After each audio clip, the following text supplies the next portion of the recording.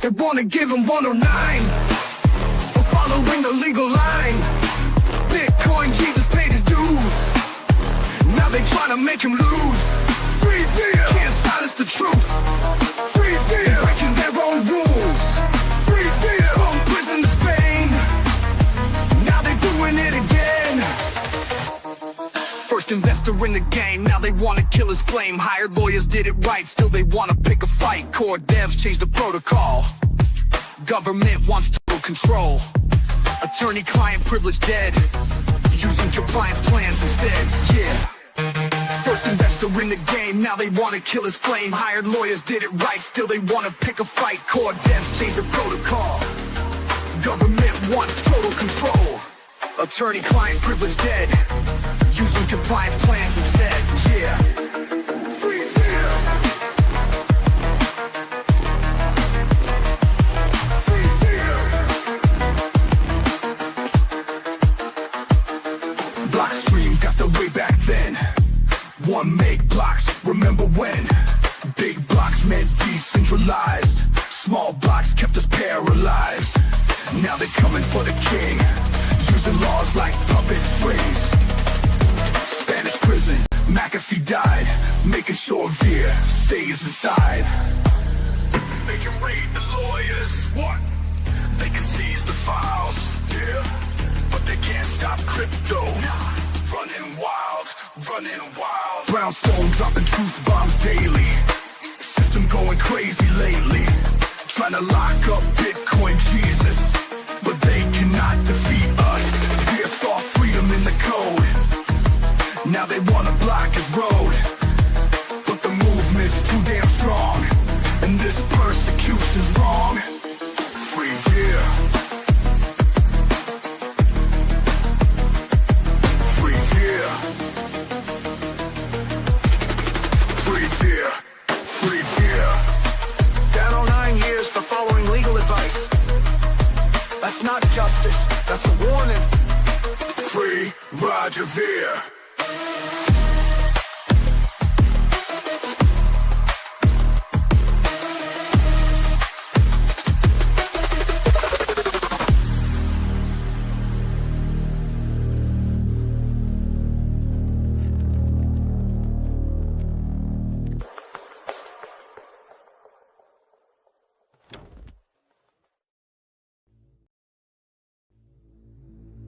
I grew up in the US and I see all these people like, yeah, nuke everybody in the Middle East and kill them all. And then they have the former Secretary of State Madeleine Albright on 60 Minutes, one of the most popular news shows in the US, and they asked her, they said, like, there's reports that more than 500,000 Iraqi children have died as a direct result of US sanctions.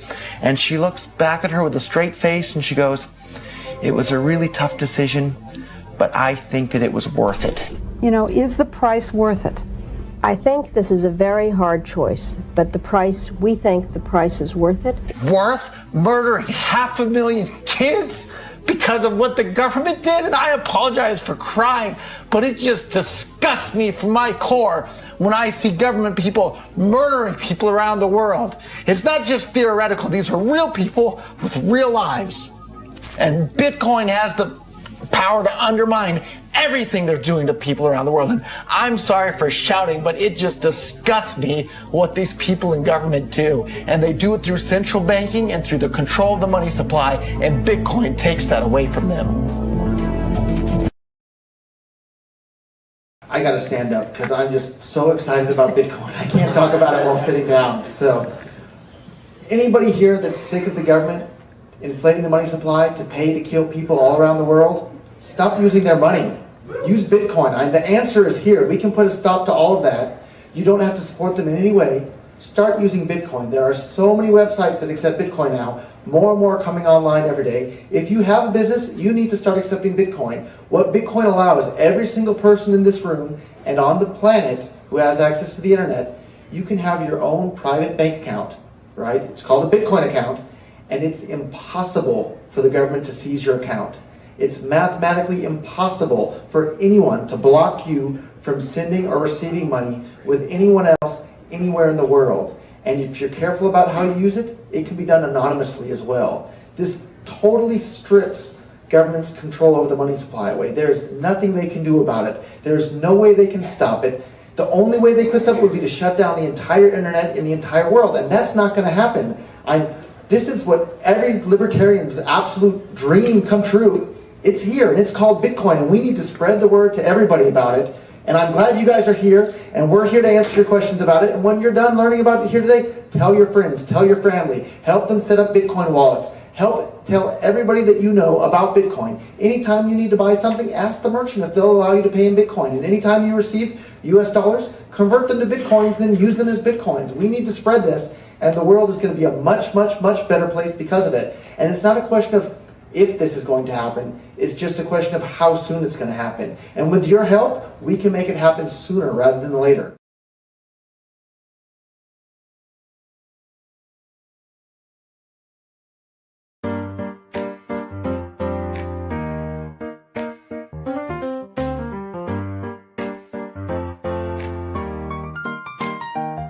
From Silicon Valley to the Spanish shore, fighting for freedom, but they want something more. 10 months in prison just for speaking his mind. Now they're coming back trying to leave him behind. 109 years for following the law. Most corrupt case that you ever saw.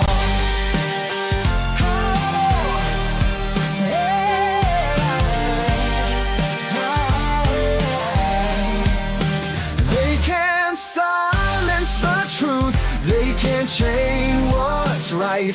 Bitcoin Jesus showed us all how to stand up and fight. Free, free, free Roger Ver. Roger now. Hired the best lawyers, did everything right. Still they raided offices in the dead of night. Used his own compliance as evidence of guilt. Now his freedom hangs on the empire they built.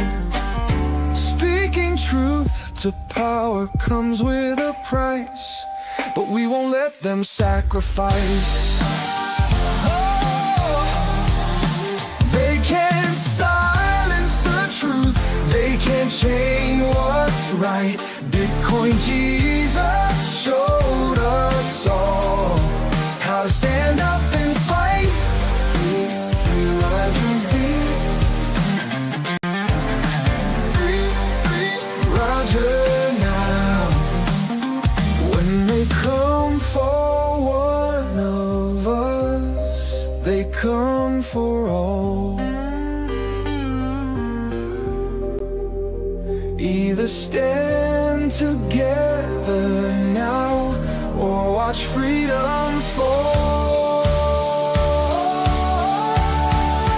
They can't silence the truth, they can't change what's right.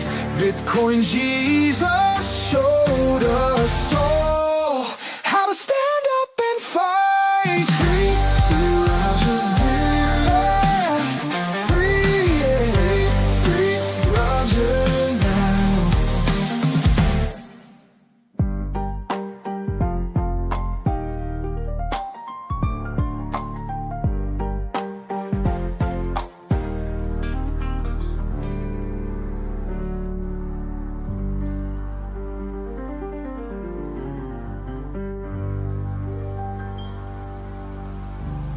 They said it's for safety.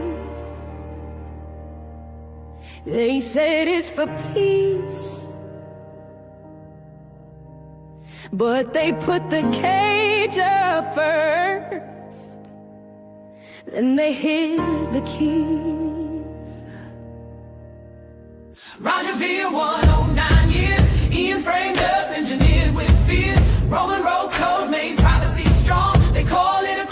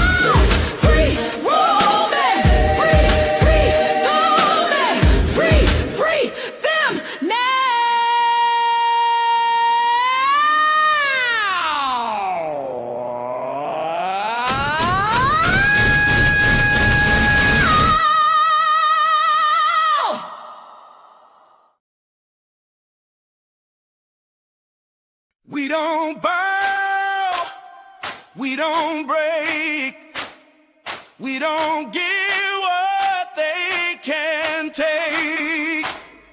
We don't bow, we don't break, we don't give what they can take. Roger stood with fire in his hand. We went built a haven on free land. Roman wrote the code they fear the most. Now they're ghosts in the machine they boast. They dress it up as law and order, but it's chains across the border. Can't hide the truth in paper lies. Freedom's got a billion eyes. We don't bow, we don't break, we don't give what they can take. Write our names in fire and gold. We won't do what we are told. We don't bow, we don't break. Yeah, yo. Leo 14067, a law that kills the hope we're given. But paper crowns will wash away when the people rise one day. Roger in Roman's name. We'll sing 'em loud, we'll light that flame.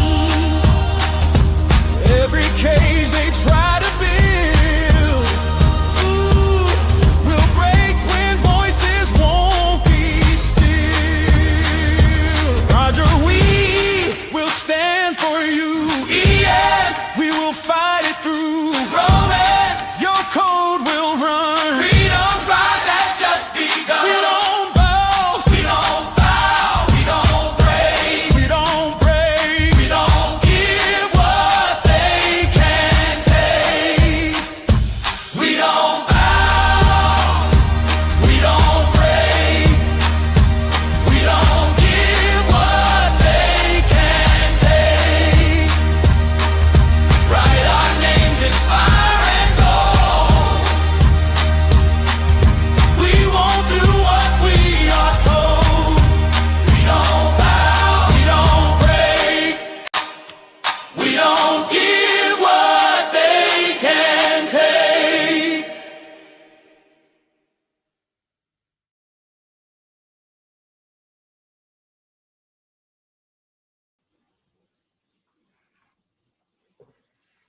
Welcome back to the Aaron Day Show. This is a very special episode. This is season 2, episode 37. This one's called Victory, Value, and Voluntary Commerce. So this is very exciting.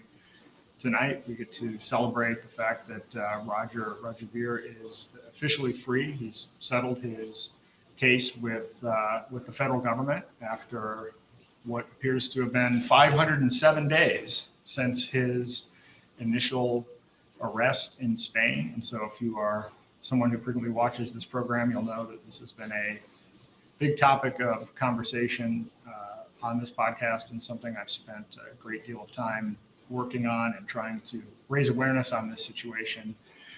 So this is a big deal, huge news for anyone around the world who's interested in freedom and anyone who's interested in justice. So spread the word. Very, very glad to hear that. And so tonight we're gonna talk a little bit about that. It'll be interesting to see who shows up in the Q&A. I actually ran out of time to even send the link around for this episode. So if you could please like and share this. The numbers are pretty light right now, and frankly, they should be pretty high given how much attention and effort we've spent on this on these topics over the last 18 months. So would greatly appreciate if you could like and share the link to this podcast. And so in addition to talking about Roger tonight, we're going to follow up on last week's episode, and I'll just go through that here. Well, before I do that, I encourage you to check out season 2, episode 36. We had Courtney Turner on again, and we spoke about the Dark Enlightenment and what's going on with Curtis Yarvin and Nick Land and all of those things. Again, critically important that people understand the actual threat that we have right now, which is not Republican versus Democrat. It's about technocracy and the fight for freedom. The episode before that is an important one, and it actually ties to tonight's episode, which was entitled Freedom Dollar Defeats CBDCs. And so in that episode, I walked through what's going on with CBDCs and stablecoins, centrally issued stablecoins and tracked stablecoins, and how Freedom Dollar, built on Zano, is a counter to that. Freedom Dollar is a privacy stablecoin that's not backed by US Treasuries. So you're not supporting wars and tyranny around the world. You're actually able to use a privacy coin that's backed by over-collateralized Zano and completely private. So this is one of the best counters that we have to the threat of technocracy. And I did a giveaway on that, which we'll talk about tonight. I've already notified the 20 winners, and some have already redeemed their redeemed and have received $11 worth of Freedom Dollar. And we'll walk through a little bit of the mechanics on that. But Freedom Dollar is a huge tool in our arsenal. And it's not just Freedom Dollar. You can actually offload your Freedom Dollar to a non-KYC debit card, MasterCard, that you can use at 100 million merchants around the world. And so part of the giveaway was to give people enough Freedom Dollar that they could actually load it onto a card and spend it directly. So I think this combination of Freedom Dollar and the Zebik MasterCard is going to be a terrific way to accelerate getting people into the ecosystem. The week before that, we went through on season 2, episode 34, and discussed digital IDs and the fact that even though I follow technocracy, full time, and one of my big issues is to alert people to technocracy, I hadn't even kept track of how quickly digital IDs are expanding around the world. 17 countries representing 3 billion people just signed digital IDs into law. They use the same 3 vendors, and they're looking at a rollout of next year or early 2007. Mexico, Q1 of next year, will have nationwide a full digital ID tied to a QR code, tied to biometrics that will be enforced by employers who do not check and track digital ID will be immediately put out of business. This is a really draconian implementation, and I think it caught a lot of people off guard. In fact, most people still don't know about it. I know a lot of people that have recently moved to Mexico, and I think maybe weren't aware of exactly how fast things are moving. And then of course we have Real ID here in the United States, which is digital in 11 states, 20 more states rolling it out digitally by the end of this year. So technocracy is not something that's going to happen in the future. Technocracy is here now. And technocracy is something that is not just for other countries. It's not just a WEF initiative. It's not something that just is going through the UN. Technocracy is flourishing here in the United States, which is why it is critical that we start moving to these decentralized alternatives as quickly as humanly possible.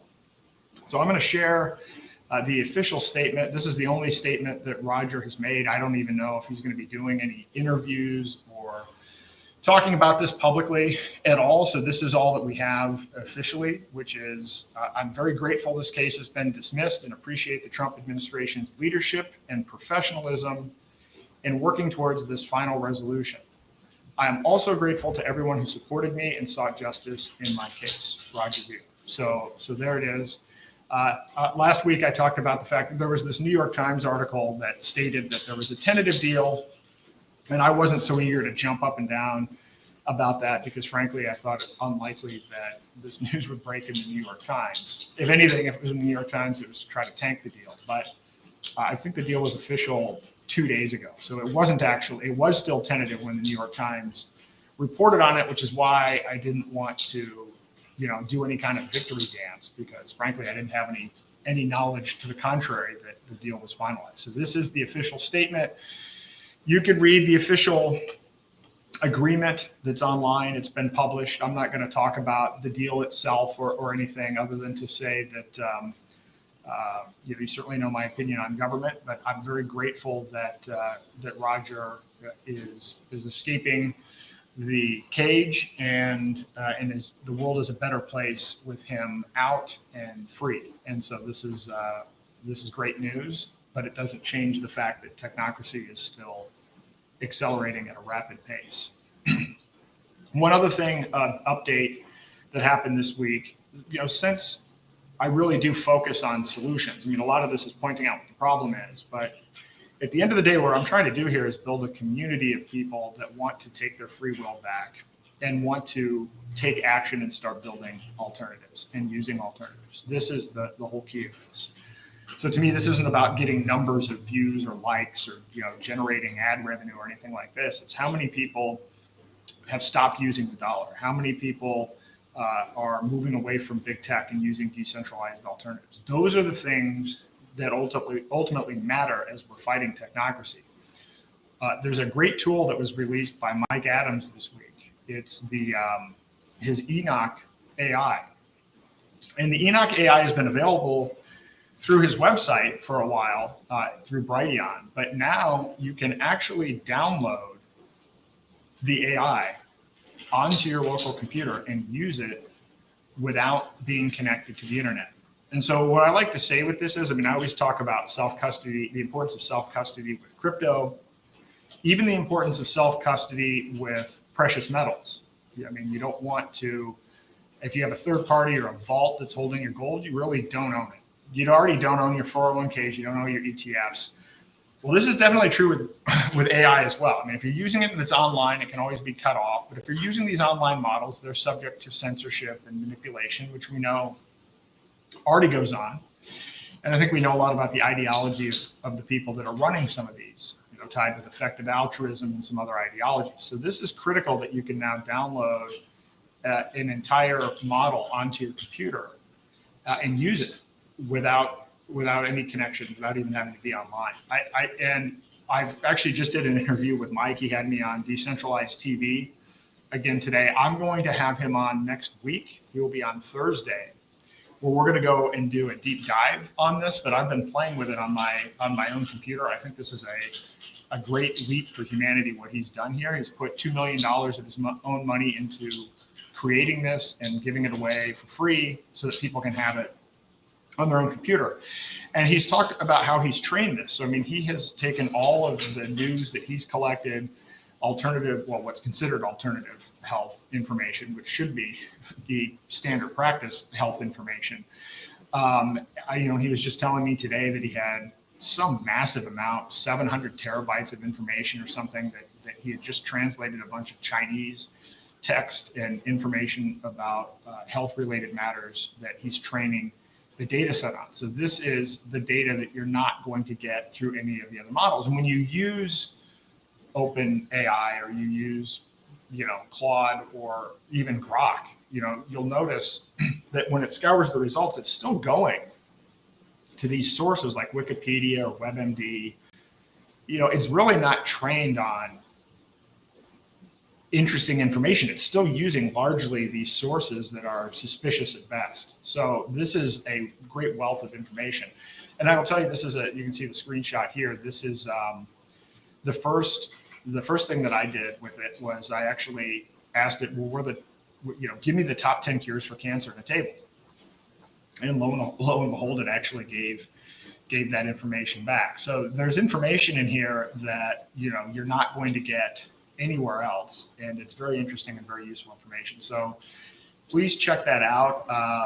The download here is brightedu.ai/downloads. And again, this is free and something you can even put on a thumb drive and share with your friends and family. So great job, Mike. And I hope many of you download this and realize that you can actually have now an AI in your own hands, in your own possession without being connected to the internet. So tonight I don't have a lot of formal slides or anything put together. Tonight is going to be more about just show and tell. I'm going to be showing some of the websites that we put together. We're going to walk through some of the things that exist and some of the new offerings, like the point of sale system. So I'm going to start with, on this issue of what's just happened with Roger. This has been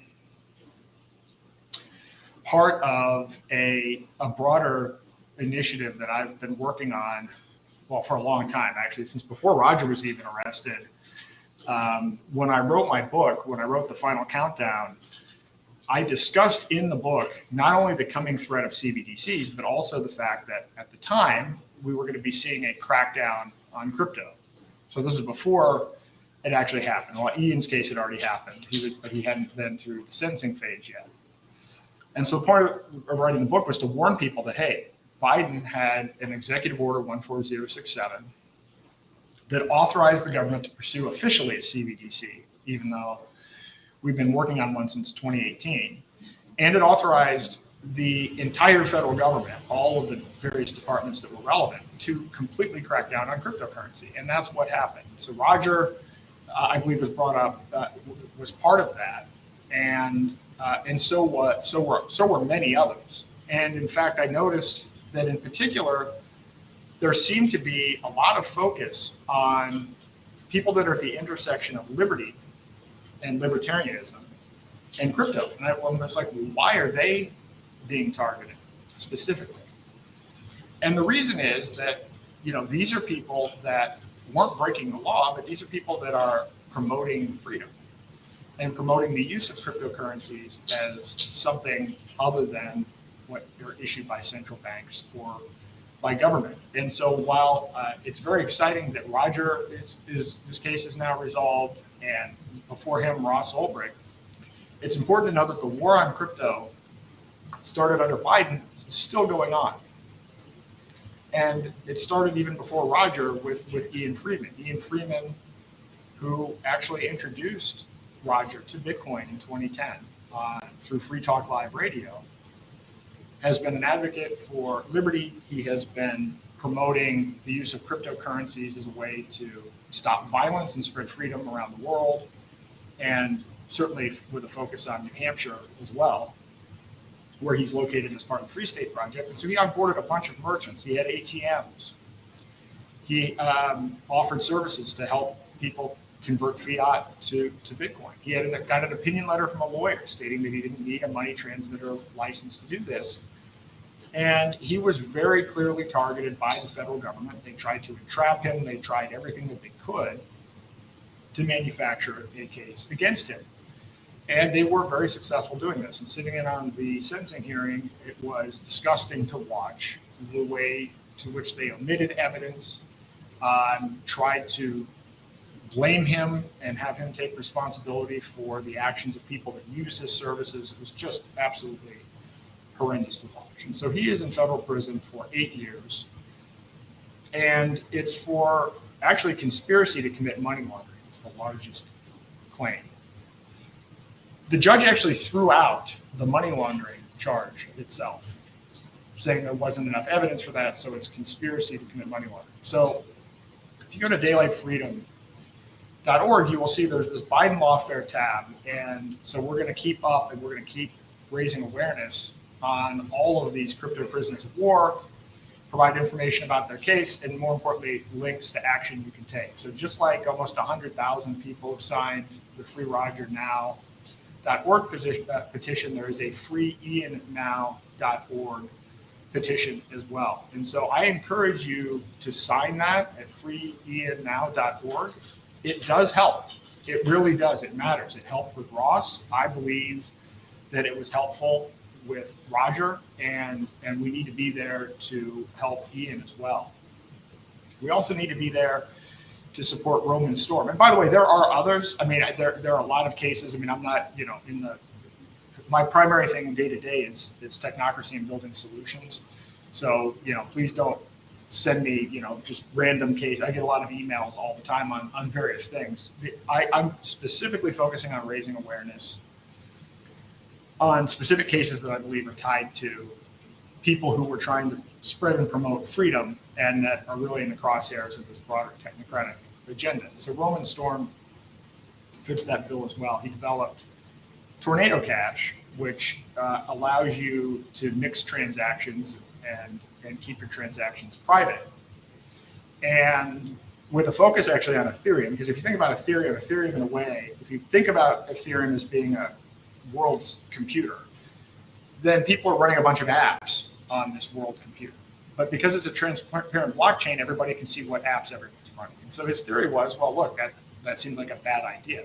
People could come to great harm because of this, of other people. It's not about governments in particular, but we certainly see bad actors outside of the government, although the government certainly is the worst of the actors. And so he got a opinion, I don't know if it's fully opinion letter, but the advice that he got from lawyers was that what he was doing was legal. He didn't need a money transmitter license. He didn't have any issues. And he ended up raising venture capital from some very sophisticated investors who also consulted an attorney. And that attorney said that what Roman was doing was legal. So this is a situation, this is the same as I mentioned with Ian and Roger and others, where they actually took the extra step of making sure what they were doing was legal before any action was taken against him. So Roman was targeted because, again, remember, we're in this Biden regime. Biden wants to roll out CBDCs. If you're going to roll out CBDCs, you need to get rid of the competition. People are not going to like CBDCs. And so you have to stop all of the people that are effective at promoting things that go against your unconstitutional, immoral position of rolling out these big CBDCs. And so Roman was in the crosshairs of this. In his case, he wasn't located in New York, but his case ended up being in the Southern District of New York, which is the worst district in the United States in terms of the possibility of getting a fair case. And Roman is not independently wealthy. He actually moved to the United States, became a citizen, was from Russia, but was, working odd jobs and then started this company. So he's not sitting there with, a huge amount of money to fund legal fees. And so he's already $5 million in. He's lost, he didn't lose on all, the most troublesome aspects of his case, like facilitation of terrorism or whatever. He lost on a conspiracy claim. And so now he's at a sentencing phase of his case.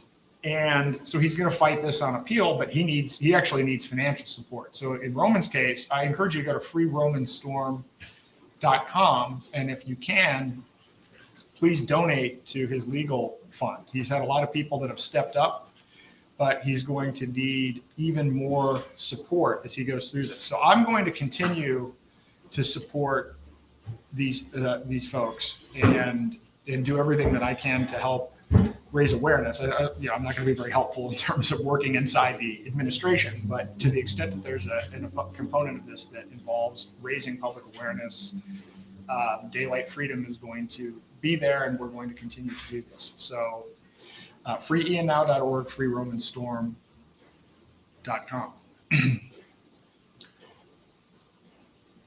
So back to where we are here. I'm not going to go through this just quite yet, but we will get there. What I will say is I encourage you to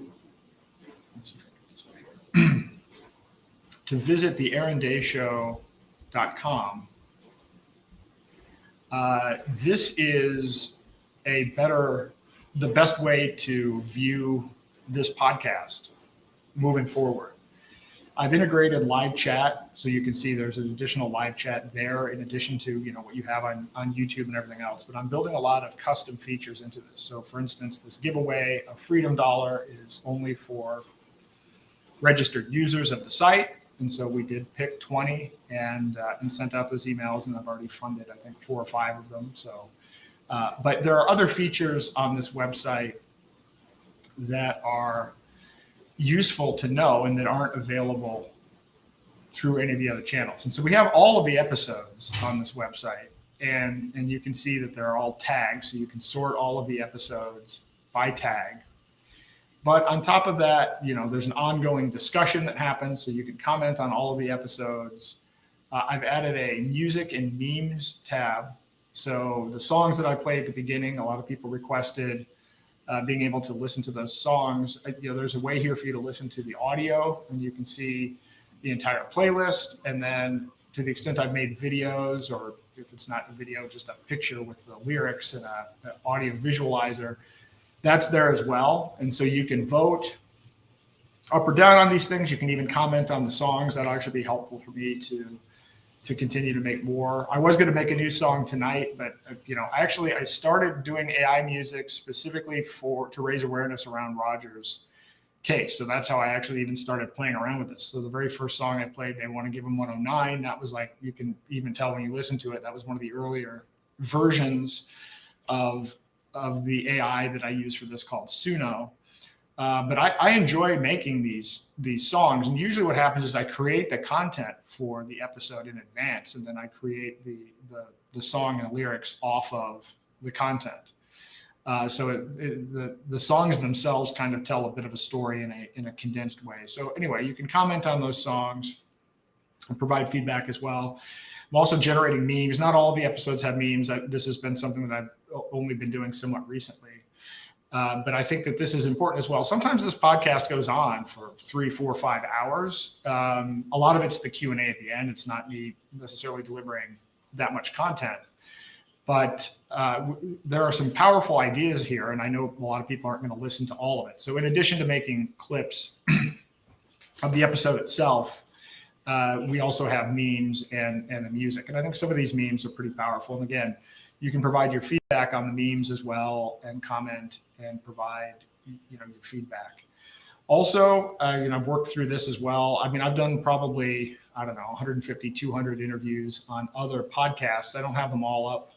I'm not going to put them all up, but I have kind of 100 or so of the best podcasts that cover a variety of different topics. So you can view those also on the site.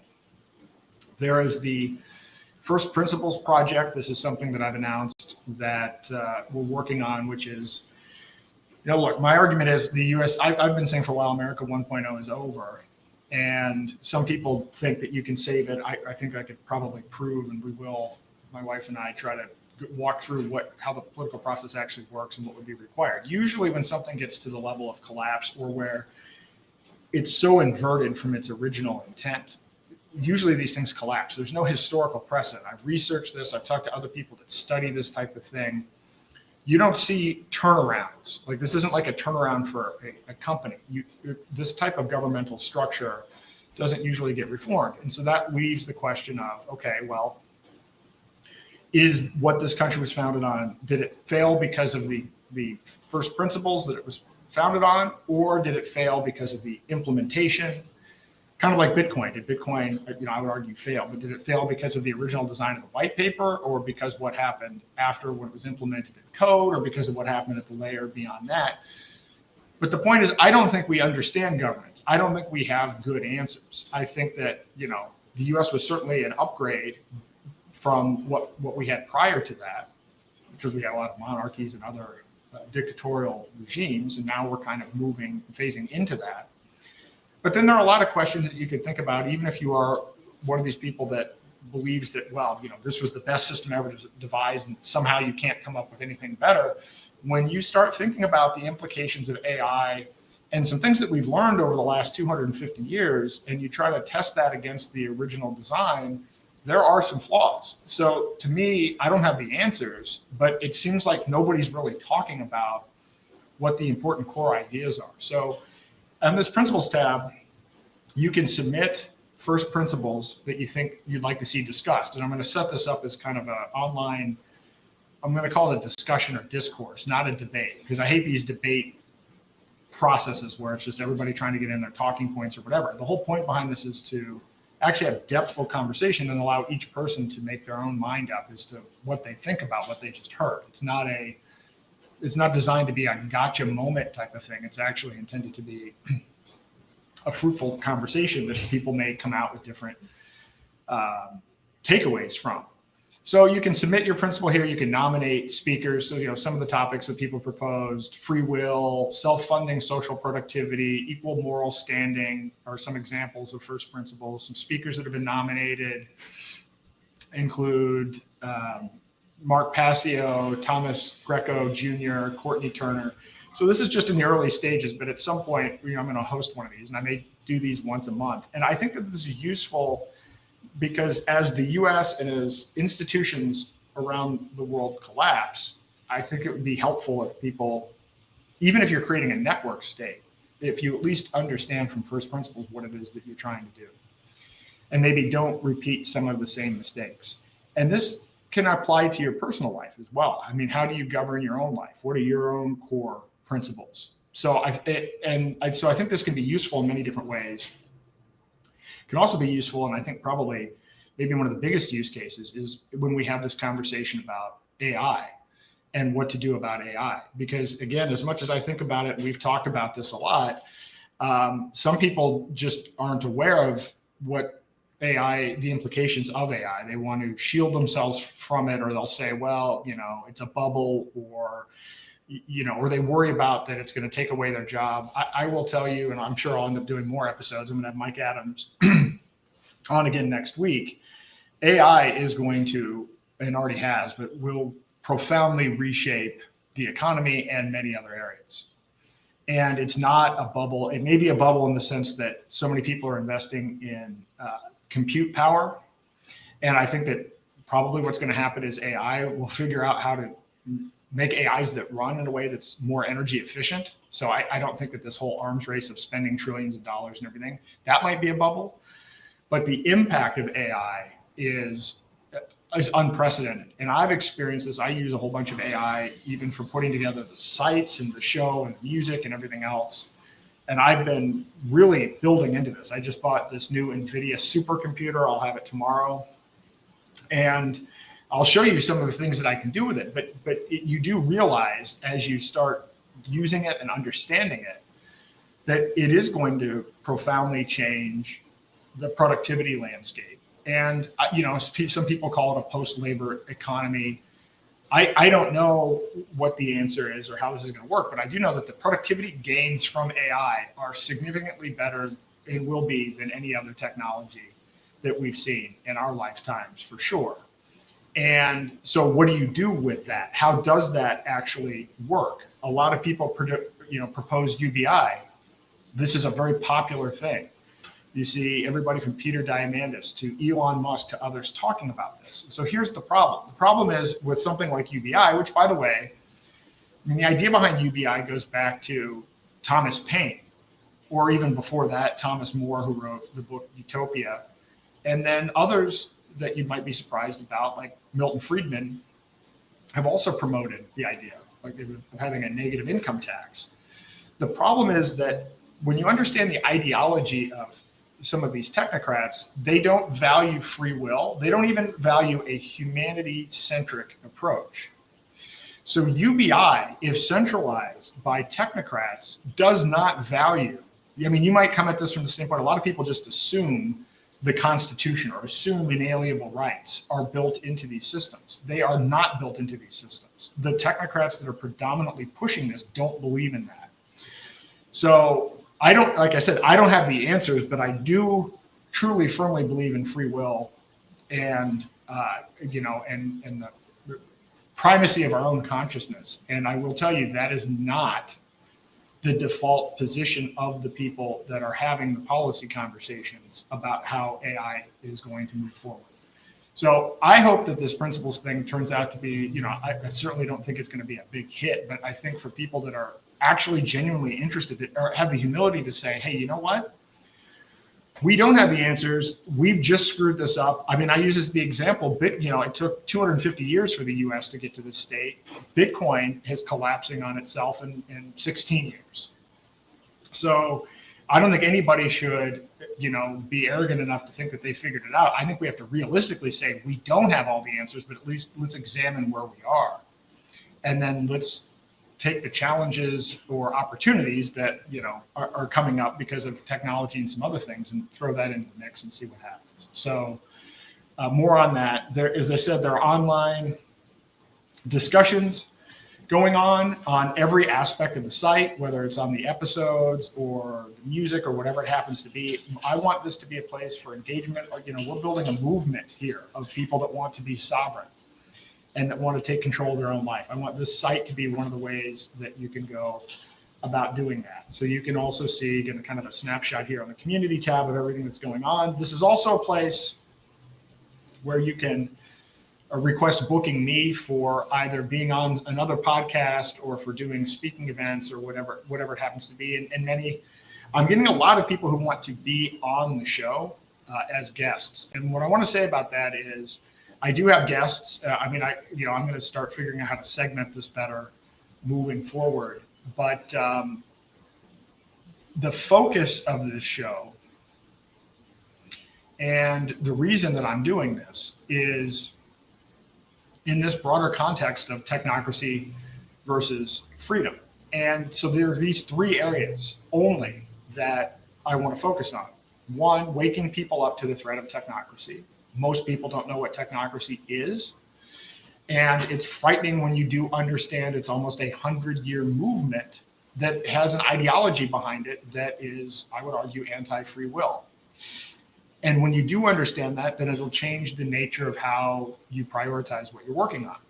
The next part is autonomy reboot, which is the simple idea is this, that we do have free will. People might not recognize that. And we have the ability to exercise it, but our free will is constantly being taxed by institutions, by government schools, by government itself, by media, by entertainment, and increasingly by technology and algorithms. We have the ability to recognize that and exit those systems and take back responsibility for our own life. And that is the root of how we're going to defeat this technocracy and move things forward in a way that is based on abundance and flourishing and free will. And it is possible, but it's completely an individual job. All of this is an individual job. There are no white knights. There is not a single person that's going to save us. Each of us individually have to save ourselves, but it starts by recognizing what other people are trying to do to hijack that free will and to understand what's behind that. And then beyond that, the third area is actually then building these decentralized solutions. And this is what tonight's episode is about. And I'm going to try to balance it out. Maybe the Monday episode will be about technocracy and the Thursday episode will be about what the solutions are for that. So I've put together a couple of these indices, technocracy level, monarchy level. I'm not going to go through that here, but I put these together to just measure and look at the news each week in the context of, once you understand what the technocrats are trying to do, and the end game of technocracy is a single global economy with an energy credit currency, where it's run by technocrats or now actually AI. It doesn't even need to be run by scientists and engineers. It needs to be run by AI. And so, I put together this tiering system, and part of what is going on in the US to facilitate this is the consolidation of power in the executive branch. And literally Curtis Yarvin and others have called for, we need a monarch or a CEO or a dictator in charge because that's better than democracy. Which again, we're not supposed to even have a democracy. But I'm going to measure how we're doing in terms of this, because what I believe I've documented and others, Courtney Turner and Patrick Wood have documented, is the fact that we are moving towards this monarchy, and the monarchy is an interim step to technocracy. The mistake people are making is they think that, we want to give a lot of power to Trump or maybe in the future to J.D. Vance to dismantle the deep state, to dismantle the administrative state. But the core assumption built into that is that once that has happened, the Constitution is going to be restored. That is not what's happening. The idea here is to empower the executive branch to facilitate technocracy. And I've done several episodes on this, but it's as clear as day. And you can see it with Doge. Doge was not about cutting costs. Doge was about putting AI into a decision-making position, which is why the outcome of Doge was not any savings, but connecting Palantir to federal government systems, and then that information feeding into your real ID. That is not reducing the role of government. It may reduce the number of people involved in government, but it will actually increase the role of government, and it is a move towards technocracy. So I'm going to start framing this in a way, and I'll outline the system so that people can understand what's actually going on, because people tend to just look at what's going on a day-to-day basis and think that, we're not really moving into this type of situation. And when you actually see the results objectively laid out, you'll come to a different conclusion. Related to that, we have a Technocracy Roundtable, which is going to be next week. It's actually next Wednesday at 6 p.m. And the focus of that conversation is going to be on AI in healthcare, which, and again, I'm not anti-AI, just like I'm not anti-digital currency. I'm for privacy coins, but I'm not for CBDCs. Unfortunately, when you see how AI is already being used in healthcare, it's not in a way that is empowering us as individuals. It's already being marshaled against us. And so that particular roundtable will be highlighting a lot of that.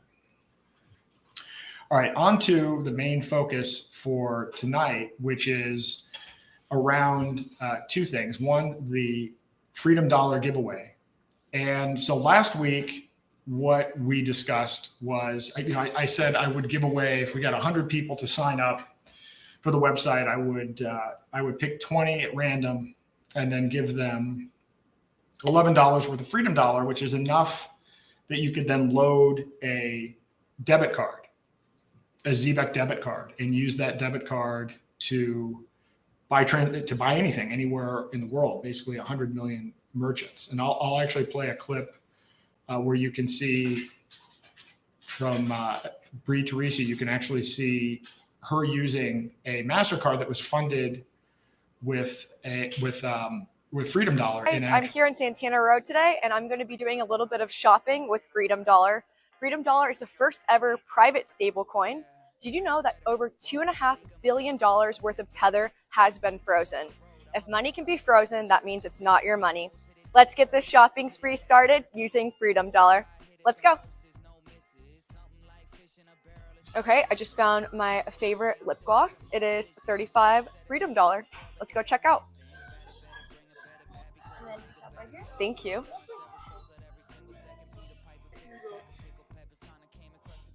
Thank you. Okay, I just found this backpack and I think it is so cute, on sale for $74. So I just loaded up my ZBEC gift card with Freedom Dollar, and I'm gonna go ahead and buy this now. I'm gonna be using my ZBEC card loaded up with Freedom Dollar to buy this backpack. Approved. Thank you. Thank you so much. Have a good day. Bye. I bought all of this with Freedom Dollar. As you could see, the process was super smooth.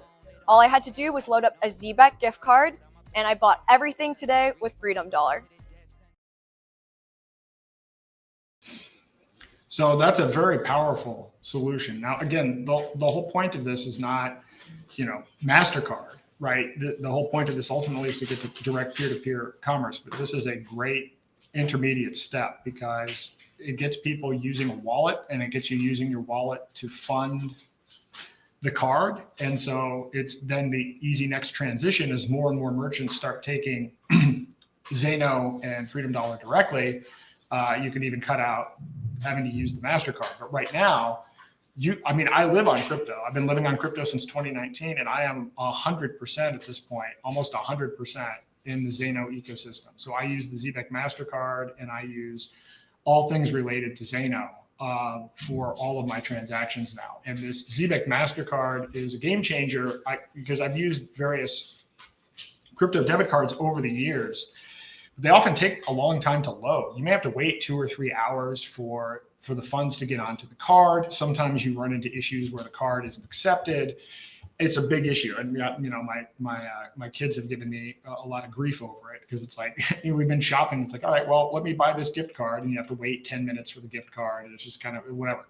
This eliminates all of that. In fact, my son already has one of these cards himself. So they're actually using it and know how easy it is and how powerful it is. So I encourage you to check that out. And what I'm going to do is, sorry, I'm jumping around a little bit tonight because, I just wanted to show these things live. So like I said, it's time to start showing and doing. And again, part of this is the education piece, but then also I've built a number of these tools that are either community tools or resources to help people get on board, start using these systems and to start building on these systems. We are absolutely at that stage. We are at the stage of adoption. We are not at the stage of building the technology or waiting for the technology to be ready. We are at the building phase. We're at the using phase. This is real. You can build parallel systems for everything now: food, healthcare, anything that you want. You can buy and sell things, create marketplaces. You now have a private stable coin, so you don't have to be stuck with these CBDCs or backdoor CBDC stable coins. You can make your Bitcoin private. You can make your Ethereum private and spendable. And then merchants can now accept these alternative currencies. This is here now. So when people say to me, well, what can I do? Or in the past, as I've been talking about this for 18 months, early on, if you listen to some of my earlier podcasts, I would talk about things that will happen in the future. Well, those things have happened and you can use them now.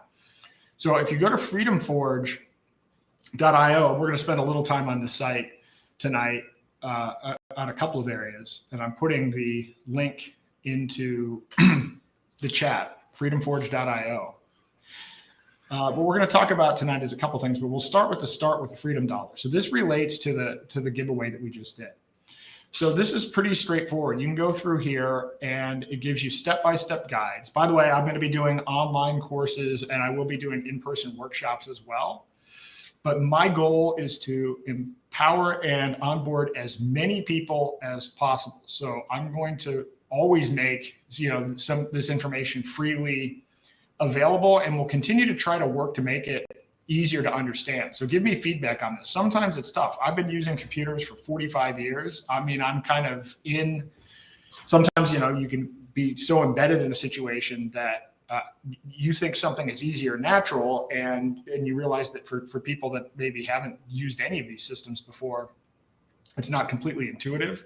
So the whole purpose is to make these tools useful. So I don't view criticism badly. I view criticism or feedback as important so that we can onboard more people. And in a lot of ways, I've done a lot of these in-person workshops. Getting that feedback to the developers of these sites and the developers of these wallets is also helpful, because they're also interested in making their tools useful for use.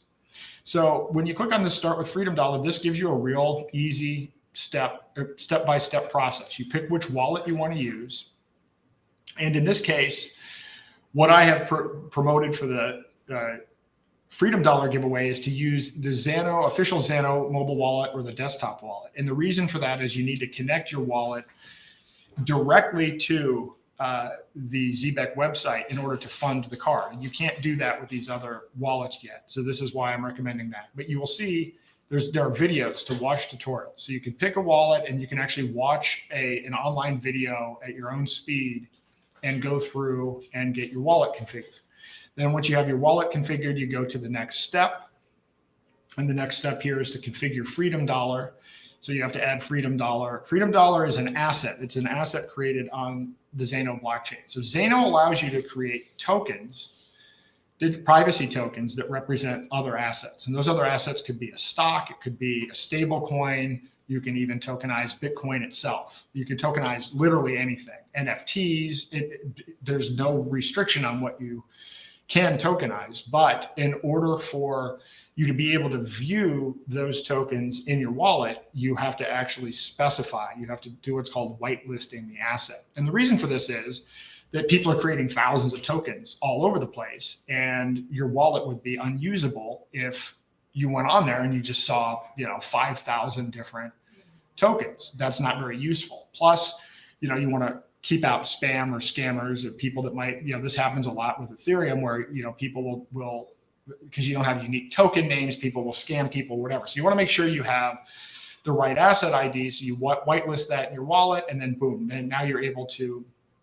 receive Freedom Dollar. And the thing is, you have one wallet address for Zano. So if I send you Freedom Dollar to yours, I just need your Zano address. I don't need a separate address for Freedom Dollar or a separate address for a free Roger token or whatever it happens to be. Literally your one Zano address is where I can send any tokens created on Zano and Zano itself. So this is a very powerful feature. So once you get that configured in your wallet with that address, then you can get the ZBEC virtual card, and there's a whole tutorial for that as well, a great video that the folks at ZanoList put together, and I encourage you to follow them as well. ZanoList.com and ZanoList on YouTube. They have a very good YouTube channel that has a whole bunch of videos that are like 3 to 5 minutes in length that are really concise, straightforward, well-explained guides to help you to get on board. And then, so then once you do that, then you're on board, and then you can be like Bree, where you're traveling around the world and you're shopping with this. It's a virtual card, but you can tie it to Google Wallet or Apple Wallet and use it with tap to pay. And so that's that. This isn't a new thing that I'm announcing for this episode. This was really from last week, but I did just announce the winners, and I sent out a tweet about that as well. So, by the way, this is another reason to sign up for the AaronDayShow.com, because I will be doing other giveaways as the ecosystem evolves, as more projects are added. You know, the AaronDayShow.com and the other sites that I'm creating are going to be the way that one way that these new tools are introduced to the world. So that's where we are on the giveaway from last week. Today, what I'm going to talk about, which is very exciting, is the fact that now you as a merchant can receive Freedom Dollar and Zano for your goods and services. Now, I created a plugin on this a while ago called the WooCommerce Payment Gateway. It was a little rough. It worked, but it wasn't as automated as it should be.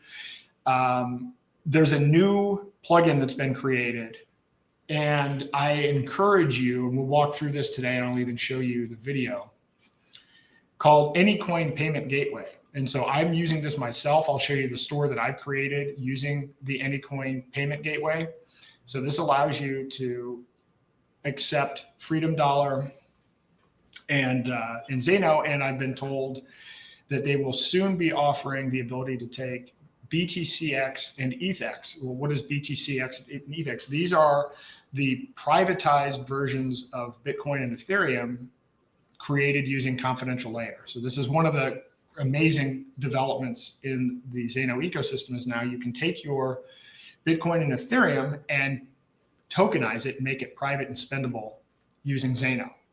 And so what you will be able to do is now you as a merchant using WooCommerce will be able to have your storefront, and you will be able to accept Zano, Freedom Dollar, and BTCX and ETHX, which just gives you access to, $2.5 trillion worth of purchasing power. This makes Bitcoin and Ethereum spendable in a way that's private, and allows you as a merchant to be open to this entire new source of customers and source of liquidity. It's a huge deal.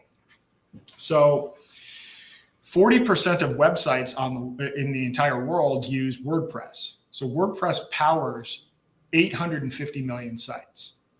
WooCommerce is a free open source tool that allows you to create e-commerce shops within WordPress. So I think last time I checked, there was something like 8 million stores created using WooCommerce. And so what AnyCoin is a plugin for WooCommerce that allows you to add Zano and Freedom Dollar as a payment method. So I will show you, we'll go back to the Freedom Forge website, and now we're going to go to a different tab. We're going to go to the Sell with Zano tab. And now we can go down here and you can see it says recommended AnyCoin payment gateway. So you select that as you're going through the guide. And then it says, so the first step that it takes you to, which we're not going to go through today, but I've linked to what I found to be one of the best tutorials out there. I didn't create it, but on how to set up WooCommerce. It's like a half-an-hour video. We're not going to go through that now, but there are plenty of online resources for setting up WordPress, setting up the WooCommerce e-commerce environment. Then once it's installed, once WooCommerce is installed, then you can configure AnyCoin. And I will play that video because you can see how simple it is. So if you already have WooCommerce, you can see that just in a couple of minutes, you'll be able to accept Zano and Freedom Dollar.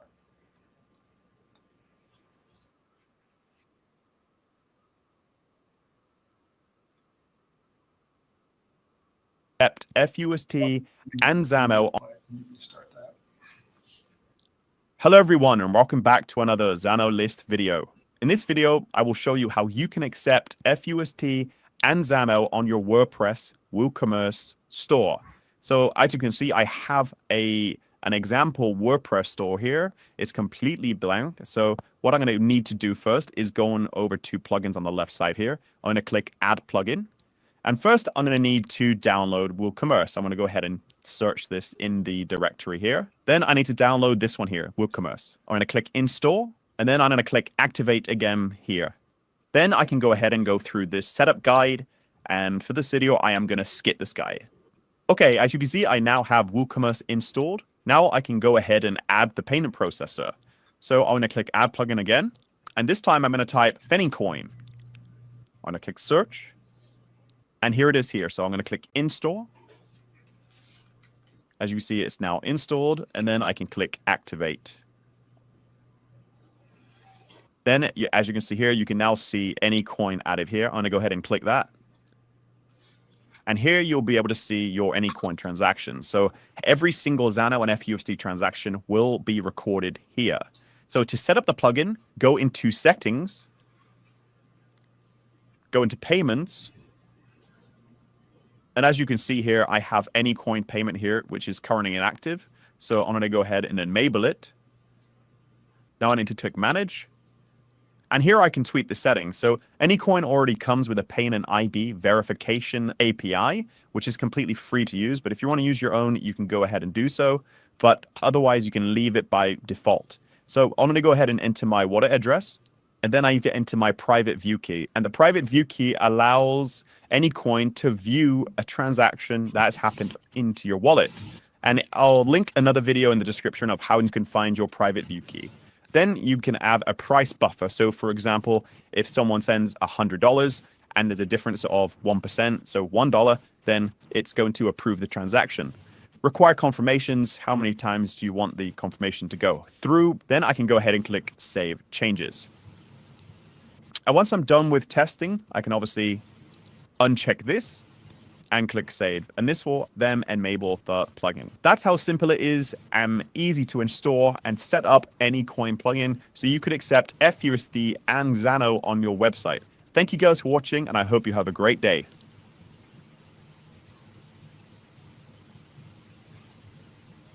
So there you have it. So it's pretty simple to set up. And I actually just did this yesterday and set up a store for the Aaron Day Show. So I will share that now. So if you go to the aarondayshow.com, this is not a fancy store. And, you know, I've only got 2 products in it for now. I certainly plan on doing more.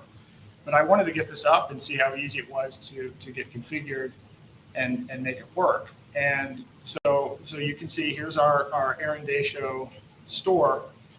And you know, we have 2 products today. We have a free Roger hoodie and a white glossy mug.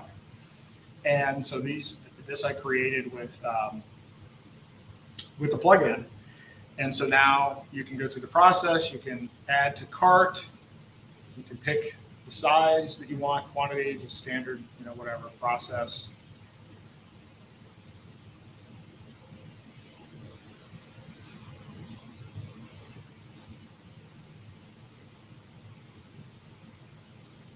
Of course, when you do this live, there's an issue. All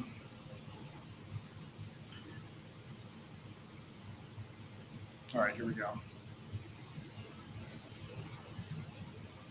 So we've got the size guide. All right, well, I'll come back to this. It does work, but I'm not sure what's happening right now. I think I was probably doing some last minute development and probably broke something at the end. But I did do a successful transaction, so it'll pop up and you can scan the QR code and use either FUSD or Zano. Now, I will say the other thing that's interesting about this is, I mean, I picked this product because, so for the last 500 and something days, every day I've been wearing usually one of 4 shirts. For a while, you know, I had a free Ross shirt in the mix, but then I had this shirt. This was my original Free Roger shirt, which is from the Enemies of the State event.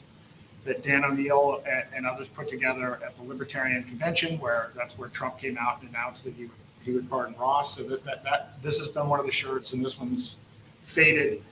And then I wore this shirt. In fact, I actually helped make this shirt, which is interesting story behind this. This was one of the first. Well, Roger didn't do many interviews the entire time. He did the Tucker Carlson one, but one of the first big ones that he did was actually on the Charlie Kirk show. And Charlie Kirk was a huge advocate for Roger, by the way.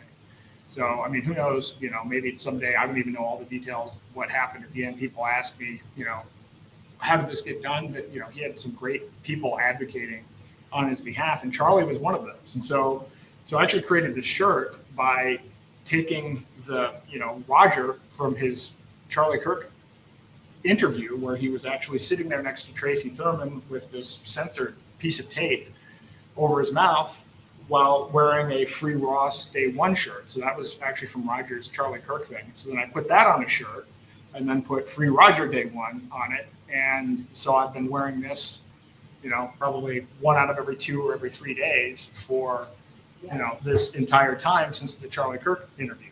And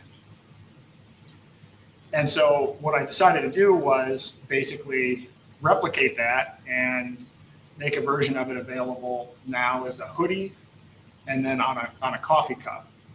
So those are the first 2 products that we've created. Now I'm going to put my book on here, the new version of the Final Countdown, which is a digital download that I ran out of time to get that on here for the launch today. But you can also get the same thing on a coffee cup. So in any event, despite the fact that for whatever reason I must have messed something up, the store does actually work, and I will debug that later. But you can put this together yourself. So for people that say, oh, how am I going to make money in these alternative systems? A lot of people say, well, how do I get Zano? How do I get Freedom Dollar? And of course, I've got answers for that also. So on the Freedom Forge site, there is a place, it's called Start Here. Let me pull that up.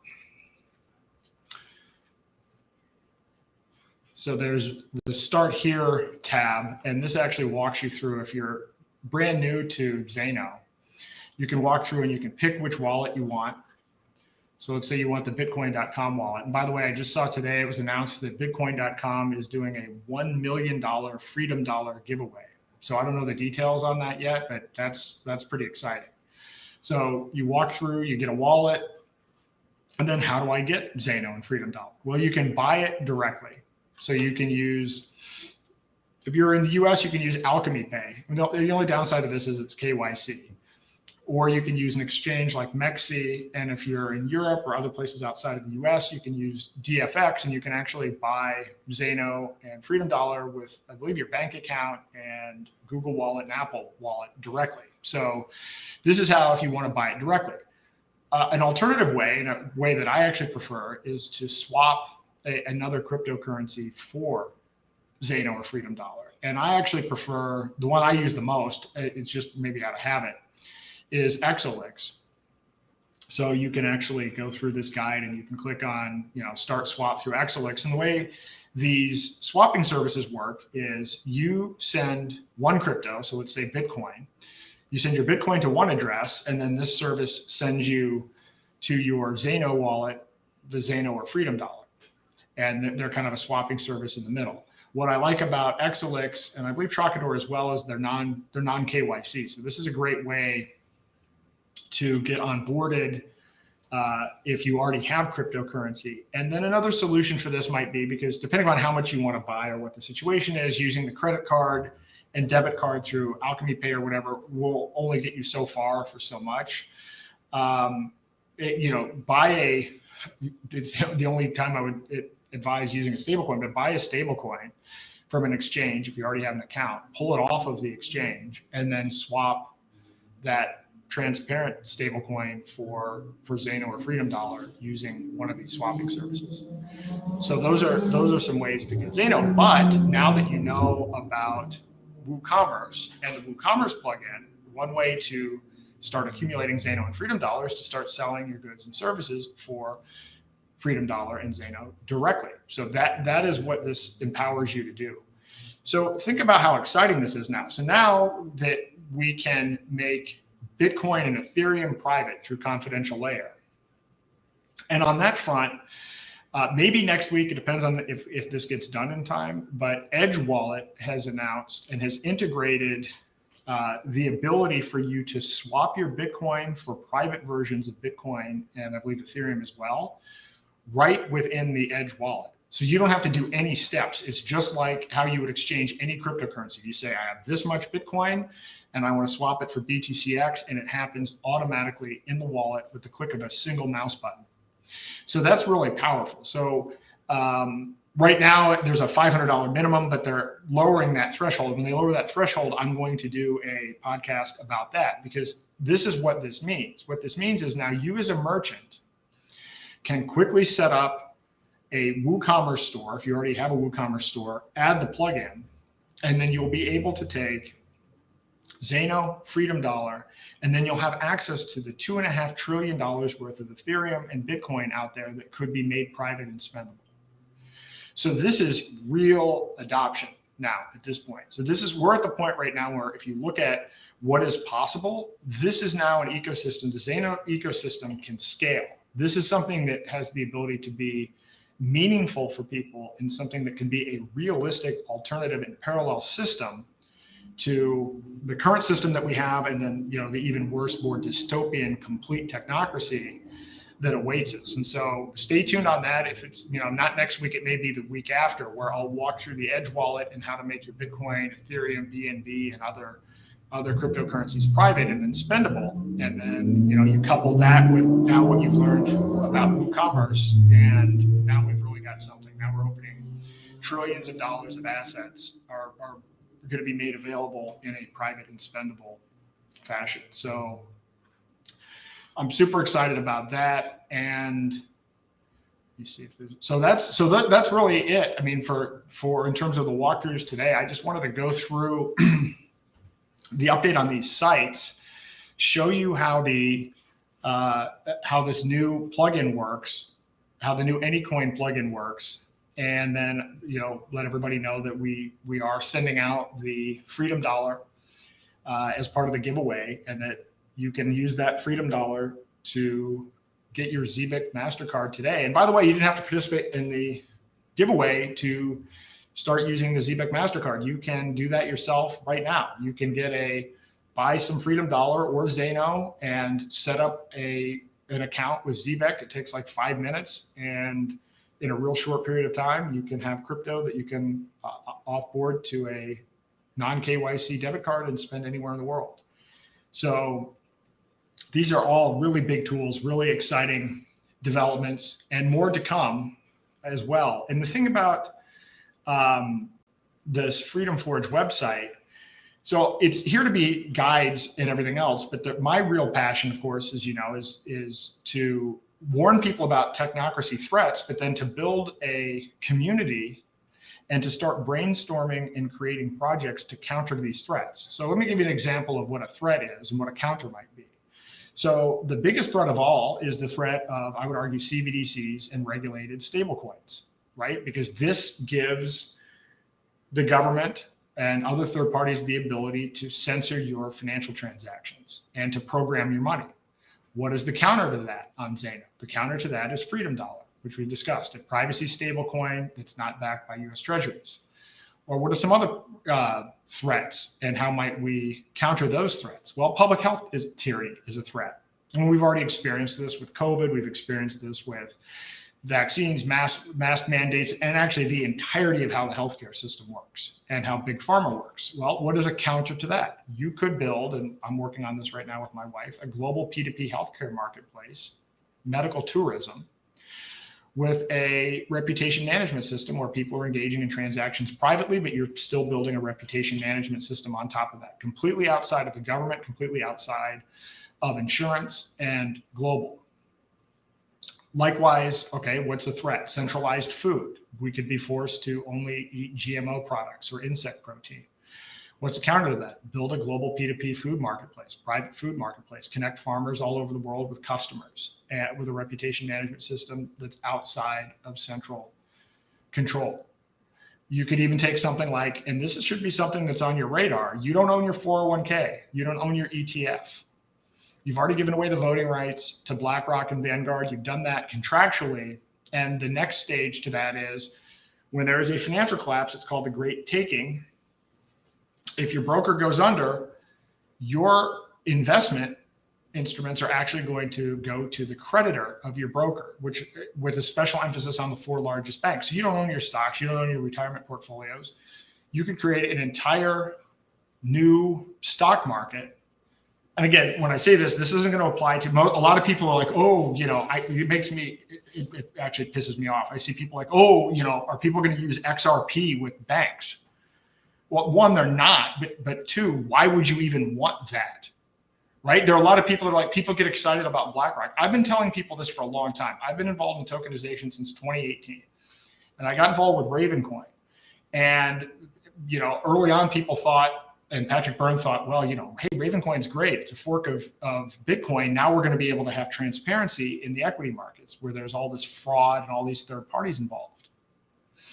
Well, it turns out that the people that are making trillions of dollars because of a lack of transparency where they control the ledger don't want public transparency. So what was announced just today? It was announced today that BlackRock is going to build their own tokenization system. So no, they're not going to use XRP.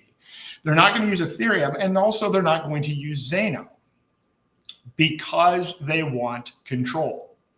So Walmart isn't going to tokenize their business on Zano, but small businesses, entrepreneurs, this is about empowering new businesses and new ways of doing things. And so, at least this is my conception of it. If you're out there saying, oh yeah, I can't wait for the Bank of International Settlements to adopt Zano, that's not going to happen. And I would argue you shouldn't want that to happen.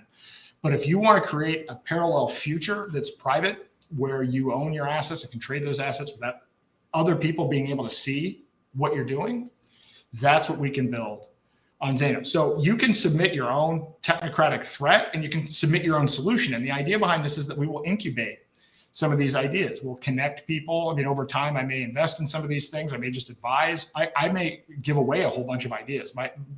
So some of these things have to be built. So it's not even that I want to build them. I just want to see them in the world. Like the plugin, I started, I'm not the greatest dev in the world, although my skills are greatly enhanced now because of AI. But I built this rinky little Zano plugin, and then because it was necessary, and then some people that are better at programming than I am came in and actually built out this whole AnyCoin thing. And I'm grateful to them, and I'm grateful that exists, because this is about building these alternatives, and we can have competitive alternatives and whatever, but there is an infinite number of things that can be built on Zano, and a whole variety of different ways that we can smash these technocratic threats. And so I want this site to serve, ultimately as a community for that, and a place where you can start to see what's being built in the entire ecosystem. So you can see how many projects that have been launched, what stage they're at. You can also, through this site, sign up for workshops, and there's going to be more on this. I'm going to be building a lot of these features out. For November 1, there's kind of one layer of things that we're going to be rolling out, and then beyond that, at the first of the year, I'll be coming out with a kind of a bigger plan for or kind of under the guise of the revolution will be tokenized, but how we can really organize the movement and accelerate our plans, because the platform is built, the technology exists. Zano is, I am grateful to Zano and the entire ecosystem, because if you are somebody if you're sick of hearing all of the doom, or, and this happens to me a lot. I go to conferences and people are like, oh, you're the only one that's actually talked about solutions, because mostly when you go to these things, at this point, it's here's what's wrong and oh, how bad it is, which after a certain point, if you can't counter it, it becomes demoralizing. It almost gets you into this place where you become defeatist. You're like, well, I guess we can't do anything about it. We absolutely can do something about it. And now, because of how the technology is maturing and the ecosystem is growing, now people can start to look at this and say, oh, I could run a business. I could create a business doing this. I can take my existing business where I'm selling things, and now I can start using this as an alternative payment system. What about this idea?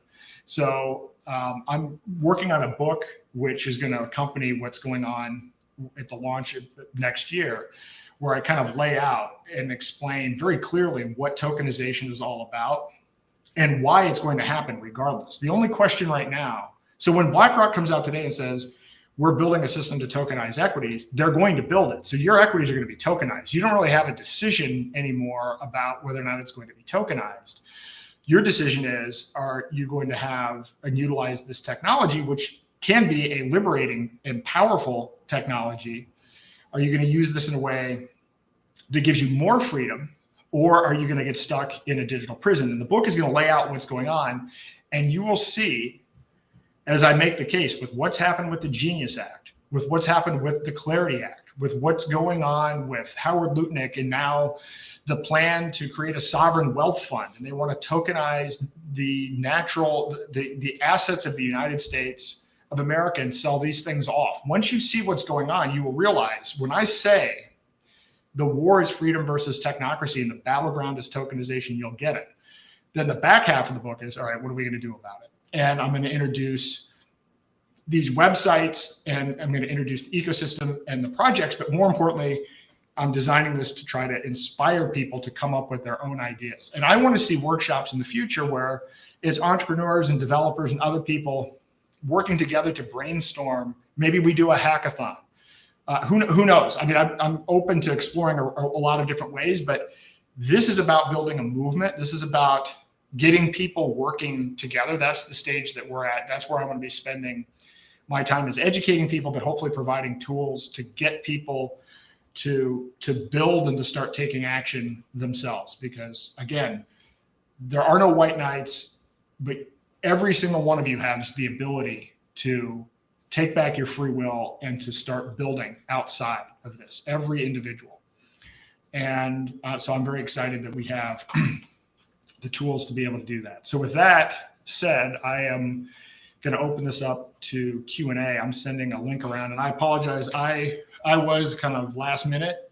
I had an interview podcast before this, which I usually don't schedule, but it was with Mike Adams. So I haven't even had time to send around links to some of the normal people that join the Q&A. So I'm going to do that now. Happy to, if you want to submit your comments. And by the way, I am being heavily shadow banned. So we're at 1,500 people right now. And I will tell you, Sal the Agorist, others retweeted this. And by the way, with everything that happened with Roger, I put out a tweet, with his statement, and that got almost 200,000 views. So this information, I'm being suppressed heavily now on X. And I'm not surprised, because I talk about Musk and technocracy, so on and so forth. So I do need your help to share this with as many people as you can, and to start going to the Aaron Day Show website when you are watching this. So, it's probably only a matter of time before, I feel like 2020 with the censorship all over again. Some people think that the censorship was stopped.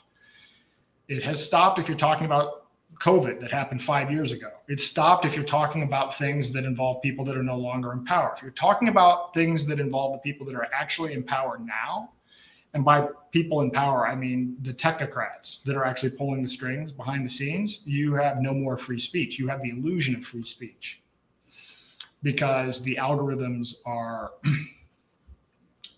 suppressing different content under the guise of freedom of reach. But the thing is, you have no idea what that algorithm is. You don't get to know that algorithm. It just happens. So you have an illusion of free speech.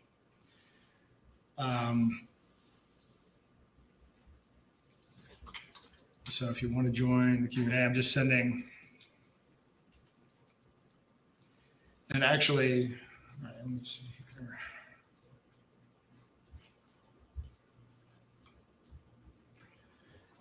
This one was fairly short. Some people may not even be expecting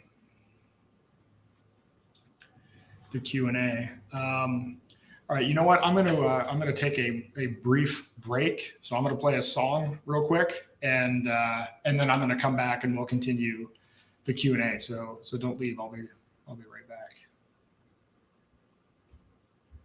We don't bow, we don't break, we don't give what they can take. We don't bow, we don't break, we don't give what they can take. Roger stood with fire in his hand. We went built a haven on free land. Roman wrote the code they fear the most. Now they're ghosts in the machine they boast. They dress it up as law and order, but it's chains across the border. Can't hide the truth in paper lies. Freedom's got a billion eyes. We don't bow, we don't break, we don't give what they can take. Write our names in fire and gold. We won't do what we are told. We don't bow, we don't break. Hey, yo, EO 14067, a law that kills the hope we're given.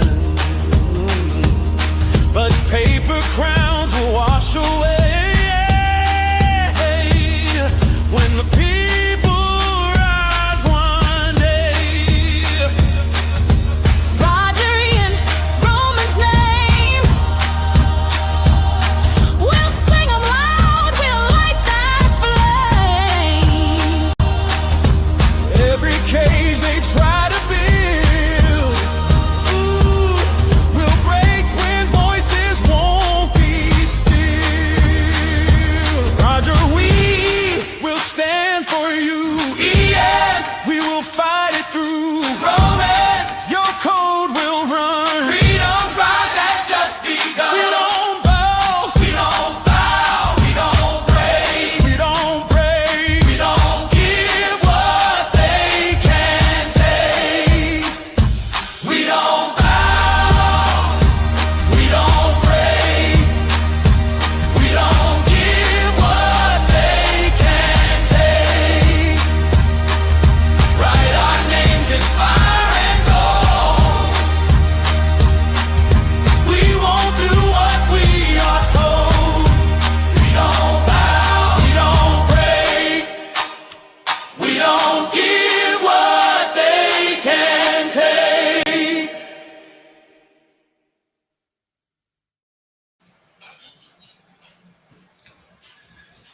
All right, there we go. That's probably one of my favorites. It's definitely my favorite of the Free the Political Prisoner songs. I am still sending out these links to people. So if you want to join the live Q&A, the link is in the chat. And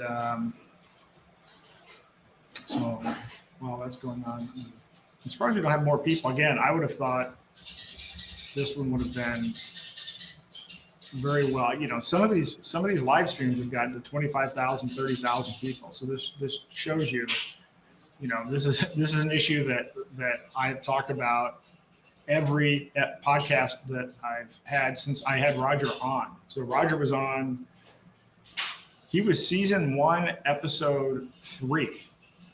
So we are now on season 2, episode 37. So we've had like, I don't know, 40 podcasts. And this has been a topic of conversation. So I'm sure there are people that want to come on and talk. Now, of course, I haven't sent around these links, so no one actually knows about this. So I'm going to continue to do that now. If you have any questions, you can put them in the chat as well, and I will get to those. Also, I will check the AaronDayShow.com site, as well as what's going on and monitor what's coming in through YouTube and Rumble and other sources. So, all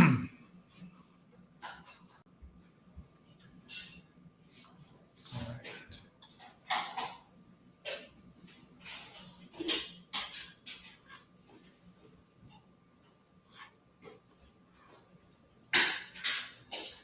So let's see, comments that we have. Very happy Roger is free. He's the reason I got into Bitcoin. So that's, I know that's the case with me as well. I learned about Bitcoin in 2012 from Roger at a Free State event. So that was a long time ago. Actually, the clip I played at the beginning was from that event. It was a pretty incredible event, Liberty Forum. There with Charlie Shrem. I believe Eric Voorhees was there as well. It was crazy energy going on at that time. All right, let me see here. Now usually I have people that I DM to participate in this, and because of the announcement of what happened with Roger, I now have to actually try to find those. So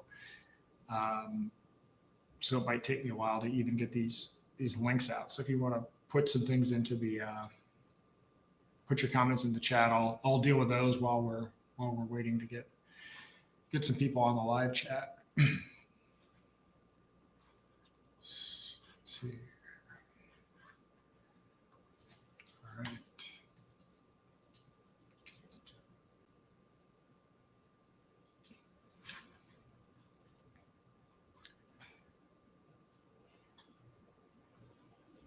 Okay, so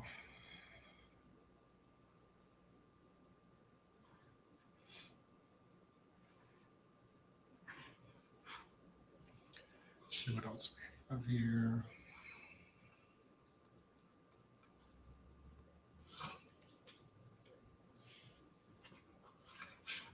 Let's see if Craig is available.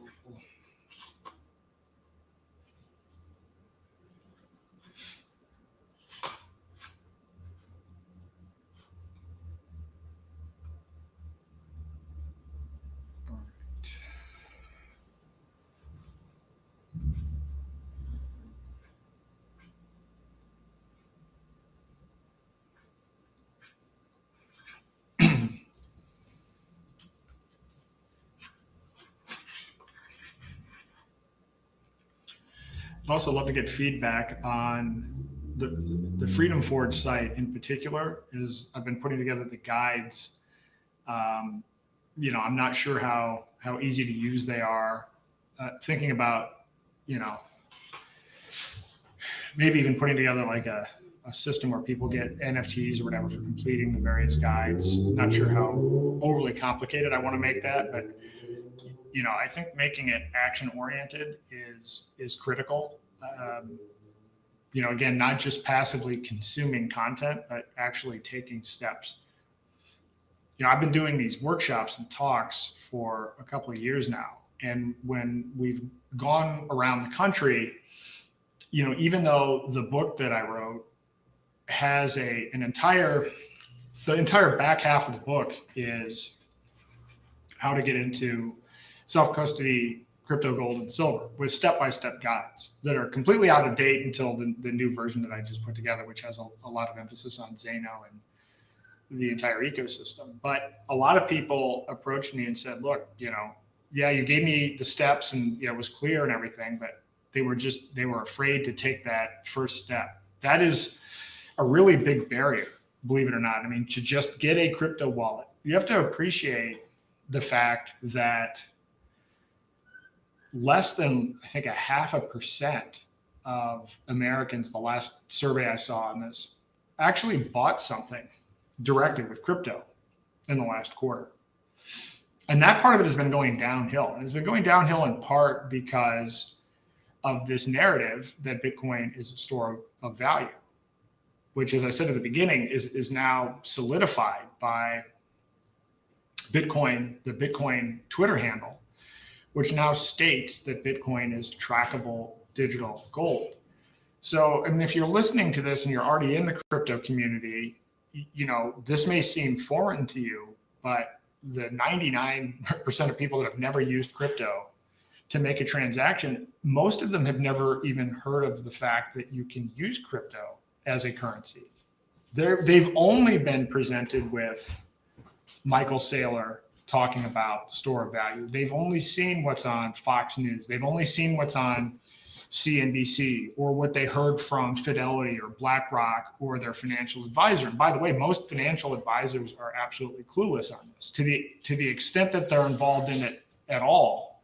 And there are some exceptions. Somebody's gonna be like, oh, well, you know, my advisor, but your advisor is in the substantial majority regarding this. They usually don't know anything about it. And usually what they know is it's a store of value. And then usually what they're promoting to people are solutions where there are custody, there's third-party custody involved. And this is partially how they make fees and everything else. So most of the entire world doesn't know, even though it says cryptocurrency, right? I mean, the giveaway is in the word itself, but somehow it's been shortened to crypto, and then Bitcoin has kind of, and the hijacking of Bitcoin have put it into this realm of, oh, it's just another investment. And maybe now it's digital gold because it's scarce, but it's trackable digital gold, so that's okay. So we're so far removed. So you have to understand, this is the majority of the people on the planet. This is what their perception is of this. So while some of us may have been in crypto for 10, 12, 13 years, or even if you've been in it for 5 years or 6 years, you still, you can't imagine the fact that there are people that have heard about crypto, heard about Bitcoin, but have never even contemplated the use case of as a currency. So this is what we're up against. So actually just getting somebody to download a wallet and to get over that fear, because it's been made as something that's either, well, look at it this way. Imagine you aren't familiar with crypto. You aren't familiar with these concepts at all. And so your entire exposure to this has been what you have seen through mainstream media. I mean, in mainstream media, you could even be included, I don't even know how widely you want to cast mainstream media. I mean, this is even if you're talking about Fox News, cable news, or whatever. If this is your perception of cryptocurrency, then what do you hear about in the news? Well, you hear a lot about scams, right? Well, what are the newsworthy stories going to be that hit TV? You're going to hear about FTX. I actually did an informal poll when I was doing workshops last year. I would ask people, how many people have heard of Satoshi Nakamoto? And almost no one would raise their hand. And then I would say, how many people have heard of Sam Bankman-Fried? And I would get not necessarily a lot of people, but relative to Satoshi, a lot more. And so that tells you a lot about what we're up against here. So the perception is going to be either it's a scam, because it's the scams that get reported. So a lot of people, when I would poll them, not only did they not know that crypto could be used as a currency, but their perception was that it was a bad investment as well. It was kind of a scammy investment. That's the kind of the base case scenario that we're up against. So just the act of getting somebody to download a wallet and receive a cryptocurrency is a massive leap, because then they can understand, oh, this isn't that hard. This isn't that different. Or, you know, depending on if you're going through one of my workshops, you will realize that our money is already digital. And so, you know, you're not paying your mortgage with cash, and you're probably not even paying it with a check. You're not receiving your paycheck even as a check anymore. It's all direct deposit. And, you know, a lot of people are now using Google Pay, Apple Pay, Zelle, Venmo. So then people get, you know, then the light bulb goes off. Oh, wait, I'm already using digital currency. This is just a different wallet. It's a different, you know, it's of a similar type of thing that I'm already used to. So then once they get through that, then then it becomes a lot easier and a lot of that fear subsides. But part of the problem has been, until really recently with a lot of these developments and even the AnyCoin thing and some things that we've discussed tonight, is okay, now you have crypto, what are you going to do with it? And I can't tell you how many people come up to me, oh, hey, will you advise me? I'll pay you, advise me on my crypto portfolio. And I'm like, look, I don't do that. Or people are like, well, can I show you what's in my wallet? I bought this stuff because so-and-so told me to buy it. I don't know what any of it is. Should I keep it? That's not what I'm doing here. My whole point is to onboard people to things that they can use as we start to build a parallel economy outside of these centralized systems, and how we can combat the looming technocracy that we all face, whether we know we face it or not. So we do these workshops, and I would introduce people to a wallet or two. And part of the other issue has been that there's been a usability problem for a lot of this stuff. And with privacy coins in particular, I mean, we've really only had, Monero's been the dominant player, but in some cases with these privacy coins, it's hard to buy the privacy coins. They've been banned, or the wallets haven't been great, or you can only,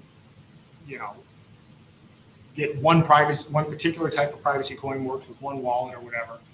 So that's been eliminated as well. So now you have multiple options for this. You have Cake Wallet, which I'm grateful to Cake Wallet and Vic, who has been really leading the way on privacy. Created the big, I think he owns Monero.com, and Cake Wallet was originally a Monero focused wallet, but now there are many cryptocurrencies that work with the Cake Wallet, including Zano, and Cake was the first wallet outside of the official mobile and desktop wallet of Zano to take Zano.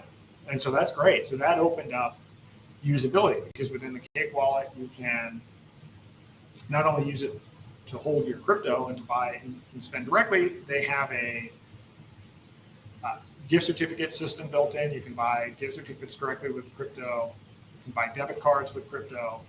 There's exchanges built in.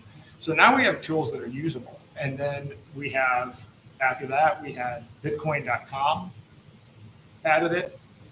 And Bitcoin.com, there have been 50 million downloads of the Bitcoin.com wallet. It's one of the oldest wallets, one of the most downloaded wallets in the entire world. And they have added now Zano and Freedom Dollar, and I believe will also be adding the confidential layer assets of BTCX and ETHX. So that's incredibly exciting news as well. So, and then we have Edge Wallet, and Edge Wallet is also a great wallet, very user friendly. A lot of great features, particularly for newbies, and some security features that are great as well. So I like the entire ecosystem, and they're actually the first one to add this ability to swap your Bitcoin directly for private Bitcoin directly within the wallet. So we're at a point now where, I'd stopped doing the workshops for a while because I wanted to focus on the building of the solutions and making sure that we had enough stuff so that, what I didn't want to do is do a workshop where it's like, okay, yeah, you onboard people and you give them, $5 worth of crypto, $5 worth of Zano, $5 worth of Monero, whatever it happens to be. And then they forget about it because they didn't know what to do with it. I mean, I've had that happen. But then I've run into the people a year later when I, did like a follow-up. I'm like, oh, yeah, I forgot about that. And they look and the price went up, and now, now they're engaged again. But I actually, the most interesting thing for me was, for the last 2 years, I've spoken at Chris Martins's event, Peak Prosperity. And I did a full workshop the first year and then did kind of an abbreviated thing this year. And man, it was great to be able to show. So everybody, a lot of the people in the audience saw the workshop the previous year. And so they were able to see what had changed. So I went from, okay, here's a Cake Wallet, here's the Zano desktop wallet, and here's some crypto. to now, here's all the things that you can do. You can get a privacy stablecoin. You can connect this to a MasterCard and spend it anywhere. You can make your Bitcoin private. You can build all of these other things. You can use all of these other different wallets. So this is essentially what has happened in a year. I mean, it's really been just the last 6 months. So this is accelerating. So I think if you look at, Freedom Forge website and the Aaron Day Show website, you'll be able to start to see and understand all the different pieces that are coming together in the ecosystem. And I'm going to put some more tools. I'm trying to figure out how to do it, but to solicit more feedback on what areas you're the most interested in. I already have on the Freedom Forge site, there's an ability for you to specify what you're interested in as far as workshops go. And I think the next workshop we might do is going to be in or around Lexington, Kentucky. There's a huge group there that's very interested in sovereignty and building parallel systems. And so I think we're going to have already, minimum of 50 to 75 people there. And that's before we offer this up to anyone else. So I think that's going to be a good workshop. And they had indicated what they're interested in covering. And so, again, the question is, it's how to make this have staying power. So to onboard people, but then onboard them in a way where you come out of the workshop and you're empowered. And then there's a next step, right? So you walk out and it's like, okay, I did this, and now I'm going to be able to do this.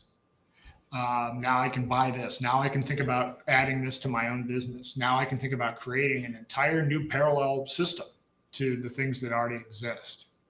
And I think once we get to that level, I think you're going to start to see things snowball. But, particularly as people see that they can actually start to live entirely outside of the system.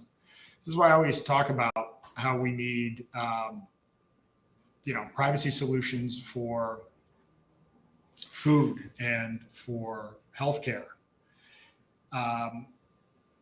Because when you think about how they're rolling out this technocracy, they're doing it, one piece at a time. They're adding a little bit of surveillance over here, a little bit of surveillance over here. They're becoming more invasive in other areas. And then it gets to the point where, well, as people comply with it, one small piece at a time, this one small thing doesn't seem like a big deal. Oh, get a real ID. It's the same process. You go to the DMV, just provide a couple additional pieces of information, provide your social security card, provide your, lease agreement or whatever. It's not that big of a deal. It's not that much of an inconvenience. But a lot of people signed up for that because that's what they were told. That's what they were pitched. And they didn't realize they're connecting all of their data to the entire, government data through a Palantir integration with every department of the federal government that then is going to be used every time you try to travel anywhere, and then at some point will be used to determine whether you can work or not. People aren't thinking about it that way. But they know this. This is why they roll these things out in incremental steps. And they use emergencies as a way to do it. This is always a simple way to do it. And what you find when you research it and when you document it is that something added during an emergency doesn't go away just because the emergency goes away. In fact, I haven't found any examples of financial surveillance being peeled back. Not a single example. So, this doesn't just apply to financial surveillance. It applies to all things. But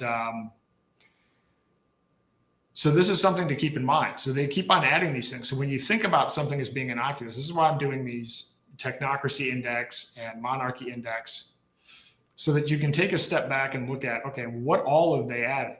And then what triggers something going from a category 3 to a category 2? And then when you see what all of those things are, it's like, oh yeah, those things accumulated. All of a sudden, we started out with, a questionnaire when I set up a bank account, and then all of a sudden now there's a biometric component to it where I have to provide a thumbprint or a retina scan, and then all of a sudden I had to add this, and then the Patriot Act adds this, and then this adds this, and then you look at the accumulation of it. And so none of the individual things at the time seemed like a big deal. But you add up and look at all of it, it's like, I'm digitally enslaved now. And I signed up for it myself because they did it one small piece at a time and I wasn't paying attention. And in part, people don't understand how these things work. And most of these things are unconstitutional, but as I've argued for a long time, the Constitution's been dead for quite a long time. So these are things to keep in mind. And so this is why we have to build these solutions and get them set up. And one of the common misconceptions is that you're going to build these things and everybody's going to sign up all at once. I mean, this isn't how anything works. It's not how technology works. It's not how ideas work. It's not how the US was founded. The US wasn't founded with, everybody signing up or even everyone participating in the revolution. It was like 0.5% who then got the other 1%, and then that went to 3%. But movements or ideas or transformations never start with the mass market. A lot of people will say, well, they think about, well, my aunt would never sign up for this. Well, your aunt never would have signed up for any of the things that she's using. She wouldn't be using direct deposit. She wouldn't be using a debit account. She wouldn't be using any of these other things. There are people that are later in the adoption curve when things go mainstream, or you have, laggards. You actually, mainstream is something that happens well into the process. You usually start out with hardcore innovators that are just really interested in being on the cutting edge, and they see something as a new way of doing things. And then that stimulates early adopters. And then the hardest part is what's called crossing the chasm from the early adopter phase to kind of the early majority phase. This is kind of the hardest part. But then once you get into that, early majority, then things just kind of take off. Then people just start copying. Oh, I saw somebody so-and-so, I saw my friend did this, now I'm going to do this. And then things start to spiral. So I think we are now at the early adopter phase. I think for the last year or so, 18 months, we've been at the innovator phase. We've been at all right, we know we need to build this. But, is the market there? Well, the market isn't there. People don't understand. I mean, they need to see it. So now we've got to actually do some hardcore work with the technology and iron out some kinks and start trying to make these tools usable. Now we have tools that are usable and people are starting to use them. And then a lot of this is going to be about working out the kinks. And it's going to be making it easier to use these tools, making these tools more scalable. That's part of the process. If you were going to create a medical marketplace or a food marketplace, yeah, you're going to get early. So you're going to create something that's innovative, and then you're going to be trying to get the innovators in that segment to start using it. And then you have to work out the kinks. This is just a natural progression for technology adoption. The problem that we have is that you could argue that crypto is an innovation, and it was a massive innovation, right? The idea was no central banks, no governments needed to be involved in the issuance of money. It would have a fixed supply, so on and so forth. And what happened, it was hijacked and then split into 20,000 pieces. So instead of, arguably everything that Ethereum does and all these other use cases could have been built on Bitcoin, was designed to be built on Bitcoin. You could have used smart contracts with Bitcoin. You could have had scalable, low-cost transactions on Bitcoin. But then it got divided into 20,000 different pieces. And so then it pushed everything backwards. It slowed the overall adoption. And this is a good strategy that the incumbent players understand. Banks understand this. Governments understand this. So what do? They come in and they wedge. They cause intentional conflict. This is what happens all the time with politics. This is why the elections are manufactured conflict. Red versus blue, right versus left. The US versus China. These are all manufactured conflicts to keep us occupied while technocracy moves forward one step at a time. And there's no friction because everybody's involved in all of these other conflicts. So crypto got set back. And I've said this many times, when I first used crypto in 2012, was better, faster, cheaper money than the existing system. Why? Well, Venmo didn't exist. PayPal existed, but Venmo didn't exist. Zelle didn't exist. Google Pay, Apple Pay, none of these things existed. So actually sending and receiving Bitcoin in 2012 was definitively a better product. And then that changed. So the market got split into these fragmented pieces. And then there wasn't really coherent development because everybody's going back to the drawing board to compete on building different protocols. So you got to have the protocol first, and then you build the apps on type of the protocols. And so now you have people going back a step. Well, the existing financial system didn't go back a step. They tried to innovate on top of the stuff that they already had. And so then they created something where, I mean, let's face it, Zelle and Venmo and everything else, if you don't understand the privacy implications or the security implications of using these things, you might think, hey, this is a good idea. It's easier to use than the thing that I used before. And frankly, it becomes easier to use. What are you going to do? Set up a Lightning node? You know, people who think that Bitcoin is usable, go do a workshop in front of 100 boomers that have never used crypto before, and then watch how easy it is to set up a Lightning node. You're out of your mind because you haven't assessed what the actual market is.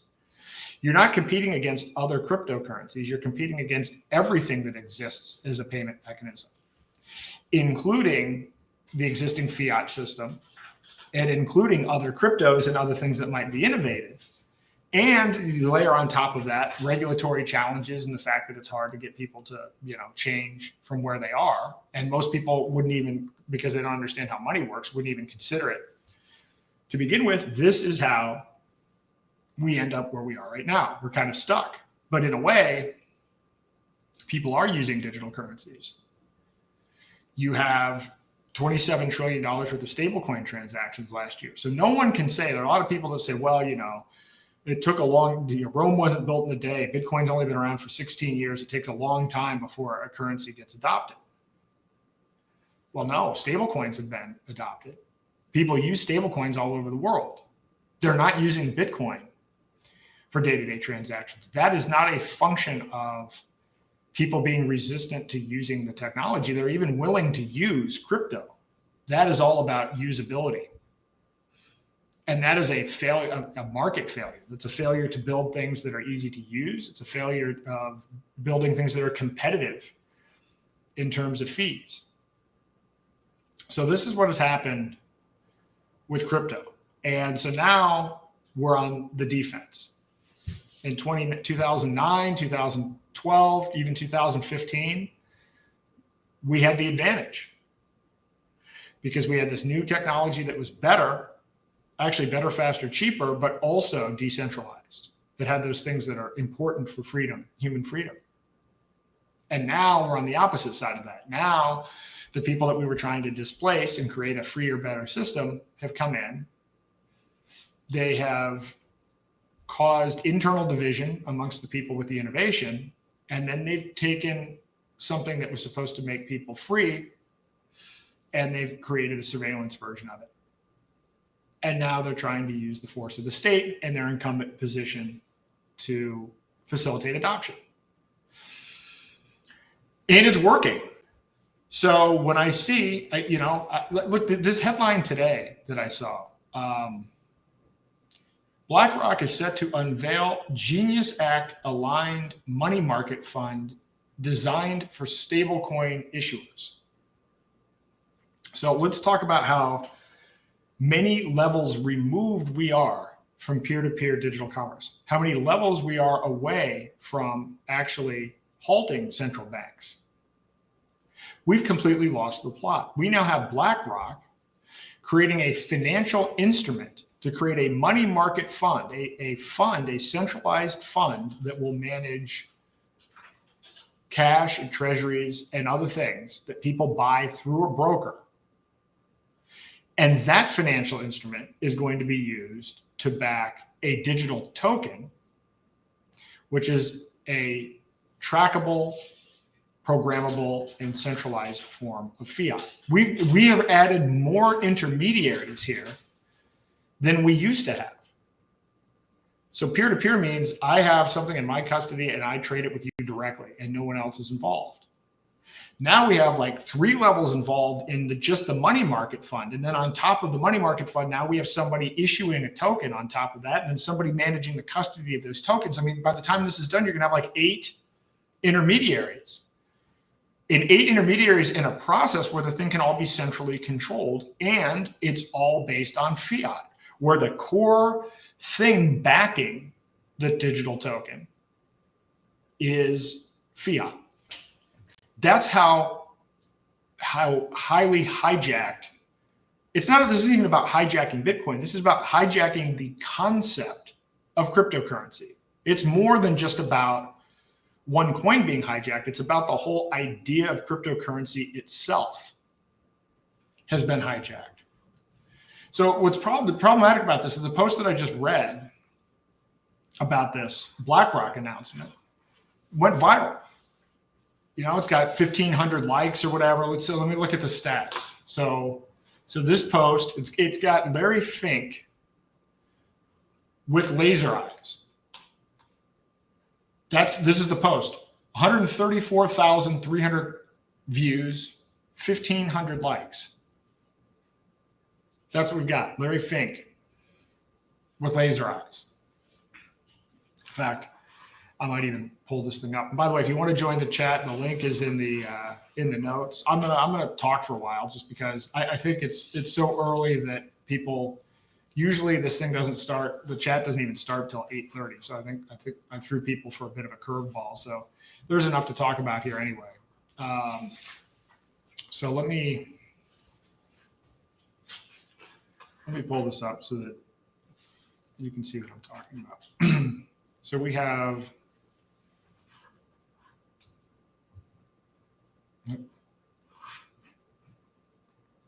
Let's try that again. All right, we have. Here it is. There you have it. There's Larry Fink with laser eyes.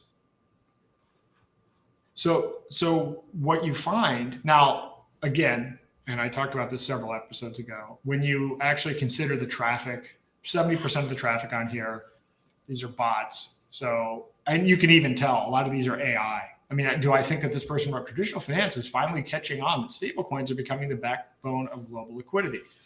But true innovation isn't about wrapping old control and new tech. This is bullshit. Somebody actually has a bot that uses AI that scans the content or whatever, and they're using this to build followers and build engagement. And it's, by the way, important that you know that at least 70% of the engagement that you see on these things are AI and they're bots. So this is, I don't even know how much, who knows how many of these likes are even real, but it's social proof. People see that this got 1,500 likes, but there are people there. I know people in crypto, oh, this is more proof of mainstream adoption. Mainstream adoption of what? Mainstream adoption of money market funds that back surveillance tokens? Why would you want that mainstream adoption? That's not mainstream crypto adoption. That's mainstream anti-crypto adoption.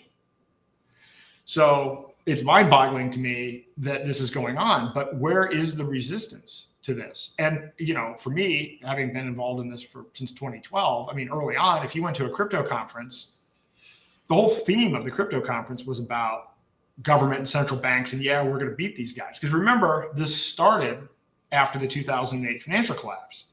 So people were pissed about the banks. They were pissed about mortgages. I'm trying to find a different tweet here. I don't even know why that switched to that. But people were upset about that. And so a crypto conference was going to be about how we can use this to spread more freedom. The new people that have been introduced to crypto, and particularly anyone after, say, 2017, they've not even heard of these concepts. So you go to a crypto conference now. I actually said this to somebody that hasn't been to a crypto conference in a while. Don't go. I don't even think crypto conferences are a good place to go to talk about Zano, because they're largely, at this point, it's become professionalized people that are hired to pump bags. So that the people that are sponsoring the tables, a lot of them are new to crypto, and they're just there. I went to one conference, and all the people in the audience they're just people that were paid there to operate other tables, and they were all sitting there, on their cell phones. Like, nobody was engaged. There was no passion for the movement. There's no passion for the conference. I was on Ernie Hancock's show last week, and he talked about the fact he went to the Bitcoin conference, and he said he couldn't believe it. He said, not only was no one talking about freedom, they were there he was there with James Babb and some other people, and they were handing out these flyers that were promoting, free Roger, free Ian, I think free Roman Storm or whatever. And they got stopped and threatened to get thrown out of the conference for promoting such things. People were looking down on them at the Bitcoin conference for promoting the freedom of the people who, had they not been there at the beginning to promote these things, that entire conference wouldn't even be happening. That's how far it's gotten. Then you have other people that will admit, I've seen people that were OGs that were in it 2011, 2012, 2013, made a bunch of money, and they've even posted out, are we the bad guys now? They realize that, okay, they have so much in fiat gains, but they are starting to at least be conscious of the fact that, wait a minute, I'm sitting here and I'm actively promoting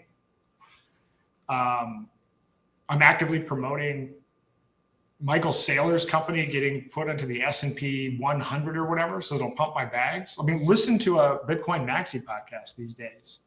Freedom doesn't come into it.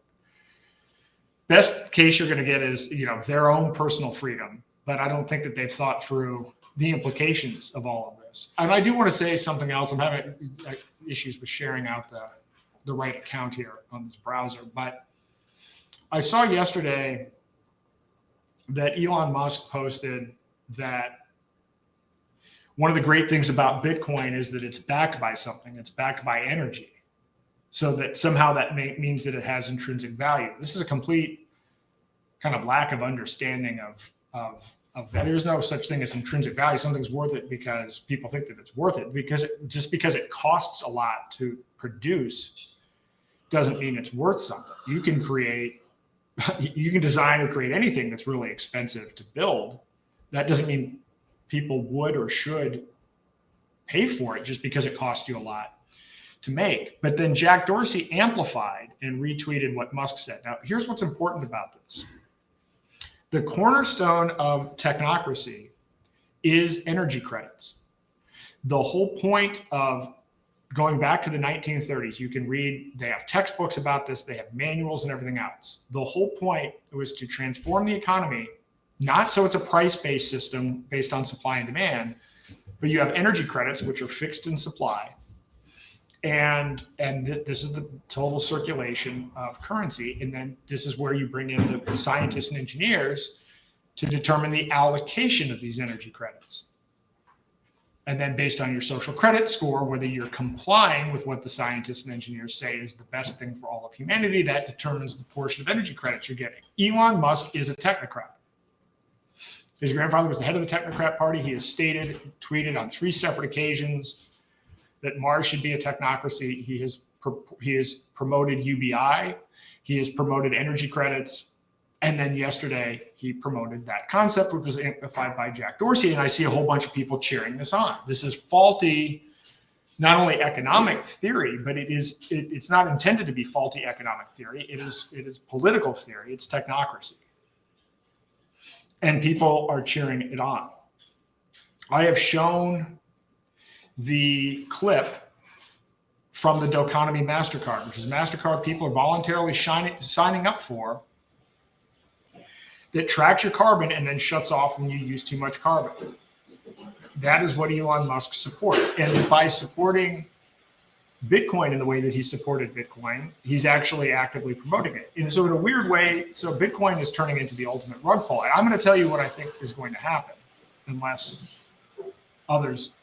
we're successful or others are successful at promoting alternatives. I can see a day where Bitcoin is what is used to back a token created that's not even created on top of Bitcoin. So imagine a situation. So you've got Larry Fink here with his money market fund. Well, imagine now Larry Fink already runs a Bitcoin ETF. And now the Bitcoin ETF is what's used to back a stablecoin. So you have a surveillance token that represents fiat, but then the fiat is backed by trackable surveillance digital gold. I can actually see this kind of scenario playing out. Again, completely and totally lost the plot of all of this. But how are you going to even communicate this to people? This is the struggle that I've had for 3 years now, writing books, running for president, trying to do everything to educate people. And when you get down to it, and by the way, the people that are coming to my workshops these are people that are on ahead of the curve. These are likely your early adopters. And then you realize, okay, well, when would people have learned about money? Where would people have learned about money? Well, what do they teach about money in school? Well, they don't teach anything about money in school. If you're talking about elementary school, junior high school, I mean, you're not going to learn anything about the Federal Reserve or how the Federal Reserve actually functions. And when you go to college, then you learn a lot of economic theory that's based on a whole bunch of concepts of, if you have perfect information, perfect markets, a whole bunch of things that are actually not even true, which is why economists end up wreaking a lot of havoc and causing a lot of destruction. But the point is, at no point along the way, through your formal education, will you be exposed to how money works, how the Federal Reserve works, and even what the ideology or the theory is behind the money itself, or the history of this kind of money. It's not part of any curriculum. I mean, somebody might point out, well, yeah, no, if at Hillsdale College or something, you might be able to, if you look for it, find it. But the overwhelming majority of people have never heard of these, have even a slight conceptual understanding of how money works. So this is what we're up against. Because then it sounds so absurd when you take a step back and explain how money works. It's like, okay, so the government issues an IOU to this company, this private organization, who we don't know who owns it. And then they print money out of thin air in a database, electronic money out of thin air in a database, and then they charge interest. And then they get to set the interest rates. And then the people that then use this money have to pay back the interest, and they have to pay taxes on what they earn with this money printed out of thin air. And if they don't, a collection agency called the IRS, which is paid for by the taxpayers, will come after them and throw them in jail. And then collect interest and penalties, and then give the interest to the Federal Reserve. This is an insane system. Absolutely insane. And now you have a credit score that's based on your ability to comply with financial institutions that are printing money out of thin air and setting interest rates. And then people go around having an opinion about themselves as to, I'm a good person because I'm complying with a Ponzi scheme, where the third parties involved manipulate the interest rates and control the supply of money backed by debt that the consumer has to pay. So again, how do you get that information out? And because it's so absurd, and the only thing that might be more absurd with how money works is how healthcare works. Healthcare is an even larger racket. And I will do a series of podcasts on this. The Own Nothing project that I started, where you can put in a link or paste in these click wrap agreements, and it gives you a score and it tells you how many of your rights have been taken away. I'm going to focus the launch on this on the healthcare sector itself. But the healthcare sector is one where, for a lot of it, you don't even have a click wrap agreement. You're just subject to legal terms, and you don't even sign. So one of the things I've built a scraper that scrapes, because all of the information is publicly available, all of the package inserts for prescription drugs. Because that information is public, and you are subject to the terms of the package insert, but you never sign anything. So that's one aspect of healthcare. But when you go through And the hardest part of working on this part of the website is I want to be able to show, so the whole point of it is to show this stuff visually, because people don't have a lot of time, and it's really complex, and it's intentionally complex. If you make an agreement 300 pages long where people don't have enough time in your life to read these things, and then they put in overly complicated language that only they and lawyers can understand, this is all by design. So the point is to simplify all that, to just show, all right, well, here's a chart, here's a visual, here's how many of these rights you've given up, this is how much of your data you've given up. But then more than that, I want to be able to show visually how these things are interconnected, how the pharmacy is interconnected to the pharmacy benefit manager, and how that relates to the government, and how that relates to big pharma, so that, because I want people to have an aha moment, which is, wow, I've never thought about this before. And I'm not blaming people for not having thought about this before. It's, things are so bad, but they're so poorly constructed that no one would conceive that the world would exist like this, that people would let it get like this.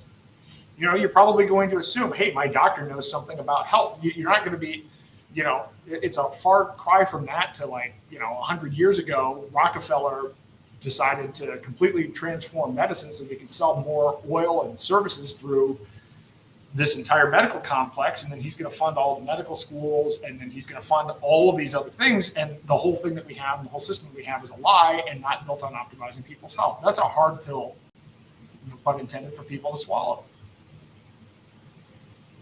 And not surprisingly so, because who would imagine that people would let this get this bad? But there's a point about this, which is that I found people don't speak up.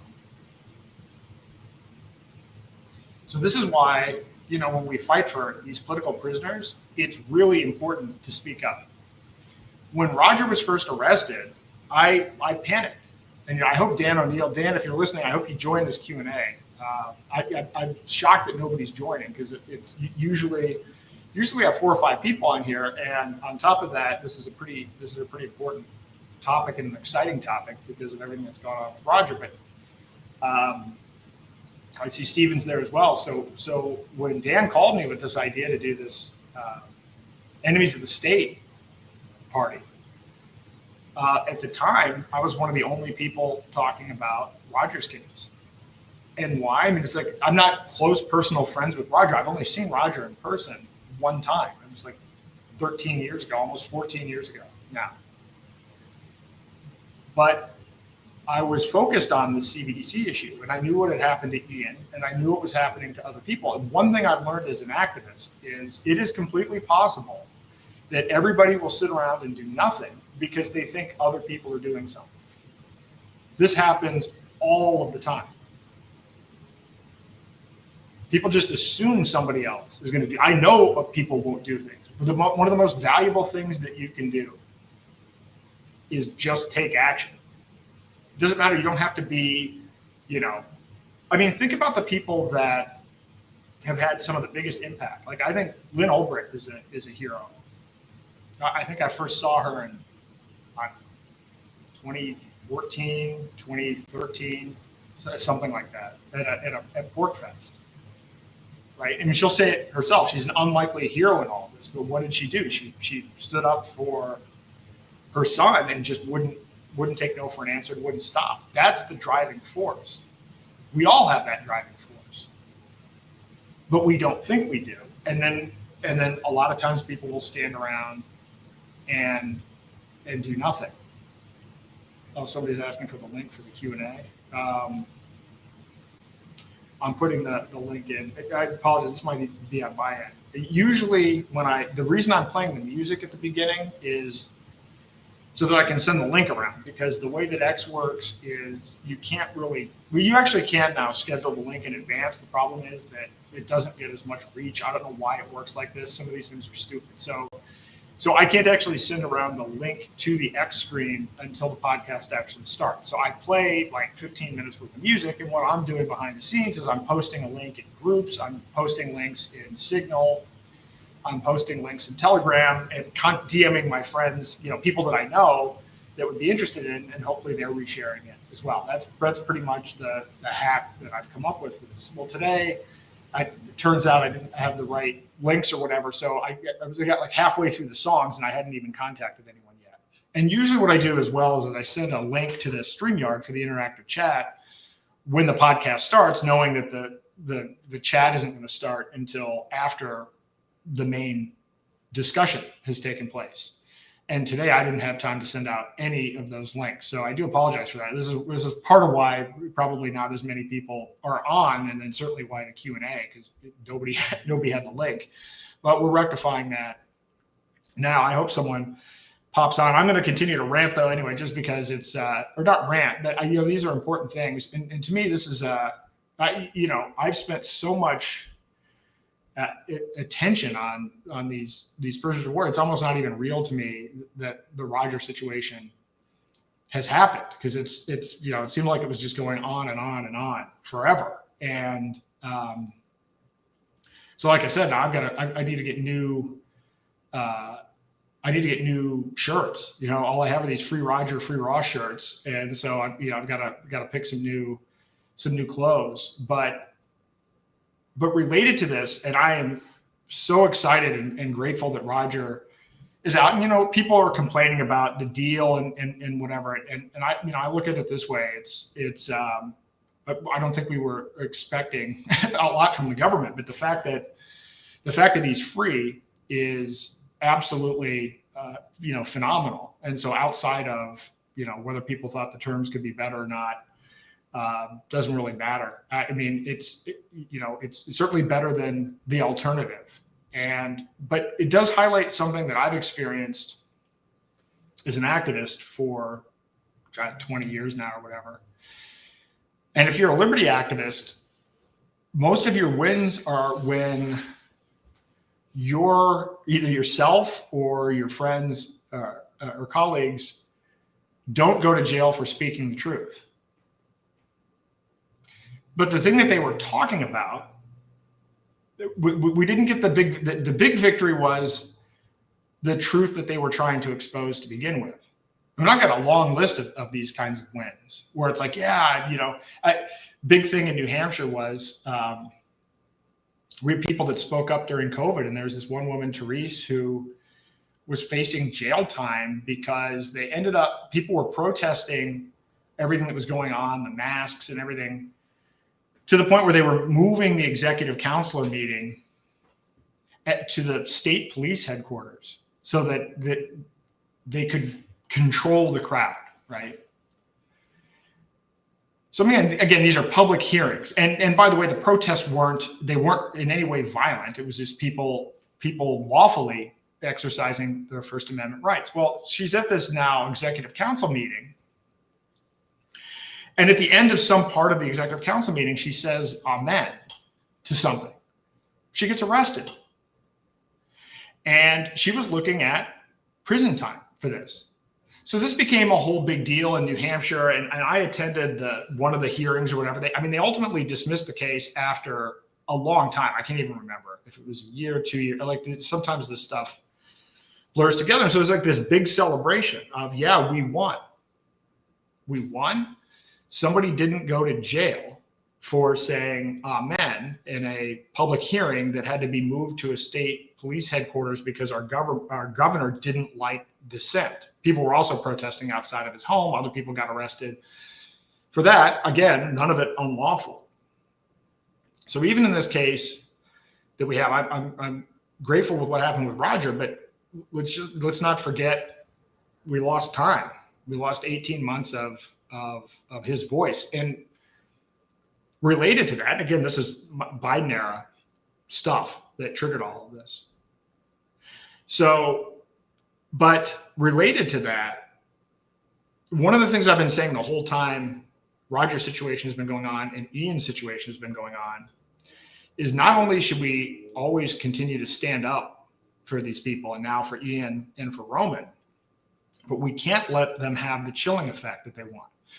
Why did they go after Ian? Because they don't want people using Bitcoin for day-to-day transactions. That's why they even started the thing to begin with. This is why they put plants in to try to entrap him. They tried to get him to agree to sell Bitcoin for illegal purposes, for drugs and everything else. They tried to entrap him and get him to do stuff. And he didn't do it. They don't report on that. No one ever says, hey, we tried to entrap, you know what they don't say? Well, we tried to entrap this guy, but he didn't fall for that. They just throw a whole bunch of stuff at you all at once, and then they hope some of it sticks, and all that has to stick is one thing, and then they can throw you in prison. But understand that the whole thing was manufactured to begin with. They saw a guy they wanted to stop, and then they said, what kind of thing can we throw at him to trap him into something? Well, he's got a letter from a lawyer that says what he's doing is legal. Oh, he's doing this. Oh, we brought in a guy. We tried to trick him into, selling Bitcoin for drugs. He didn't do that.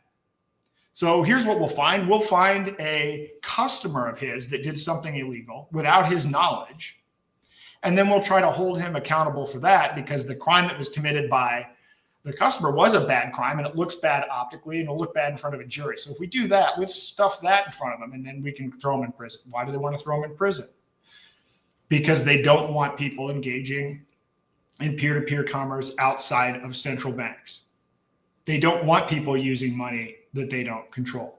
Was it illegal what he was doing? No. Was it immoral what he was doing? No, it was completely moral. Every aspect of what he was doing is moral and was moral.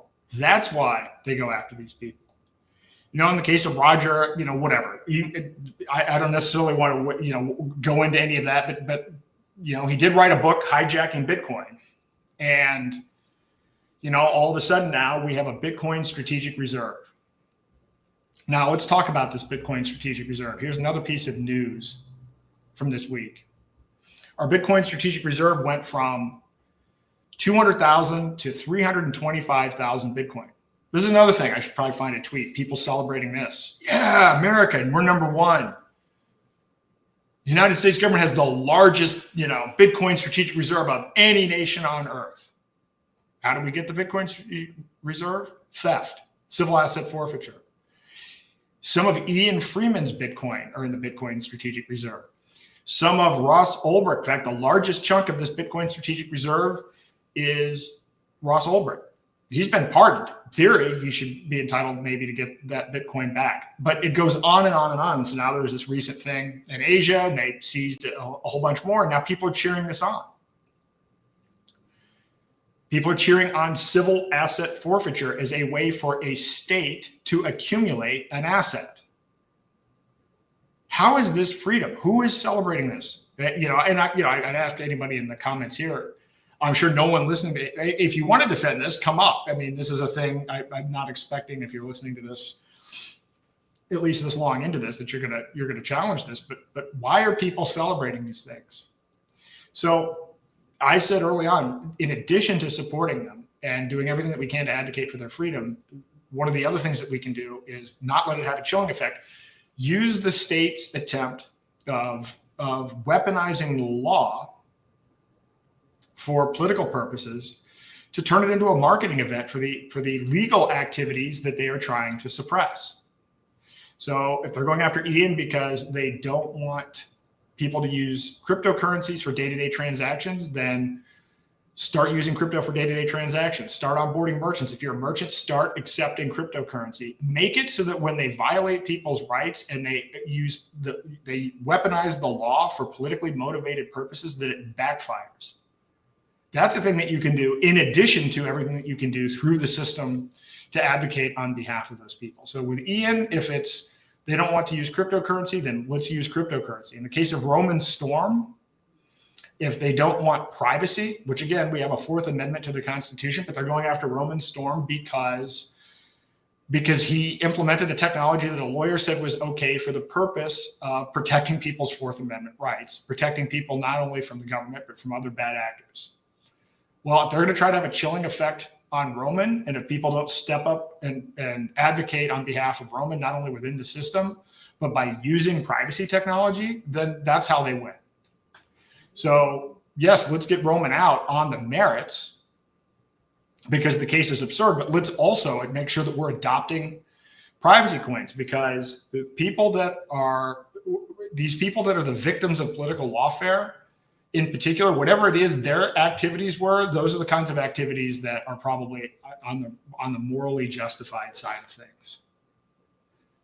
So, I mean, I'll keep my remarks to Ian and Roman, but let's use these let's use these technologies. Let's enhance this, because this is how they get us. It's this soft compliance. You know, I would talk to people when I would do workshops, and I've had people pray for me, because every talk that I had done for the last 18 months, and even before that, because I was talking about Ian, before what happened to Roger happened, I had people pray for me, and they just assumed that because I was talking about this, that I was in jeopardy. And you know what? Maybe I was, maybe I am. I probably am. I mean, at this point, you know, but at the same time, if you're unwilling to talk about injustices, or if you're unwilling to take actions that are lawful, like using privacy coins and using alternative currencies, which is a lawful activity, or if you're unwilling to do that because you're afraid that the government might weaponize the law for politically motivated purposes, then you're already enslaved. And I think that's largely where we are. We're at a point right now where people aren't afraid of breaking the law. They're afraid of not breaking the law, but having the law weaponized against them, or having politically motivated actors use the process itself to you know, they often say that it's with lawfare, it's the process that is the issue, and that is the case. I see. So we have Peter here. Hey, Peter. Hey, Aaron. How you doing? Never done this before.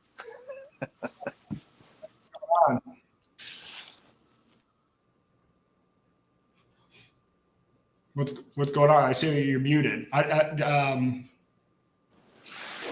No, I just I saw it in the Signal group. I wanted to listen and hear what you have to say. Everybody's saying you're on fire tonight, so I love listening to you.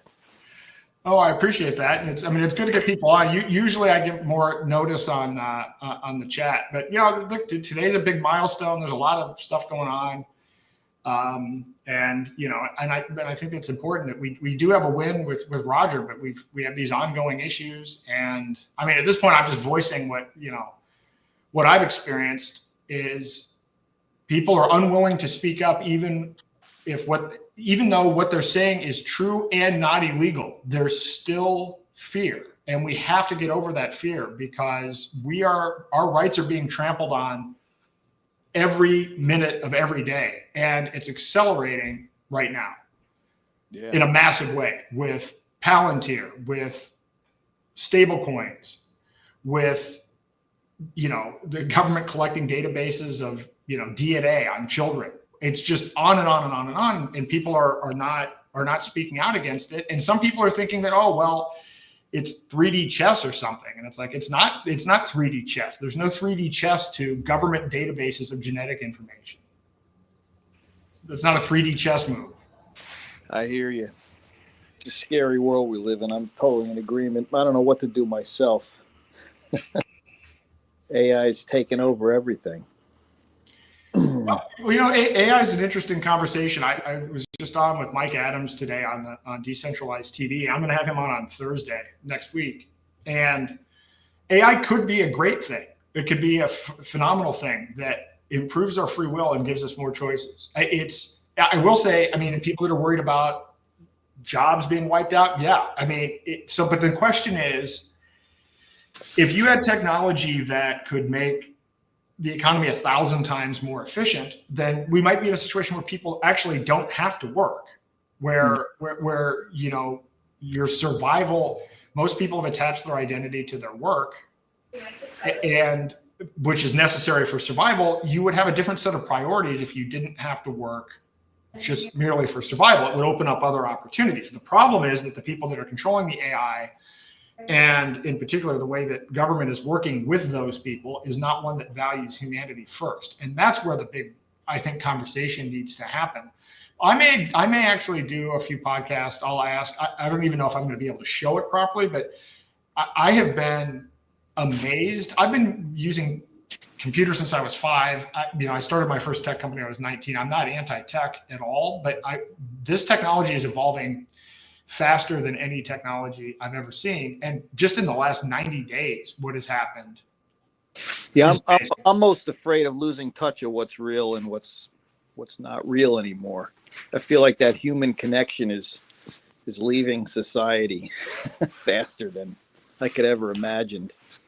Yeah.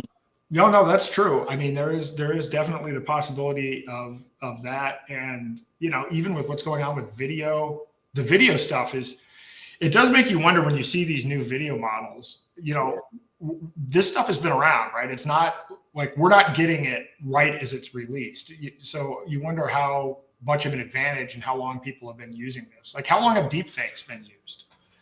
Yeah. You're absolutely right.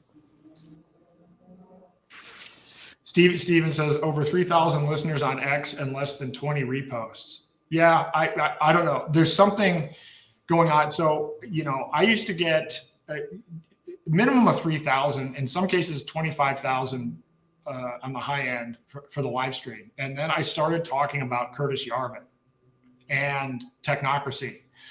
And then my traffic just dropped. It was just an 80% drop. And now, I think links are not getting through. I've got to reevaluate the process here. This is why I'm posting this now on my website and trying to push people there, because I do think we have the same censorship we had during COVID. It's just not on COVID. It's on these topics, technocracy.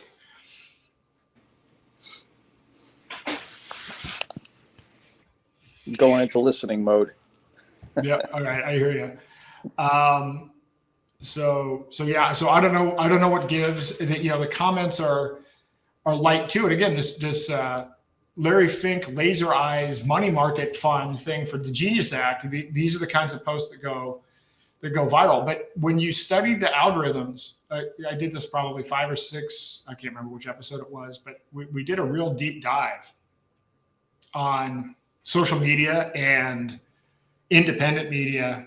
And when you look at this, I mean, they know, and Musk knows. I actually played a clip on this. He understands that he views social media as like one big limbic system, and you can manipulate people's dopamine levels. You can manipulate the chemicals in people's brains through the algorithms. He knows that that's what it's all about. In fact, before he bought X, he was actually fairly negative about social media. I mean, he was often talking about how social media is kind of a force for bad, and then all of a sudden he jumps in and buys X and starts claiming that he wants X to be like WeChat, which is the Chinese everything app that's tied into a social credit system. And then you realize this is not a pure intention at all. He's doing this with a very specific motivation, but people still think he just saved free speech, and that hasn't happened.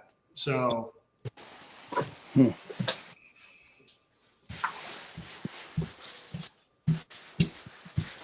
Yeah, Cassandra says we have to talk about technocracy. Not one freedom Bitcoiner talks about it. True. This is absolutely true. I will tell you something that I watched yesterday, and I'm starting to tune into this. So you ask yourself, so why do certain people get a lot of traffic and get a lot of traction? I saw a clip of Dave Smith talking to Nick Fuentes.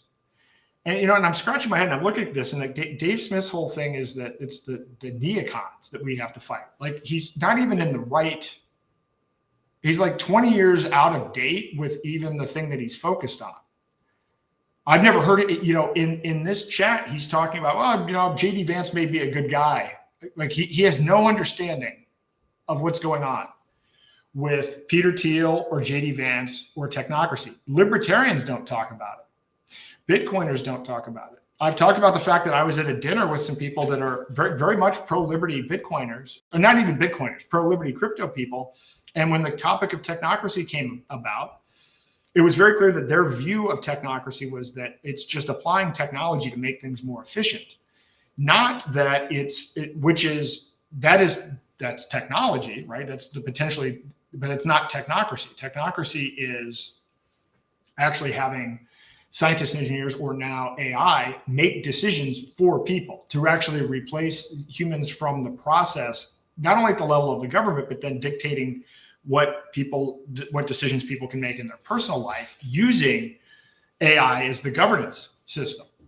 That is not technology.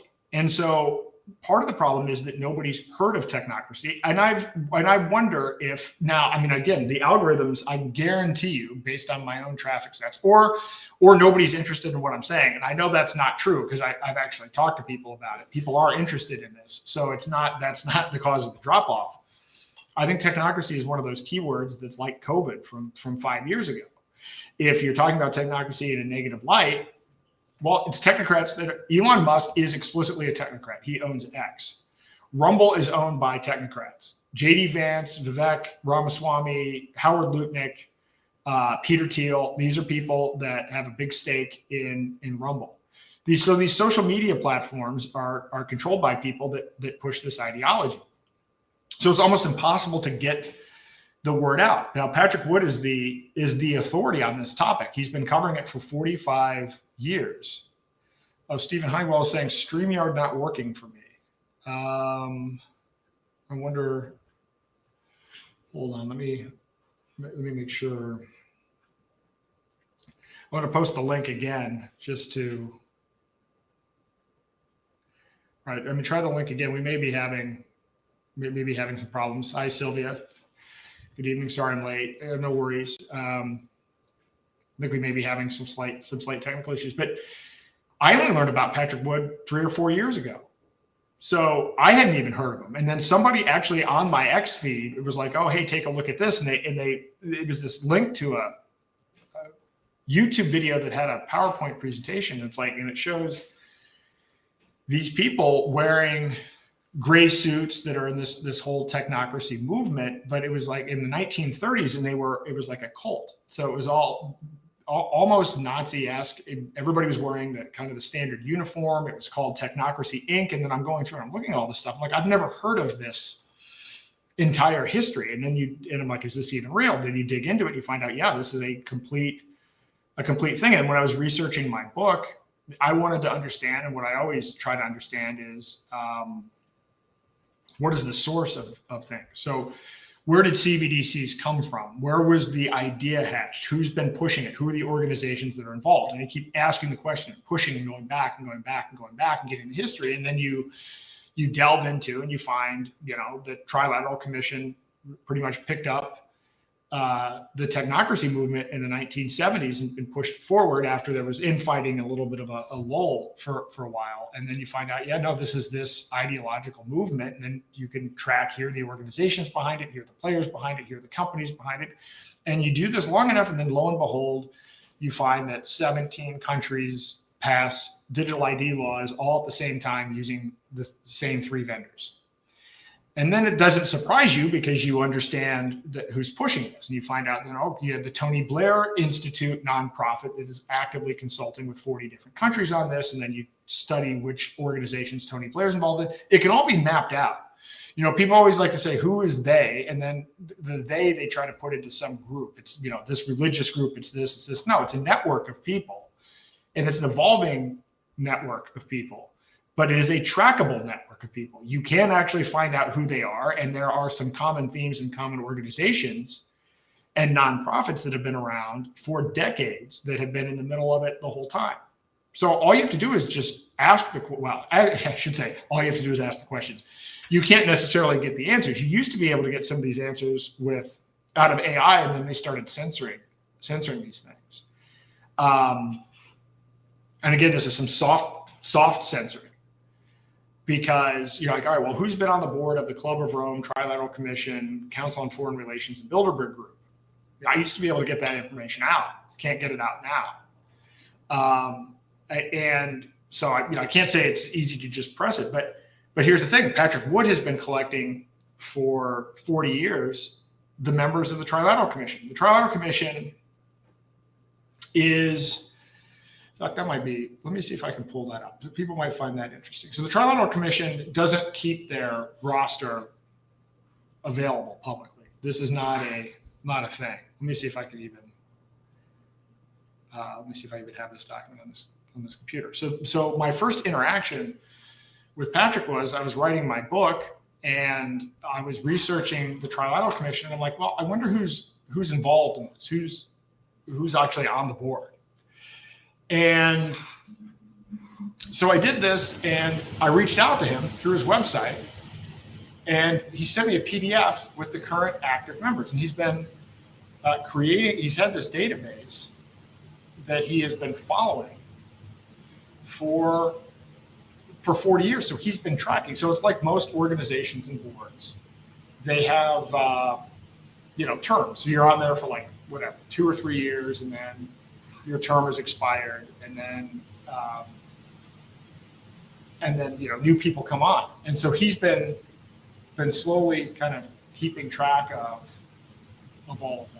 And now, let me see if I can find this. Oh, here we go. I'll show you this. This is some exciting news. Potentially, if you're into this kind of thing. So let me see. Let me see if I can share this window. Here we go. All right. I know a lot of you are listening to this, so I'll actually try to walk through some of this. So here is what Patrick sent to me, updated September the 25th, 2023. So who's on the Trilateral Commission? So again, when you ask who are they, if you can compile this information, you can start to figure this out. Who's on the Trilateral Commission? Who's on the Council on Foreign Relations? Who are the members of the Bilderberg Group? So here's the leadership, and what you have to know about the Trilateral Commission is the TRI stands for, it's 3 different areas: North America, Europe, and Asia. And the Asia is actually Japan, not China. The founder, so here we go, this is interesting. The founder is David Rockefeller, is the founder of the Trilateral Commission. And then you go through and you can see a lot of these names, honorary chairman. So I mean, he's been documenting this for forever, right? Jean-Claude Trichet, honorary chairman, Mario Monti, and some other folks. So now he's got this broken down by region. So who's involved in the North American group? Well, the North American group has, I'll go to some of the bigger names. Michael Bloomberg is part of the board of the Trilateral Commission. You have, let's see, as we scroll down here, interesting names because Larry Fink, oh, look at that, chairman and CEO of BlackRock is on there. You have, now what's interesting is that a lot of these are not household names, which is possibly the more interesting part, because it's often said that the real power is behind the scenes. It's not necessarily going to be the front end. Of course, you had Henry Kissinger on. This was obviously before he died. You have this whole host, so these people, I don't know these people. A lot of these people tied to the Andrea Mitchell, chief correspondent, NBC News, is part of this. And in his book, I think it might have been the last book that he published, which is the Transhumanism and Technocracy, or maybe it's the previous book, but he gave kind of a summary of where the board members come from these organizations, because they're not all CEOs, right? It's like maybe half are executives in industry, then some percentage are from academia, and then some percentage, Larry Summers is on here, Brett Stevens, op-ed columnist, the New York Times. So there's some percentage of the Trilateral Commission that's the media, some percent that's academia, some percent that's business. And, those percentages have generally held up through the years. Then they have fellows that they support. So kind of like, I guess, like your WEF Young Leaders. So these are maybe your up and comers. I'm not sure what actually how they define a fellow. I just noticed a name on here under fellows, Roxanne Petraeus, probably related to our famous general. So anyway, one of the ideas that I have is to create, that I've been working on, is that let's use their tools and techniques, but against them, right? So I started out, well, maybe I'll build a graph database that shows the connections of different people and different ideas and follow the money. And then I'm like, you know what? Maybe I'll just build an AI and train the AI on all of the information related to technocracy. So I have got this AI coming tomorrow, this NVIDIA supercomputer thing. It'll be here tomorrow. And I'm going to try to set it up. We'll see how well it works, but get all of this information. What if I could get all of Patrick Wood's information on the Trilateral Commission? What if somebody else has the board information on the Council on Foreign Relations? Now you train an AI on that, and now you can query the AI, and you can find out about all of this stuff. And then you can graph and visualize this, because you know where they get us is they have all of this surveillance on us, and we have no information on them. And so then where we end up is we have people that are, yes, they're conspiracy theories, but it's like somebody's out there saying, oh, it's the Jews. Somebody's out, Dave Smith is out there saying it's the neocons and everything else. How about instead of putting out a theory, what if we collect all of the information and let's analyze it like they do? Let's put it in an AI, let's put it in a database, let's map all the relationships, and then let's make it public so people can discuss it, so people can debate it, and people can validate the information. Let's use information and transparency, and let's try to find out what's actually going on, because you know what? We haven't done that. But Patrick has done more work than anyone on the planet. Look at this. Joseph Kennedy the third is recent former members in public service. Mark Brzezinski, Anthony Blinken. I mean, you know, yeah, so mandatory, Myokardis writes in, most people are clueless these groups exist. Yeah, exactly. Club of Rome is another one. And I'll tell you what, talk to Mark Passio about this. I mean, he says that they tried to recruit him for the Club of Rome when he was part of the satanic thing. This stuff's actually going on, but the people that have the information on it. So again, what I'm saying is let's use technology to our advantage here. Let's not be afraid of it. Let's use it for, you know, a positive purpose instead of enslaving people, to enlighten people. And I think it would be amazing if you took all of these people that I'm showing you in this list and all of the people from all these other boards, and then you mapped out what their connections are, and you let everybody in the world that knows a little piece of information about it provide their piece of information about it. And then all of a sudden, over time, you're starting to understand how things work. And it's right there. And there are no more conspiracy theories. There's information that people can validate and fact check through a public system that can't be censored. This is what I think we should do. This is one of the things. I've talked about 5 websites that I'm going to launch. That's one of the 5. I've launched 3.5. The Oh Nothing website isn't really launched yet. It's rough. But man, this technocracy, I'm calling it the open source Palantir to fight technocracy. And let's do it. But what I was saying earlier about people, the reason that I got so actively involved in Roger's thing is I thought they were going to kill him. He was arrested and thrown in the same jail that John McAfee died in, also for tax purposes or whatever it was. So I'm studying this, and I'm looking at what's going on with CBDCs, and I'm looking at Biden's executive order. And at the time, people were like, oh, well, no, they just nabbed a rich guy in Spain. I'm like, this had nothing to do with money. So I'm like, so this is why, I spoke up about this. But a lot of people would have said, oh, yeah, well, this doesn't look good, but, whatever, it'll probably resolve itself. I've got news for you. Stuff doesn't necessarily resolve itself. If we see something that's bad that we know is going on, that there's something more behind it, we've got to speak up, because most people will not speak up. And so if we get a little bit more courage going and we just continue to get that snowballing, I think you'll be amazed at what happens, because they count on our complacency. They count on our fear. They count on our unwillingness to speak out the truth, even when what we're speaking out isn't illegal, because we know our own government will weaponize lawfare against us to make us compliant. I say no to all that. And, we can win these things. Hey, Stephen, how are you? Oh, you're on mute. There you go. Good evening, Aaron. How you doing tonight? Doing well. How are you? I'm doing. I've seen better days. I've seen worse. A lot of challenges at the moment. Yep. all the expenses are going up, and starting to scramble to try to tread water here. Yep.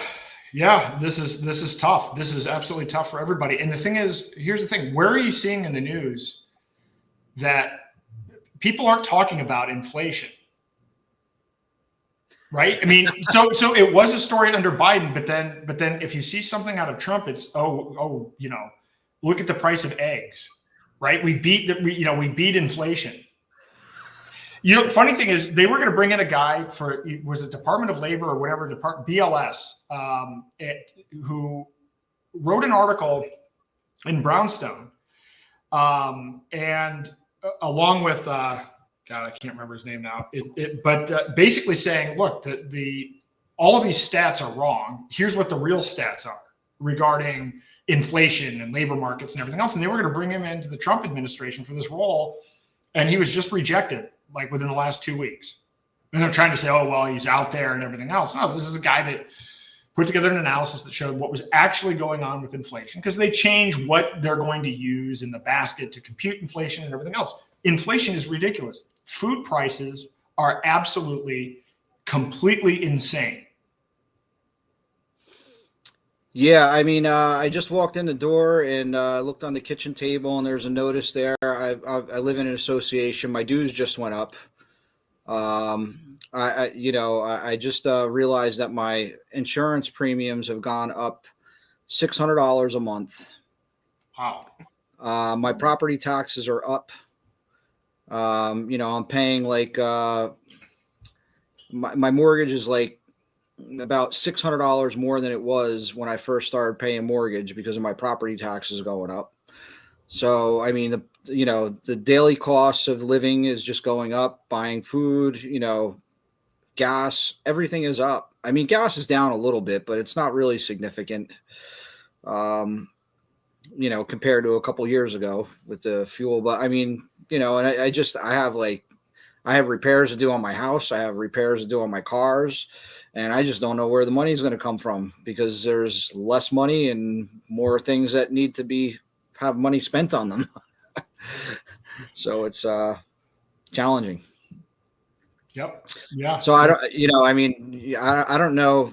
I don't know how people would say that inflation isn't happening because everything's going up. And, I know the insurance game and I know the whole medical industry game. And I came out of it, like 15 years ago and was in a healthcare co-op, which worked very well for us when we were just a couple and maybe had one child. But then it started to become a little absorbent. I changed companies and they were paying my insurance premium. I have an HSA now, and they were paying my premium, but the insurance company raised the premiums, and the company said, "Well, we can't afford to pay the full premium. You're going to have to pay the excess."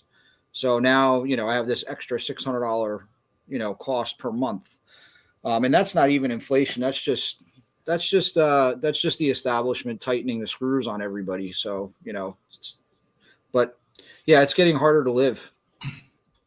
Yep. It is getting harder to live. I mean, insurance,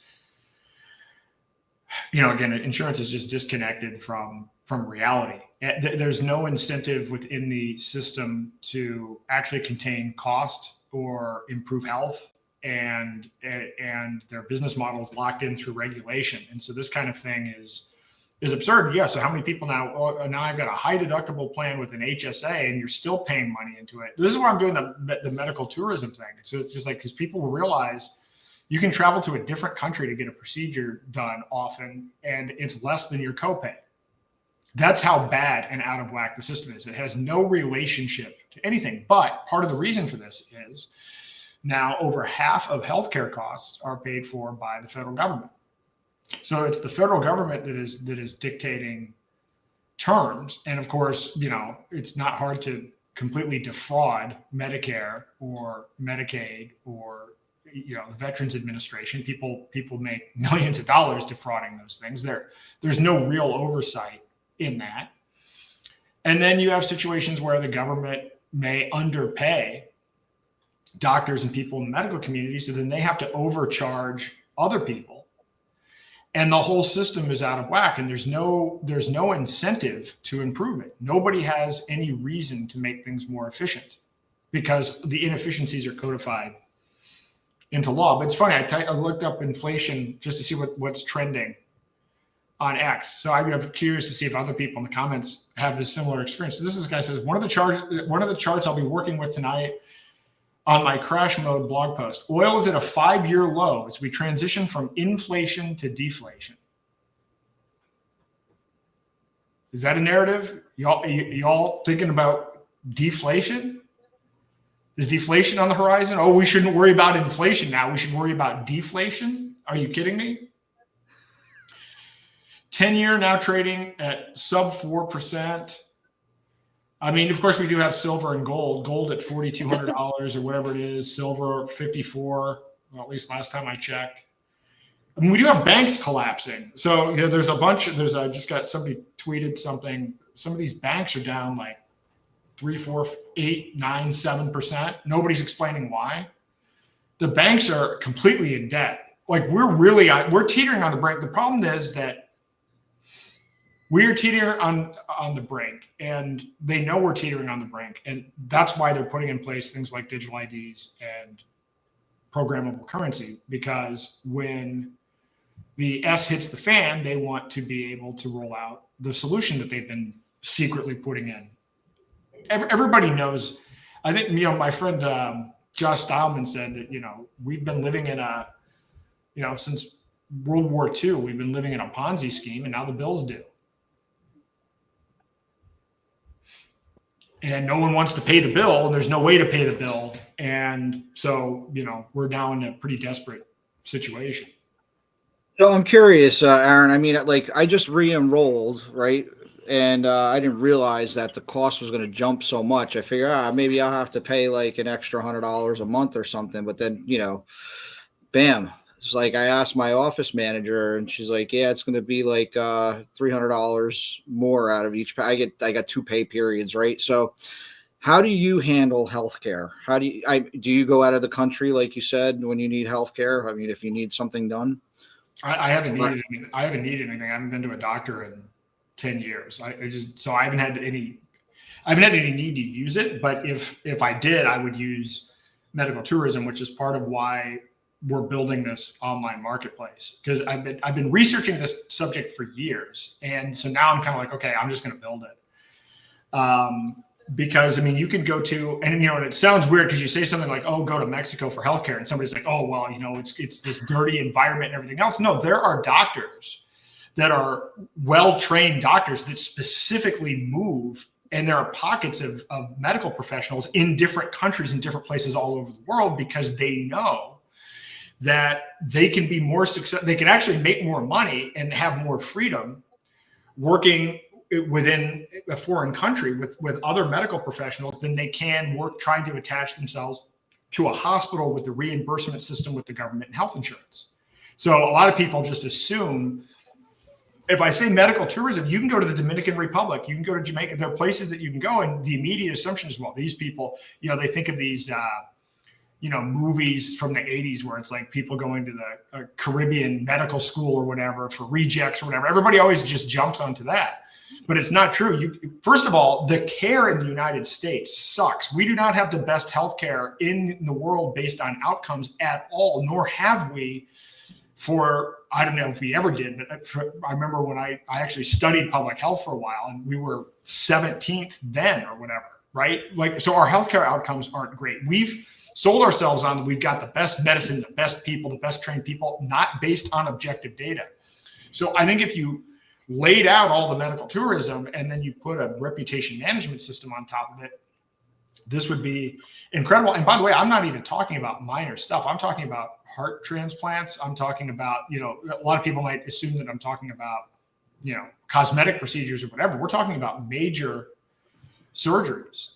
And, we always have that TV will like to paint things out. I mean, the amount of propaganda that we have, it's like, oh, they'll show, Prince so-and-so from this country, snuck their kid in. I remember that show, The West Wing. They had some example of, there was a country, it was like Iran or something, and the magnanimous president allowed the relative of the head of Iran to come in for a medical procedure because the United States has the best medical. This stuff is propaganda. So that's what I would do. But then beyond that, the key is Soviet writes apricot seeds, intermittent fasting, 72-hour fasts, HIIT workouts really improve health. This is true. I don't want to just focus on the care, just building prevention. And a big part of it is trying to wean yourself. Most of the prescription drugs that you're on, you probably don't need. It's not always the case, but most of the time it is actually the case. And the problem is some of them, particularly if they're psych meds, you can't just stop them. You have to taper off them very slowly. But a lot of the medications that we've been given don't actually improve our health. And they're really hard to get off of because of the side effects. So I want to build a prevention aspect to this too. I was mentioning Mike Adams' AI, which I encourage everybody to download, the Enoch AI. And I'm going to pop this up. The first thing that I typed in, give me 10 cures for cancer. And so it did, right? Good luck getting that out of another AI. First one, high dose vitamin C, IV and oral. Generates hydrogen peroxide in tumors, inducing oxidative stress and apoptosis. Next, hyperthermia, fever therapy, baking soda, Isaic tea, cesium chloride, cannabis oil, Latrell, which is vitamin B17, iodine therapy, ozone and UV blood irradiation, coffee enemas and liver flushes. I mean, anyway, the thing is, so Mike has been collecting data on alternative health therapies, this Health Ranger for years. But then what he's done is he's augmented it with other information. He just told me today, I want to say, maybe I'm wrong on this, but he said that he had 720 terabytes of data from China. So they've been translating information from China into English, and he's been training his models on this. We have been so conditioned to think that modern medicine in America is the cutting edge that once you understand the history behind what Rockefeller intentionally did for profit to our medical system, you realize, hey, you know what? Why aren't we looking at everything out there? Why aren't we looking at historical different modalities and everything and trying to see what all of that is? And so what it comes out with is, Sylvia says this too. I'm not, actually, I've erred. So I went to the bathroom and I forgot to put my glasses back on. But the reason that I wear these glasses is I've been listening to Dr. Jack Kruse. I don't necessarily agree with all of his stuff, but he makes some really compelling points about blue light. And when we think about the diseases that we have, people will say, well, life expectancy is really high. When you take out infant mortality, I don't think life expectancy has improved that much at all. Maybe it hasn't improved. I remember going back and looking at the Revolutionary War period. Look how old Thomas Jefferson and George Washington and Benjamin Franklin, and look at how old these people lived to be. Maybe a few of them, one of them died in a duel, but when you actually look at, these are people that in the United States, we didn't have clean drinking water. I remember reading about, John Boylston, who, because we didn't have clean drinking water, he had next to his bed, instead of water, he had Madeira, the alcoholic drink that's kind of like port. Like, these people were not, you know what I mean? Like, by modern day standards, and these people were living to be old. So trying to get out of the poisonous food system that we have and getting sunlight. And the funny thing is, it's like, you strip this down. It's like, what I really needed to do was get sleep and get in the sun. But instead what I'm doing is, we're sitting and we're surrounded by computers. We're surrounded by blue light. The blue light actually increases your insulin levels. The blue light messes with your dopamine.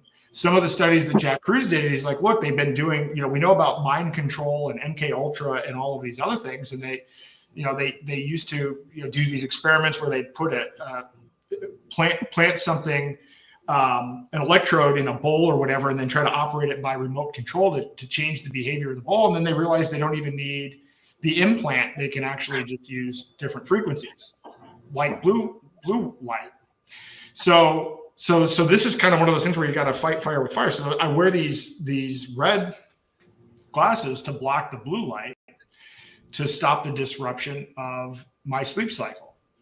Because, if you're before all of this technology, the sun sets at a certain period of time, and your body treats the blue light as if, oh, the blue light signals that we're in the peak part of the day. It's not time to sleep, and then this dysregulates your entire body. So anyway, long story short is there's a whole bunch of things that I think that we can do preventatively to avoid this. My grandmother didn't go to a doctor for like 40 years. She lived to be 87 years old. She didn't go to a doctor. I remember she used to have like supplements, but she just didn't go to the doctor. And something that I've noticed is, and we're starting to realize this, so things like mammograms, things like colonoscopies, a lot of diagnostic tests, it turns out, even certain cancer biopsies, it's been stated that cancer biopsies actually spread cancer throughout the body. So a lot of these diagnostic tests, it's like, oh, hey, look, we just caused the disease that we measured that you have. Here's some pills. Here's a medical procedure. Yeah, and I don't go to the doctor either. I think I've been to the doctor maybe once or twice in the past 10 years myself, and I don't take any prescription drugs.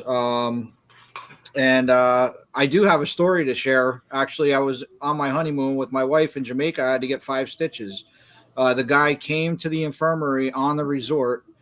He had a wireless point of sale, took my credit card, and you know how much I was charged? Hundreds of dollars. Like it was like $250, $300, I think. Now, if I were to get those same stitches in the States right now, today, how much do you think that would cost? Yeah, thousands of dollars. Yeah, and by the way, think about this. You wouldn't even be told in advance. This is a situation where they come and it's like, oh yeah, here's how much it is, pay for it. You go to a hospital or you go to a doctor and they don't tell you the prices up front. You get a bill at some point unexpectedly later, and no one ever told you it was going to cost this much, and you can't dispute it. Like, what kind of system is this? This has nothing to do with markets, by the way. Usually there's some concept of a contract and pricing and agreement or whatever. What kind of situation do you have where you go in for a service, they don't tell you how much it costs, and then you have to pay for it? Yeah, it's not normal business practices, that's for sure, because it's all rigged and it's a racket, But I'm starting to think about how I can exit this this system, how I can get rid of this plan that I signed on to for another year. Like I don't know, maybe I have a grace period where I can get out of it. But, then there's always the concern, well, I have money in the HSA account. I have my wife and my 3 children. My oldest is 15. They're all younger than that. So there's like fear motivating me not to do that. So, my wife has some health complications, and, so there's some concerns that, that I don't really care about myself too much, but my family is concerning to me. So what are your thoughts on that? So I put your assets, like put your house or whatever, in a trust. One of the things that you want to do is protect your assets so that if something goes really bad, then you can run up the bills, and then you're not actually going to lose your assets. And I'm not even kidding. So this is the thing that like wealthy people don't pay taxes. Like Jeff Bezos doesn't pay taxes. And part of the reason that everybody else gets stuck with the bill is that other people do this. It's completely legal. So you can put your house in a trust, and you can put things in these legal instruments. And then, honestly, it sounds bad, but based on how the healthcare system works, put yourself in a position where they can't legally deny you care. So put yourself in a position where if you can't pay the bill, they still can't take your assets. Because by the way, if you're a moral person, you'd say, well, that seems like it's wrong. But then when you realize that the reason that the prices that you're paying for everything are like 10 to 100 times what they actually cost is because this is how the entire system works. So you're being treated as a fool because they're treading on your goodwill and good nature to be the guy that's paying for everyone else. Well, these are everything that I'm telling you right now. These things are legal. You can put these assets in a trust. You can shield all of these things. So everything I'm saying is completely legal. So you might as well do it because the system itself is not moral and you're forced into it. So where does one start to, in the path of putting, doing what our slave masters are doing, which is, putting everything into trusts to avoid those kind of liabilities? So there are a couple of ways to do this. Now, I'm not giving legal advice, publicly here, in 3,700 people, whatever. But it's interesting that you bring that up. So we're at the point now where, let me see, I'm going to test something. I'm using Mike Adams AI. How do I create a trust to shield my home and other assets from crushing unexpected medical bills? This is a good test for him. Well, let's see what he comes up with. I'll share this. We're doing this live. Mike, I apologize if this doesn't come out the way you want it to, but that's all right. You can always adjust it. Let me see. Let me go to, I'm already sharing the screen. Oh, I'm sharing this screen.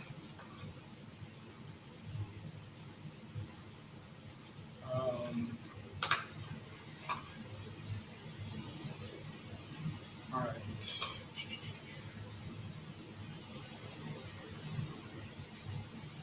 Oh, that's interesting. Let me try that now.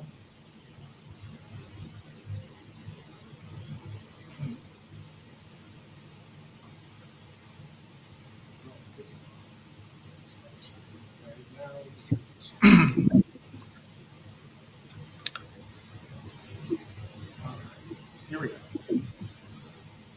All right, we are using Enoch, Mike Adams' new thing. And I said, how do I create a trust to shield my home and other assets? I said but from crushing unexpected. Creating a medical asset protection trust is a strategic way to protect your home savings and investments from potential seizure. Step 1, understand the threat. Medical bankruptcy is a leading cause of financial ruin in America. Even with insurance, a single ER visit can exceed $50,000. Choose the right trust structure. Domestic asset protection trust in the US, best for protecting real estate, bank accounts, and investment properties, shielding assets from medical debt if set up before a claim arises. Fraudulent transfer laws prevent protection. States with strong APT laws, Nevada, Delaware, Alaska, South Dakota, and Utah. Now, this is something I want to say about this. So you may live in a particular state. You don't have to create the trust in your actual state. You can actually create these financial instruments in different states. So for instance, I would never incorporate in New Hampshire. I have different structures and different things in different places. You can always shop around, and don't assume because you live somewhere that you have to do a legal structure from within your own state. So you can create one of these trusts, domestic asset protection trusts, in a state like, Nevada or whatever. So you transfer title of your home into a trust, naming an independent trustee, not yourself, as the legal owner. The trust holds the asset in beneficiary-owned form, meaning you can retain, use, control, while creditors cannot attach it. So that's that. Now, this goes through the process of what you have to do. In terms of you have to select a trustee, you have to draft the documents and everything else. Now, at this point, though, you can use AI and you can use something like LegalZoom to even do some of the drafting of the documents. At the end of the day, this is the thing that I've found. I've run a bunch of companies and I've dealt with a bunch of lawyers. And what you find is they will charge you for documents that they've already written for other clients. So they're taking something that they've already used and they're charging you billable hours for something that they already created and are reusing. And a lot of these are like standard terms, right? It's like, you're not the only one. I mean, at the end of the day, it's like, okay, this is a trust. People put assets in it. Here's the boilerplate language. Now list what your assets are, right? And then they'll try to charge you $10,000 for that. Well, it turns out, if you're clever, you can use something like LegalZoom and then use AI to help clarify these things. And you can use that to get yourself through most of the process. And again, I'm actually advocating that you're part of taking control of your own life here is from all experts, including lawyers, and then just realize what game you're playing here. It's like, okay, well, I'm trying. So this is like one way to use AI. It's like, all right, I want to protect my assets. What legal ways can I go about doing this? So I type this into Mike's thing, and now I learn about this kind of trust. Then I can use different AIs to just keep asking questions, and then you will find out that you become empowered, you know about it, and then you can use these things to draft your own documents. And at the end of it, what happens? You've moved all of your assets into a trust, and now you're shielded. And now you're not, because what's happened? How many people are working jobs or doing things where they're afraid? They're living out of fear. They're afraid they're going to lose everything. They're doing things that they don't want, and there are these legal structures available. And you implement something like this, now you don't have to worry about that. Now the worst case scenario that you're worried about of, oh, we're going to be completely destitute, we're not going to have a place to live, we're not going to have anything to eat, you can actually mitigate some of that. Not that it takes away all of the risk of living, but you can take away I'm going to go in, they're not going to tell me how much it costs, I'm going to get a bill for $50,000, and now I've got to decide whether I am putting food on the table or whether I'm paying the hospital, and then knowing that the hospital will hire lawyers to try to bankrupt you, and then they'll threaten you, and then the tactics that they take. So just set up a trust. So again, I'm not giving specific advice on this, but as a matter of process, understand, and everybody listen to this, understand, rich people use these kinds of tactics all of the time. I mean, how do you think it is that Trump has filed for bankruptcy so many times, but yet his net worth doesn't seem to go down? And it's not illegal. Right. And so if you are thinking that you're acting unlawfully, you're not. Not everything that I've just described here is legal. Is it moral? Well, ideally, we wouldn't have any of these problems if we lived in a moral system. You wouldn't be in a situation where medical care could bankrupt you, because if we actually had a market-based system, medical care wouldn't cost that much. The whole thing is just broken. So anyway, that my strong advice to you right now would be to look into a domestic asset protection trust and just shield your assets first and foremost. And where do I access the download for Enoch so I can install it locally on my laptop and use it and not worry about what AI is doing to me online? Great thought. I'm going to post the link in the comments. Let me find it here.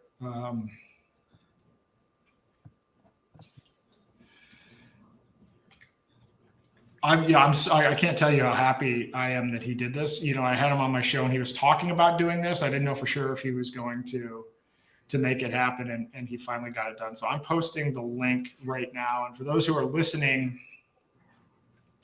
and can't see, link to Mike Adams' self-custody AI, I will call it. It is BrightU, BRIGHTU.ai /downloads. And next week, I haven't figured out what the format's going to be, because I'm going to pre-record the episode, but I will probably maybe even record myself using it or whatever, and maybe even doing like an installation video and showing how to use it. But man, these are powerful tools. Okay? You get a self-custody AI, and then we start moving into de-Googled phones, and then you start using your own cryptocurrency. You don't have to do it all at once, but every time you make one decision like this, you're one step out of the system, and you're one step closer to personal sovereignty. Yeah, because I'm just about ready to full on, exit the beast system. I mean, I'm totally fed up with it. I work in the medical industry, and I hate going to hospital. I spent 3 days in hospitals this week working on different machines.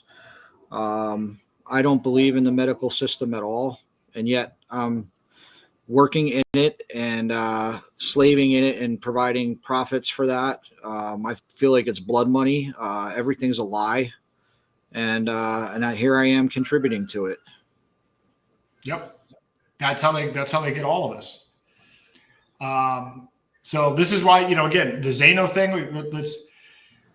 We can figure out how to create alternatives. So when we do this medical marketplace, it's only part of it. Again, everything that they have centralized can be recreated or not even recreate it, re-envision, because I don't even want to say let's duplicate what they're doing centrally, but yet add privacy to it. I hope I can do this effectively, because the healthcare thing it's a personal one for me too, because I started a healthcare company that was destroyed by Obamacare, and my dad actually was in the insurance business like long before that. So I've seen how this thing works from the inside out. And it's like I was saying earlier, people just assume because these institutions have been around for so long and there's so much money involved and there's all this education and everybody goes through all this certification that it must be born of good intent, and that this is the accumulated wisdom of humanity, and it's been getting incrementally better. And then you realize the whole thing's a scam, and it started out bad and it's gotten worse. And it's hard to get to that point. But then when you get to that point, it's like, man, anybody could design a better system than we have. Like a random person on the street could design a better healthcare system that we have. And then when you realize that, you realize, oh, well, we can create these parallel systems and we don't have to worry about these rules. We're actually creating completely new systems from scratch and completely separate systems from first principles. So that's what's available through Zano. I'm not saying it's not instant riches for people right away, but I mean, I'm saying this is the kind of thing that we can start creating are these new systems. And, for me, the part that I like the least about healthcare is that it's not based on the idea of, if it's a market, then the whole point is you're trying to satisfy the customer. And I'm actually not, and when I say that, I want to say most of what we have is cronyism. So that I don't want to imply that means that I think that most of the industries that we have are actually market based. Even big tech, they're increasingly their biggest customers are the government, and most of the way people make money is not through voluntary exchange, but through corruption, influence peddling, and buying off politicians. That to me is not market. That's not a market function. But if you look at who's involved between you and your health when you're engaging with the system, it's like people complain about Klaus Schwab's stakeholder capitalism. There are more people involved in the decision of your basic healthcare, and you're a minor player in it. You're like 5% of the decision in what you get through the healthcare system. And when you take out all those middle people and middle organizations as being part of the solution, and you realize, hey, whatever is available, whatever's out there, whether it's holistic, this or whatever, there's infinite possibility and ways of improving health. And most of those are unavailable to you by law based on the structure of the system. And so it's liberating. And I would be amazed. I was talking to somebody about, I think it was Courtney Turner last episode about, I've always thought about having a system that's like practitioner based, meaning just where people get together online that maybe have a similar condition and they just share with each other what works and what doesn't. Imagine what would happen if you just did that? Because that's not even available. There may be 1,000 people with the exact same condition that you have, and you're only able to hear what your doctor who went to medical school is told he can tell you, as somebody who doesn't even have the disease and probably doesn't even know that much about it. That's all that's available to you through the system. What kind of a knowledge gap or knowledge improvement will we have, and what kind of innovation will we have if people could just share information with each other? We have these things like HIPAA. We have all these laws that get pitched as trying to help you, and all they do is they protect the doctors and they protect the system and make it difficult for you to actually make your own information about your own health actionable. It's amazing how it works. So we can build all of these things, and again, the systems are so bad that even a mediocre idea would be an improvement. Cassandra, I don't go to doctors either. Medical tourism is great. I know people that go to Turkey. Yeah, and again, by the way, a lot of this, you would think that the travel costs. I use this example, and I've got to find it because it came up on TikTok or something, which I don't even usually watch, but I use it as an example of somebody in California that found it cheaper to go to Thailand to get a root canal than to stay in California and use their dental insurance. And you would think Thailand, wow, that's got to be ridiculous. The airfare and everything else, and how is that even possible? And the transportation must be a huge barrier. And it turns out it's not as bad as you might think. Cassandra says fasting works. Fasting does work. And, since we are celebrating Roger, I did do that. We did that 40-day fast for Roger back in April ending in May, ending on like May the 11th or whatever. I don't recommend 40 days, just by the way, but 21 days. And after a 3-day fast, your immune system resets. Once you're into like 7 days, you are generating new stem cells. And it's amazing. There's this guy, Dr. Alan Goldhammer, and he's not a medical, I think he's a chiropractor, which by the way, it's interesting. You'll find a lot of chiropractors that do some really innovative stuff. But he's had a water-only fasting clinic for years. And you know, the results are cancer's been cured, a whole variety of other very serious conditions that have been cured. And of course, you can't say that or publish any of that, or the FDA will come and arrest you. But he's collected the data. And when I was doing the 40-day fast and I was doing this podcast, I was doing, for some of it, I'm like, because when you're fasting, you are thinking about food, you're thinking about everything. You're thinking about your relationship to the world. And so that this is where during fasting, you really start to ask questions of why does this work this way? And you end up having a lot of revelations about not just food, but about questioning how the world works in general, because you are completely present and in the moment. And so, so I released a bunch of information about the healthcare system. I did a whole bunch of research during that time, and I can't say enough about fasting, and then, you know, even strategically how to use it. You can just reset. I mean, there have been people that have been suicidal and that did, you know, that thought they were going to starve themselves to death, and then the act of fasting reset whatever was going wrong with their mental balance and situation. So I was going to write a book about it, and I actually started writing a book. That's one of the things. Like by day 21, I was like doing 10 different things at a time. You wouldn't think that's the case, but you get into a period of absolute hyper productivity and clarity, no brain fog, complete mental focus. And, you know, it's amazing. So yeah, fasting works, but there's no money in doing nothing. There isn't even there's no supplement. There's not a supplement in it. There's no food. There's no doctor's visit. It's amazing what can be done with that. Cassandra says, Dr. Mindy Peltz gives you explanation and techniques of fasting. She focuses on women's health. However, it's for everyone. Fasting is the cure.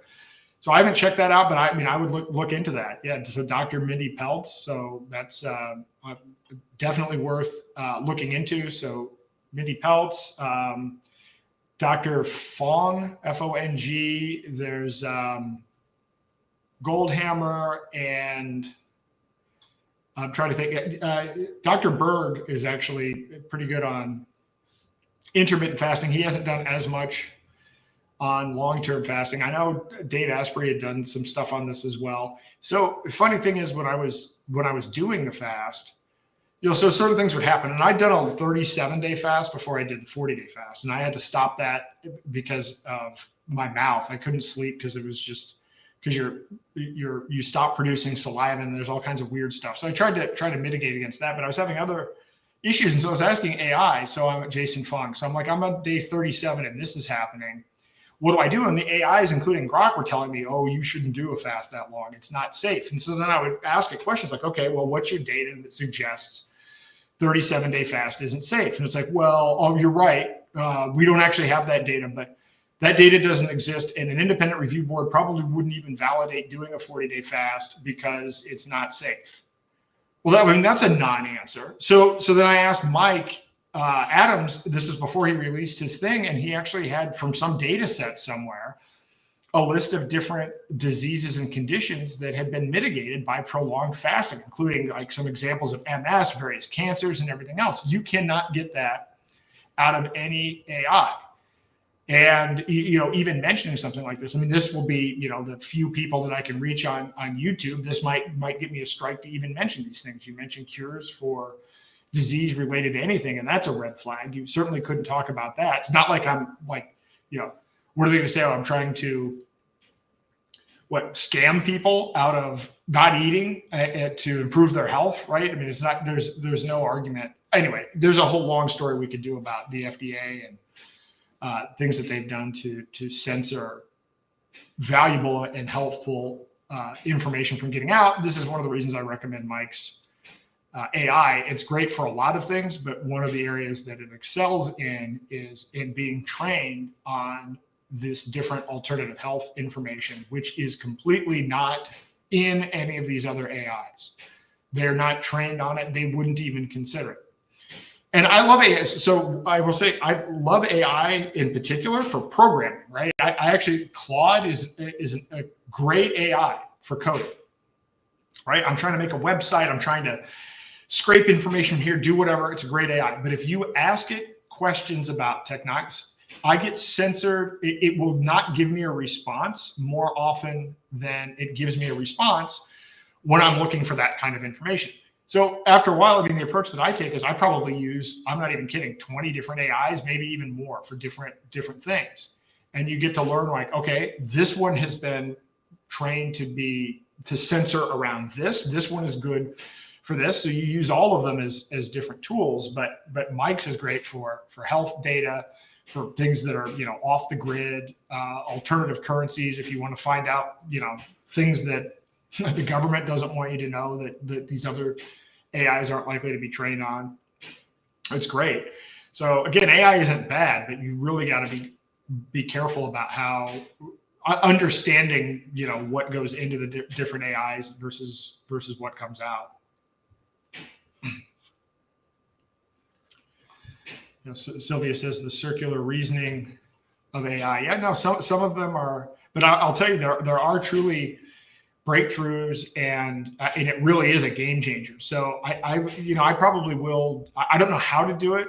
I'm going to do a podcast showing this. Yeah, in AI hallucinations, there are hallucinations, but there are also ways to contain hallucinations. The thing about AI, and I'm like I said, I bought this NVIDIA supercomputer. I'm going to train it on technocracy data, but the thing that you have to keep in mind about the AI is you have to train it. So and you have to so the humans are still involved in training it. Now, of course, the issue is, all right, well, which humans were involved in the training? And so that's where you can have the issues. But the AIs are getting more intelligent, and I think that there will be breakthroughs in even how the AIs work themselves, how they'll start to become more self-correcting. But there's no doubt. I'm trying to figure out how to even show what I do, because usually when I'm showing websites or whatever, it's kind of weird, and so much of the process is trial and error. But I've been thinking about, so when running a company, so typically what I would do if I was doing a startup is, I'd form an advisory board with people that have domain expertise in different areas that I don't have. And, I would consult with the advisory board because you realize it's like, all right, I only know so much. And usually hopefully if you're doing it right, you realize that what you know is small and much smaller over time. I mean, you may know more over time, but if you think you know more relative to what you don't know, you're probably doing it wrong. And so you bring in advisors and people that know more about this, but you still exercise your judgment to make sure that the data that they're giving you out of their expertise and not out of bias or whatever. You still have judgment in it. But I found AI is really useful for this. So if I'm working on trying to solve a problem, I say to myself, do I even know how to solve this problem? Like, in other words, what is the best process for doing this? Who knows how to think about this better? And rather than defaulting to the AI, I'm like, okay, let's assemble an advisory board with 3 people that are the best at handling these different types of problem solving. And then have the advisory board consult and actually talk amongst itself and then give me a recommendation. I still make the decision based on the output, but I'm getting simulated information that's trained on actual people that know more about things than I do. I will tell you, it may sound ridiculous, but it's really liberating. It helps me to think better. It actually allows me to expand my problem solving. Now, I've thought about taking this to the next level of building this. You can clone voices, or you can create voices now at this point. And you can even use avatars. You could create an advisory board of people where I speak to the AI that I've created, that I've trained based on specific people and specific knowledge. And I can actually have a back and forth where I'm actually seeing their avatar talk to me. So I'm interfacing with the AI, not just by typing, but through voice. It sounds maybe it sounds a little weird, or it sounds horrifying, but I will tell you, I may be able to show this, probably not until closer to the end of the year.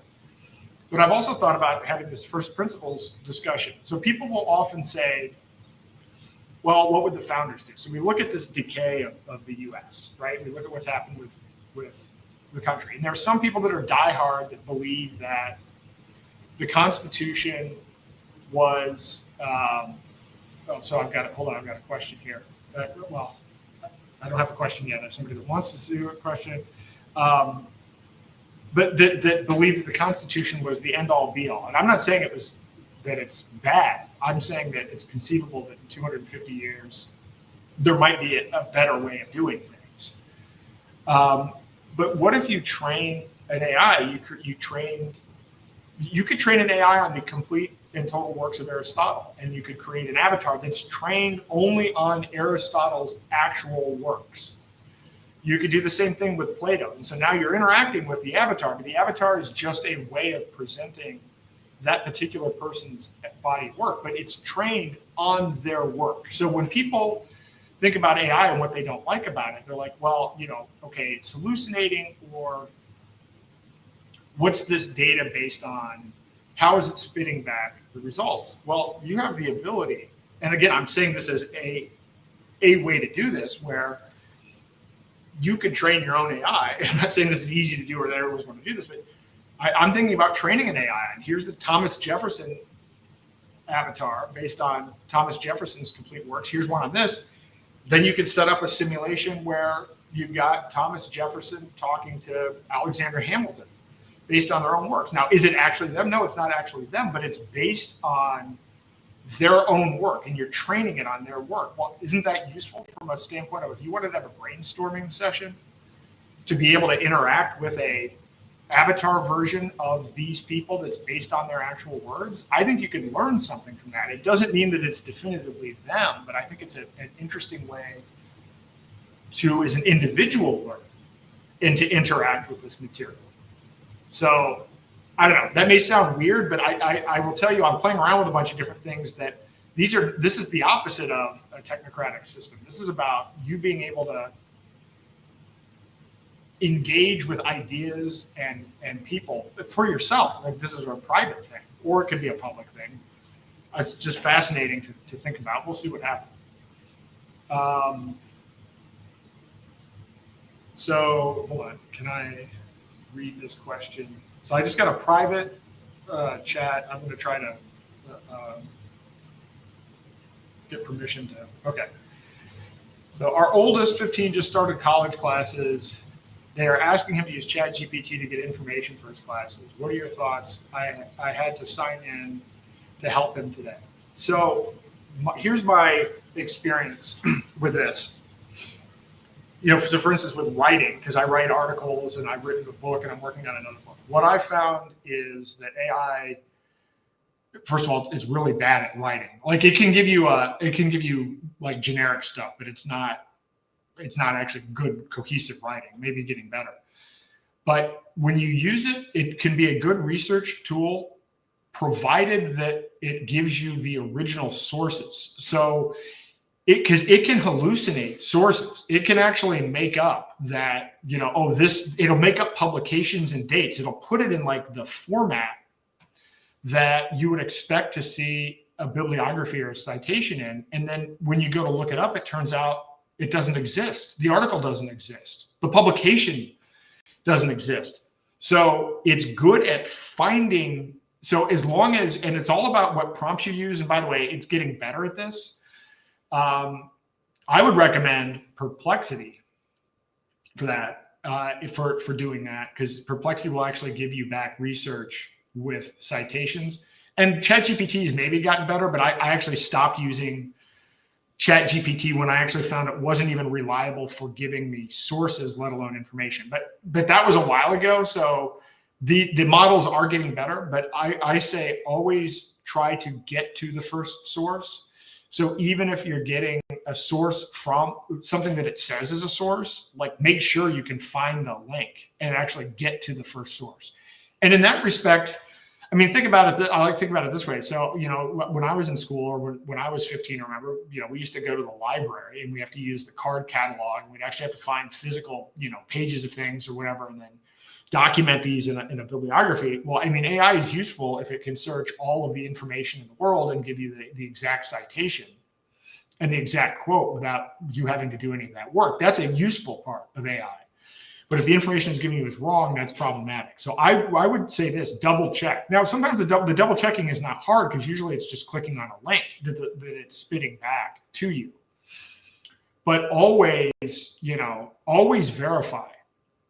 I would never publish anything as fact or put something in an article based on something AI said unless I could validate the source. But again, it's great at finding sources, and so I would say use it. But if you're putting something out there that you're like, that's actually important, that you're staking your reputation on, then double check.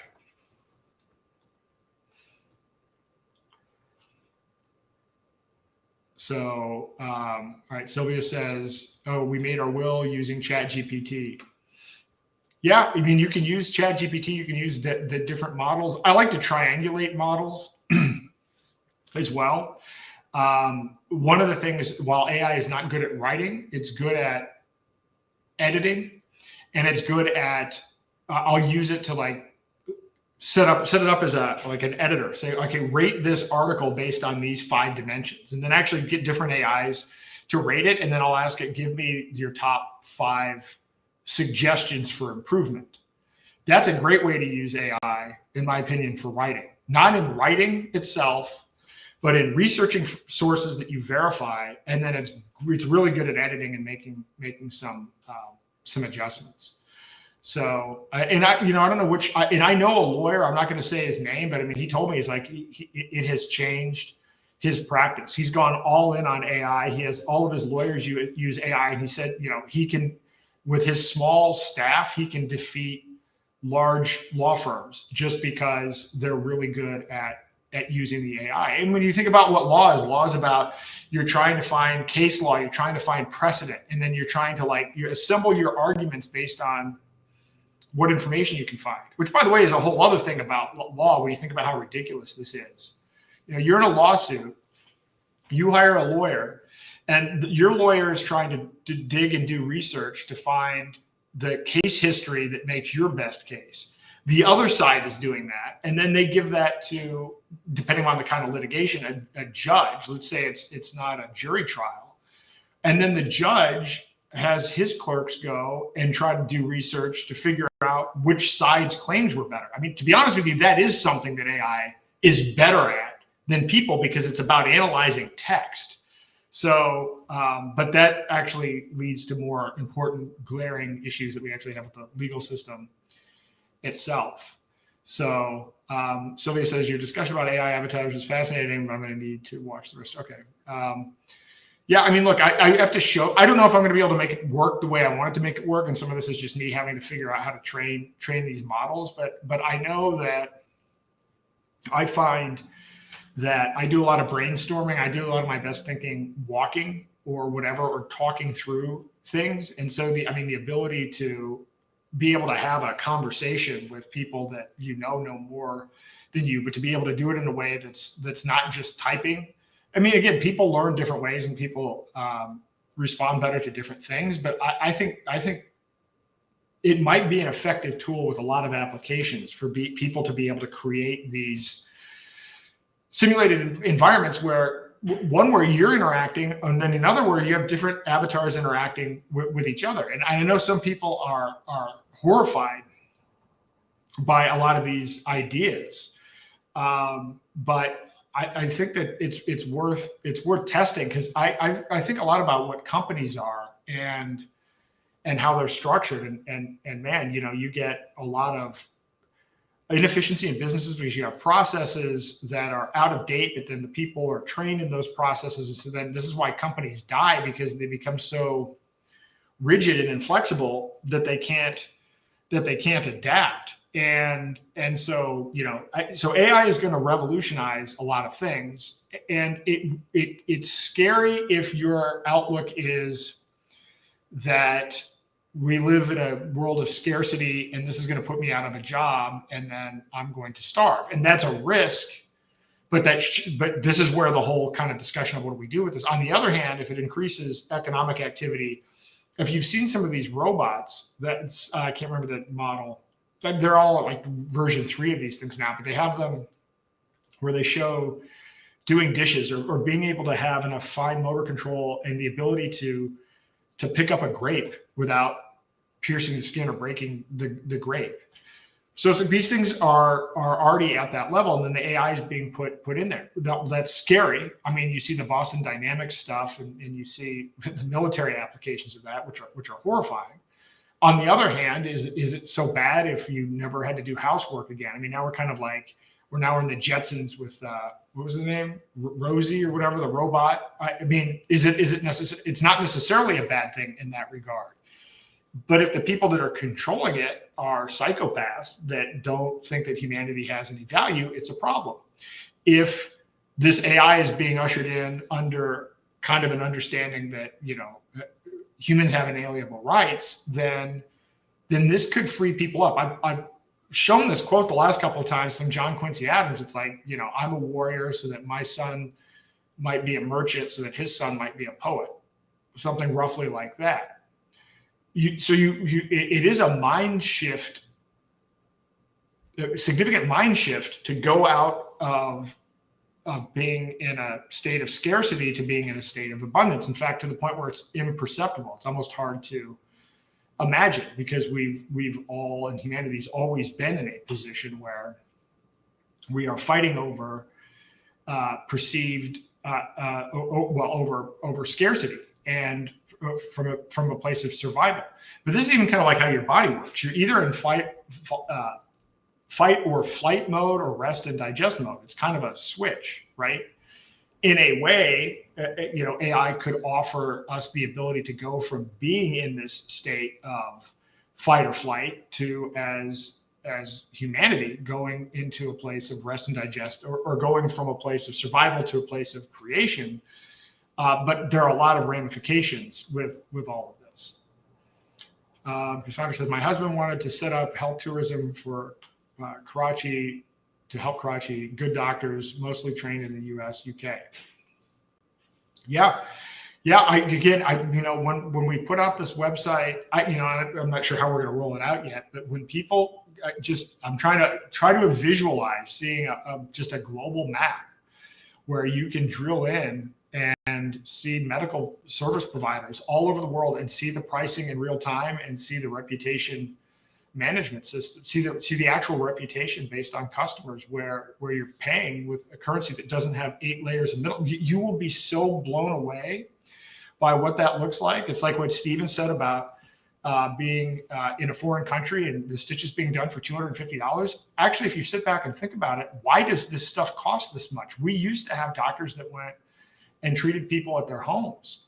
And well, now if a doctor came and treated you at your home, it would cost $100,000 today. It used to not cost $100,000. Well, like, what is it about the act? Is there anything about the actual act or what's being done? No, just the actual process of the system itself. Since the average doctor sees their patient for like less than 8 minutes, and then the way all the billing and everything works, like it's a revolution when you allow true market forces to be involved, and you strip away the fact that we have a system that doesn't tell people what the price of things are, where there's no negotiation on price, and where you really don't measure quality. I mean, there are some of these health systems, but most people don't participate in these. There's ZocDoc or something, but there's, I've used the story before where I was in 2005 at a World Health Congress, and the doctor was talking about how the people were too stupid to be able to rate doctors because my surgery is more complicated. So yeah, I'm going to have a higher failure rate. And who are these patients to tell me whether I did a good job or not. This is actually the attitude of people in the system. It completely changes everything when you go from being a patient that a doctor is treating with this paternalistic relationship to an individual who is looking, who is trying to improve their health in a market-based system where they're the actual customer. It's a night and day difference. And I don't think these doctors, frankly, I don't think any of these doctors should have a paternalistic relationship because they've been indoctrinated on faulty medicine. I've said this before. I think we should actually start publicly shaming, but like, you use the word bullying. You'll see these things like, I see these memes where, what did you do today? I actively bullied the government. But we went through this trust the experts thing where it's like when you actually dissect what their training is, they shouldn't be trusted. These are people that have been indoctrinated. The doctors are NPCs. And so call them out on it. So I try to explain to socialists demanding more government-controlled medicine, Canada, UK healthcare is even worse. Yeah, I mean, again, but now we're even at the point where we're talking about more government controlled because it's over 50% government controlled now. And so people, it's an illusion that we have a free market in healthcare. Stephen mentioned that he has an HSA, and I've said several times that an HSA is it's actually it's a combination of a CBDC and a social credit system, right? And so it's the IRS telling you that you can put some percentage of your money at a cap on a tax-free basis onto a digital credit card that you can only spend in places that the government and the healthcare system have said you can spend it on. And somehow, through propaganda and marketing, people have been convinced that this is a free market solution.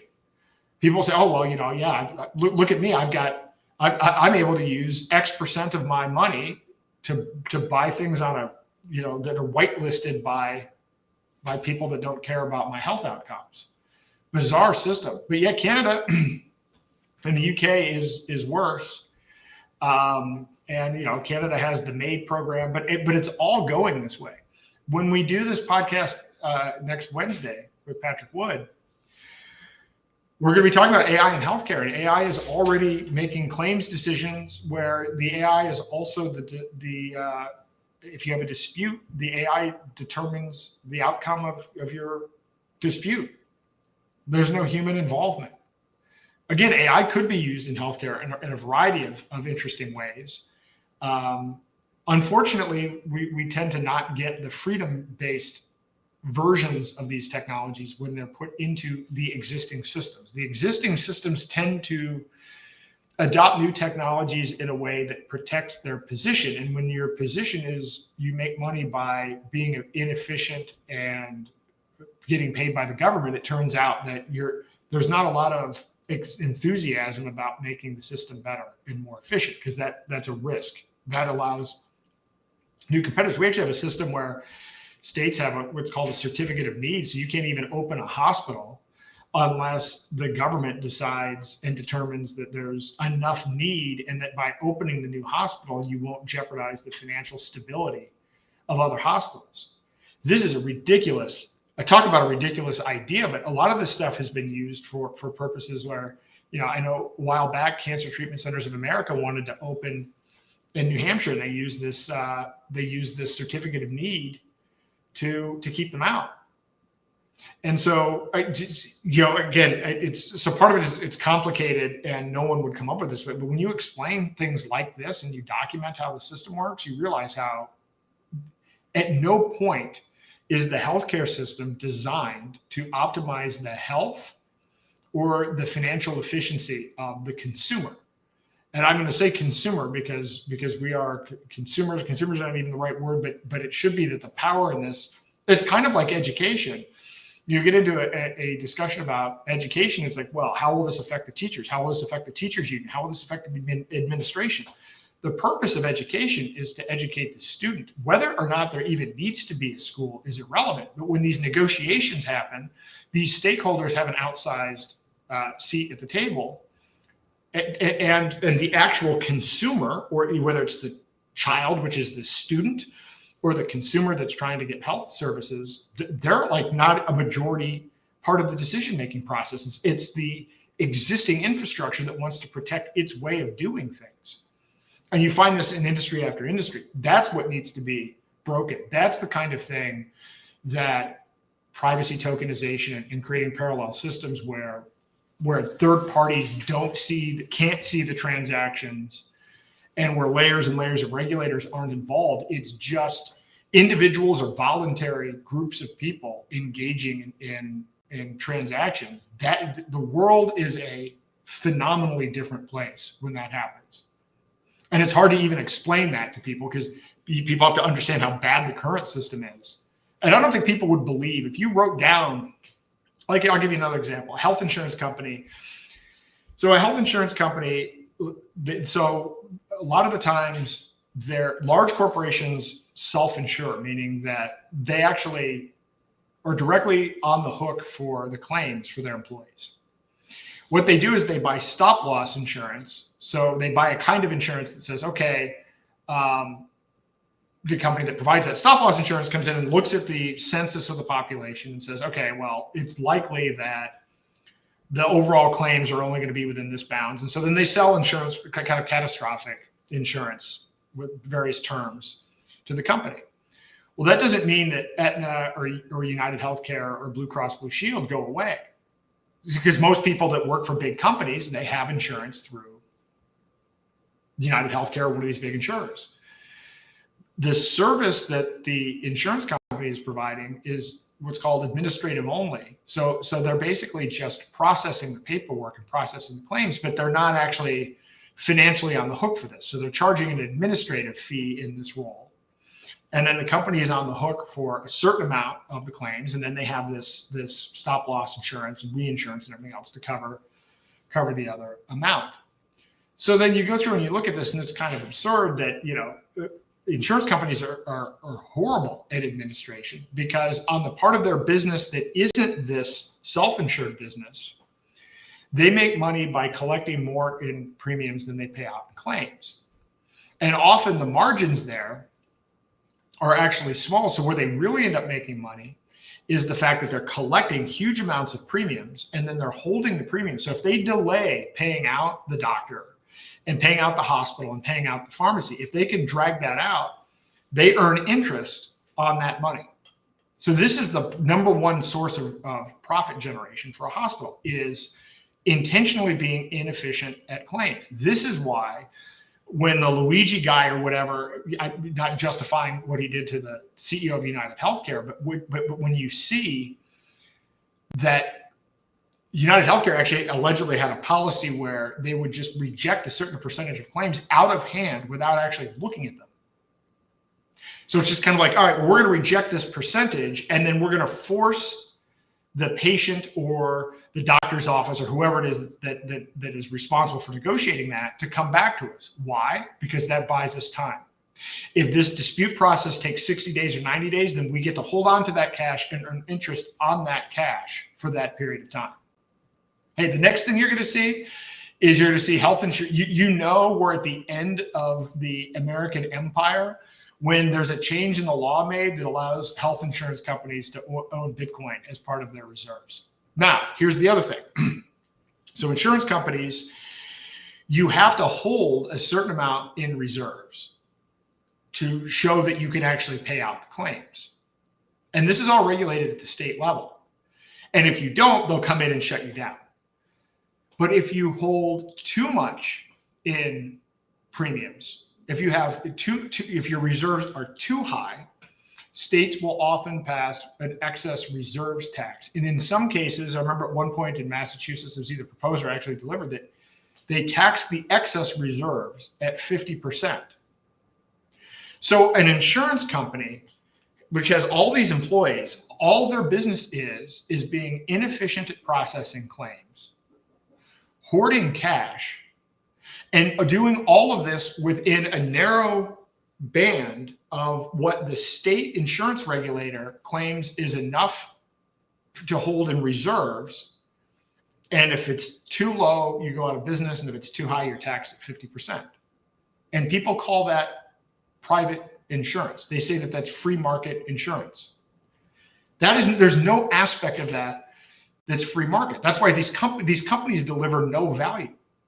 Their entire existence is based on wanting these government regulations that keep in place the fact that they can continue to make money by being inefficient like this. Nobody would buy a service in a true free market that was profitable by arbitrarily denying their service to their customers, requiring and forcing their customers to fight them back to get their to actually deliver on the service of their contract. That would not exist in a free market. And so, but again, you know, we talk about these kinds of things a lot on this show, and I don't know how much time I have to break down. You can go through every industry and look at this. So the sooner we can wake people up, this is why I'm doing the own nothing thing. What people have to realize is that what we have now is not what you think it is. We don't have free markets in healthcare. You don't have free speech. I mean, I've done these things before about people like America's #1. Look at all of the rankings. We're not. And the point of this isn't to be demoralizing. It's that if you're holding on to this thing because you think that it's the Constitution and you think it's the founding principles, it hasn't been that your entire lifetime. So now the question is, what do you want moving forward? And you have to do a real assessment of where you are, because a lot of people are trying to protect something that they don't realize is the opposite of what they think it is. And once you realize it's the opposite of what you think it is, then you have the decision to make of, can you even fight it from within, or do you build something else? I'm a big proponent of not putting your energy into wasted games and build parallel systems. We had a great talk with Steve here tonight about what could you create if you didn't have these rules. And if you started from scratch, no one would come up with what we have, because it's absurd. Yeah, so they're pushing, mandatory myocarditis has some things to say. So they're pushing to euthanize people constantly in Canada's healthcare system. It's getting worse. Now, I wrote about this in my book 3 years ago, and then it got to the point where I would do an update. So if I was going from talk to talk to talk, I would always do, let's check in on what's going on with this program. And it got to the point where the medical assistance in dying is what the MAID program stands for. And when you look into this, it got to the point, I don't even remember what the percentages are now, but it's now the leading or second largest cause of death in Canada is the medically assisted, the MAID program. And they kept on changing the rules. One of the rules that they changed was you used to have to wait 10 days from getting a prescription or whatever it is from the doctor to kind of mull it over. Well, they got rid of the waiting period. And then they changed it, and I don't know if this is actually true, but it got to the point where you used to have to go to a particular kind of doctor in order to get the prescription to kill yourself. And then I think they kicked it down maybe to, you know, maybe you only need a nurse or something for this. But then the criteria would change. One of the stories that I put in the book was about a woman who was a quadriplegic. She had been in the military and then suffered an injury, but she became an athlete and you know, was living as good a life as you can live under these circumstances. And she petitioned the government for a wheelchair ramp. And the response she got back was, sorry, we can't do a wheelchair ramp, but can we interest you in the MAID program? And the stories like this compiled, and then it got to the point where they started recommending, like, somebody that was in there, some guy in his 20s or whatever, was depressed because he couldn't get a girlfriend. So then they offered him the MAID program. There are people, you can go on to YouTube and Google the MAID program and find testimonials from people that will talk about the fact that because of COVID, that people couldn't feed themselves, they couldn't pay rent. And of course, Canada's had inflation problems and everything else. And like if you were in Toronto or whatever, the cost of living was already problematic. And so there were people on there saying they were choosing the MAID program because life had become so difficult because of these COVID era policies.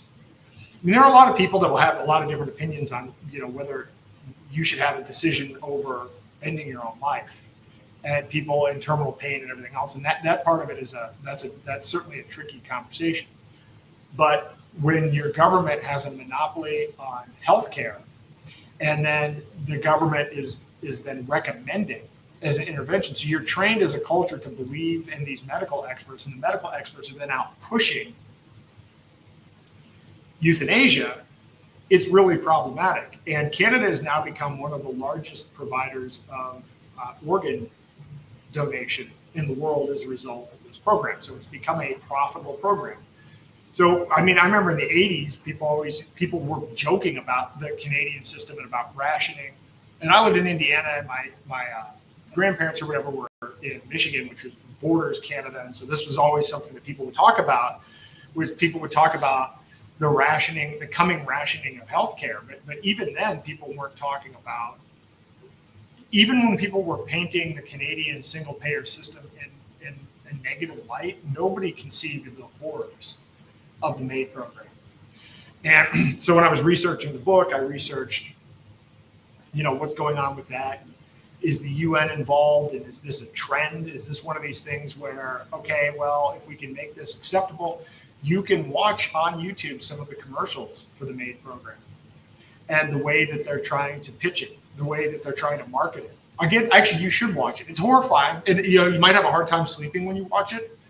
But the first chapter in my book, I paint this picture of what the world might look like in 2030. And you read it, it's not the best written science fiction in the world, but it does get the point. I made up this fictitious family where, they live in it's like 2030 or 2032 or whatever, and they're living in New York or whatever, but this is under one world government, and there's a family social credit score. And so where the actions of one family member affect the credit score of the whole family, and based on the collective score that determines your housing and everything else. And it's like this series of calamities that happen.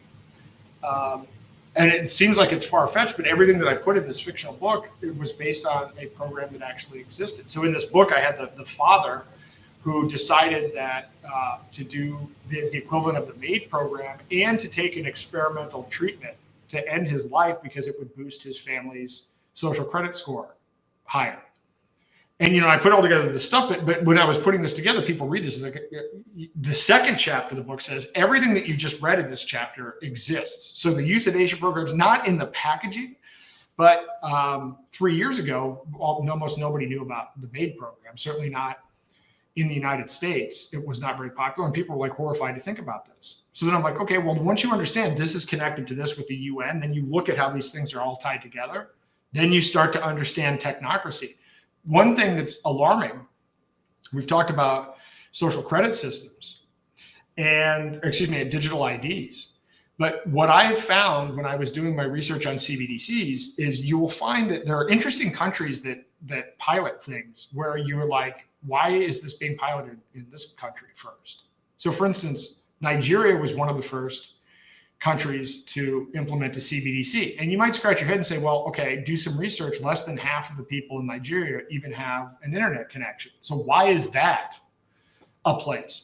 And I was on an X space, and I've talked to people in Nigeria when it was going on, and people said to me, look, why is this happening? Our government, nobody voted for this. Nobody even understands what this is about. And then you research it. Okay, it's the World Bank and it's the IMF that go into developing nations, and they basically dangle, well, they use the carrot or the stick, depending on whether the country's already dependent on aid or needs aid. They use that as a carrot or a stick to try to implement something like this. And the reason the World Bank and the IMF do something like this is their premise is, if we can figure out how to make, because they're looking at trying to roll out a global system. If you're trying to roll out a global system, you need to figure out, well, what are the edge cases? What are the challenging things? How do we deal with people that don't have internet access? How do we deal with people that are in this situation? So this is why some of these CBDC pilots are in challenging environments. And so then people will say, well, the people in Nigeria fought back and they went to the streets. And yes, it's true. They were burning ATMs and everything. And not only were they burning ATMs, but their head of the central bank was arrested for fraud and corruption in the middle of all this. But it didn't stop. They're still moving forward with CBDC. That was just a glitch. What people don't understand is when these global organizations implement things, they don't assume 100% success.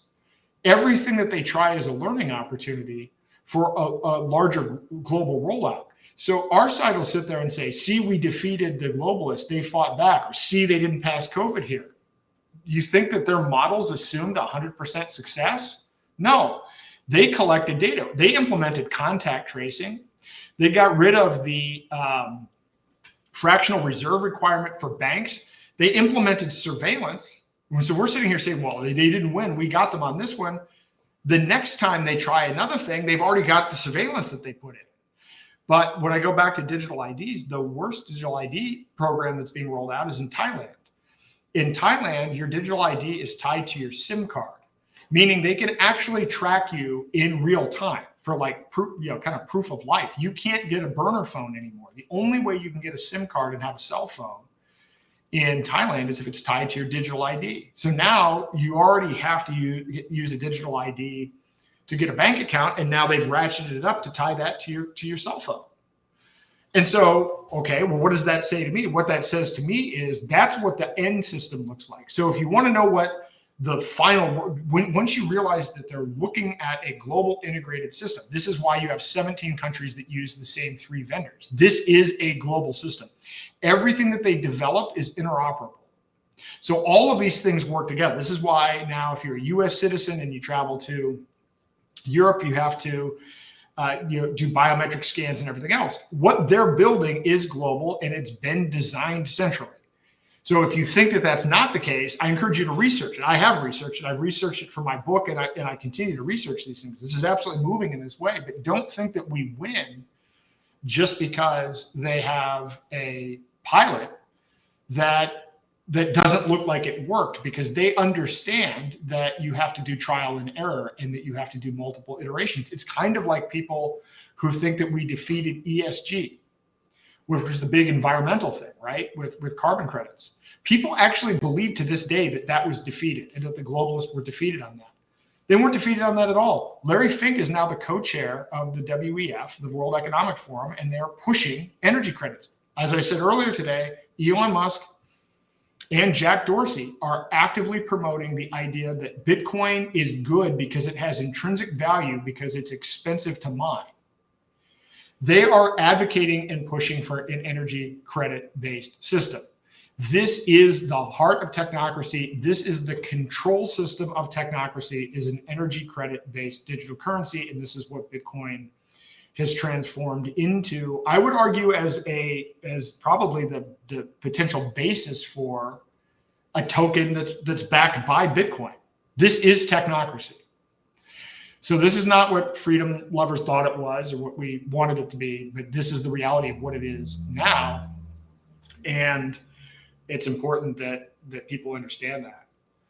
So totally corrupt, they engineer the problem, then do that. Yeah, this is what's going on. So the MADE program, so my book, I'm not really trying to push the book. I'm working on another book. I just updated that book. You can actually read the first chapter of my book for free, the dystopian tale. It's at the brownstone.org. This is my first article there. And I haven't read it for a while. I should go back but as I think about the way that I had it structured, a lot of that stuff has already come true. It was supposed to be, kind of a nightmare, and a lot of these things, it turns out, have already been implemented. So the digital IDs and all these things are happening faster than we think. And again, the solution. So people say we should fight it, but fight it by voting or whatever.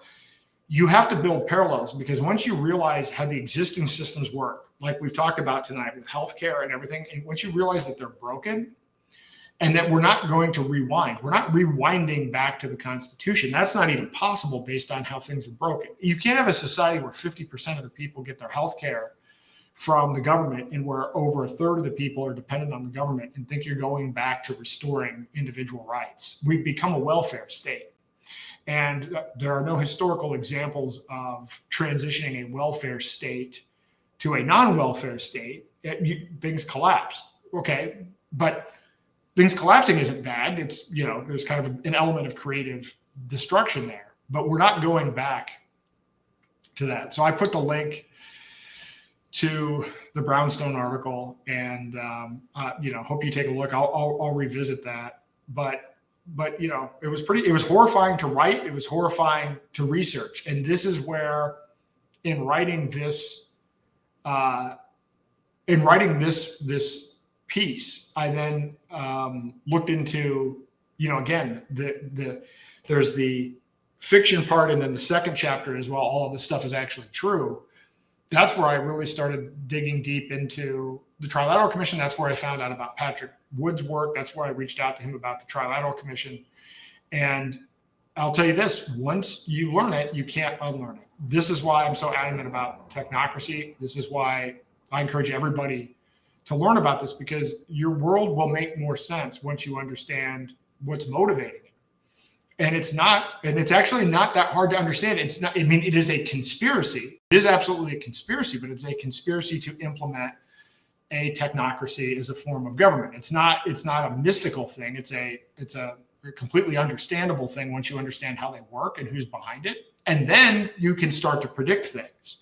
Then things make more sense. Then things stop being, oh, well, it was Fauci and it was a few bad apples and this was, and now that these guys are gone, everything's back to normal. No, then you realize public health has been kind of a death cult from the beginning, and there's much more to this structurally. We didn't solve anything by simply getting rid of Fauci. In fact, what we've done, and I've stated this, that the medical freedom community has been duped and their hope has been weaponized against them. The changes that they think they have in COVID, they think that they've gotten a victory, but at the same time, behind the scenes, they're implementing AI healthcare and putting in the complete absence and opposite of medical freedom is a medical freedom system where everything is centrally controlled and where it's monitored by the government. I mean, even RFK coming out and talking about potentially mandating wearables, that is not medical freedom. Medical freedom is you have the choice to decide what your healthcare is, and not, by the way, within 3 manufactured choices as determined by the government and health insurance companies and big pharma. That's not medical freedom. That is a fake illusion of choice. Now, by the way, we had Courtney Turner on here, and she brought up an interesting point about the school choice movement. The school choice movement isn't actually about freedom, education freedom either. It's actually about pushing technocracy, because what you end up with is a selection of manufactured choices that are effectively, you end up regulating because you end up putting in requirements. And so what you end up doing is regulating private options. And so you end up with kind of like we end up with healthcare, where you have this illusion of choice. Oh, I have choice. I can pick from column A, column B, or column C, and you dig into it, and all 3 of those columns are different flavors of technocracy. I've argued this, and people get very upset with me about the fact that, again, that's not school choice.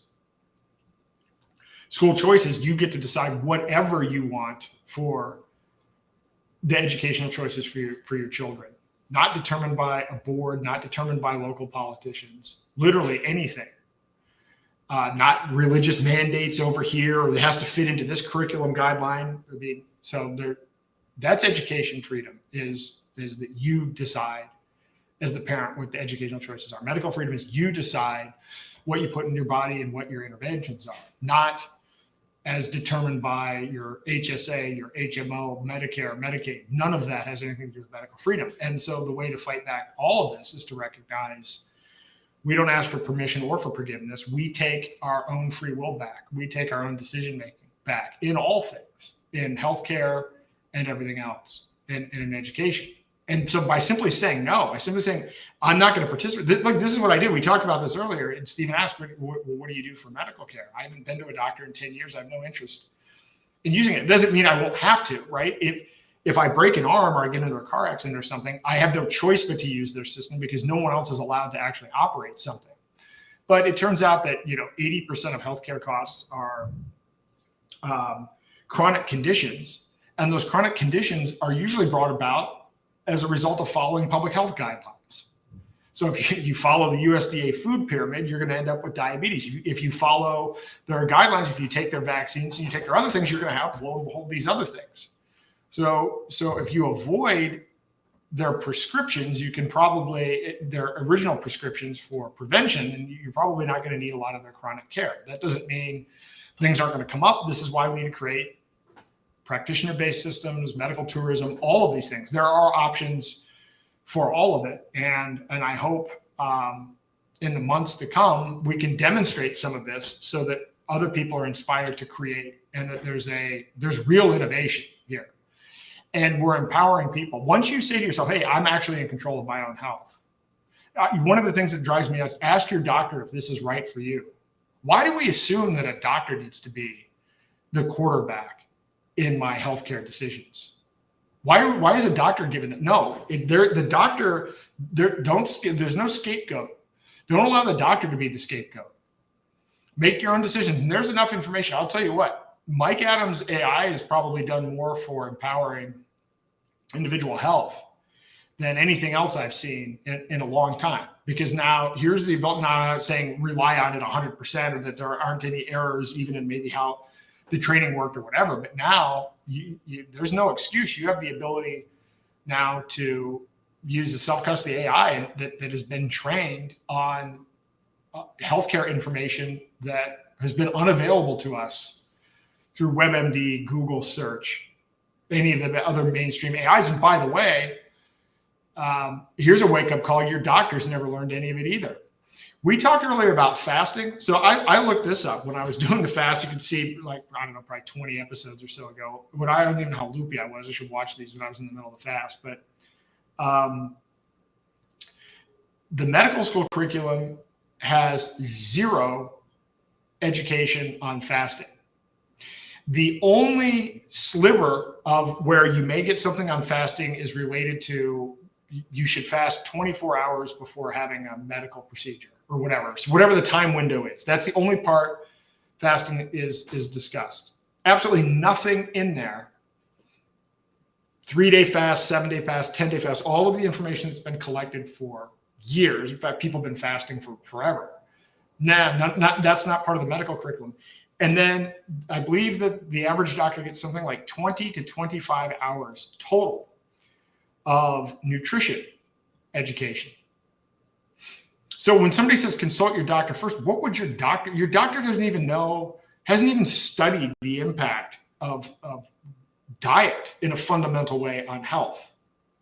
Your doctor hasn't been introduced to fasting because why? There's no money in fasting, and the whole Rockefeller medicine, as mandatory myocarditis is saying in the comments, is based around treating every condition as an isolated thing that you either give a pharmaceutical to or use a device on. There's no opening. There's no part of the medical system that allows for the idea of the absence of food or the absence of something as a potential cure, because they're not looking for it. That's not their intent. So don't ask your doctor if something might be right for you. Ask yourself after doing your own research and exercising your own judgment what's right for you. And if you want a doctor to be part of that consultation, do it. But I advise you to, use your own, do research on your doctor. So in other words, why should I? So my position now is, why would I listen to? By default, I wouldn't listen to a doctor. You would have to, which isn't to say I wouldn't listen to any doctor, but the default case on the NPCs that get churned through medical school, I would not listen to. Now, there are some, and a lot of people that get into these fields have good intentions. There are some people that got into it and then realized it's BS and then broke away or whatever. And so some of these people that have knowledge or whatever, but I'm a don't trust and then verify on that. And I certainly would not assume trust my doctor first.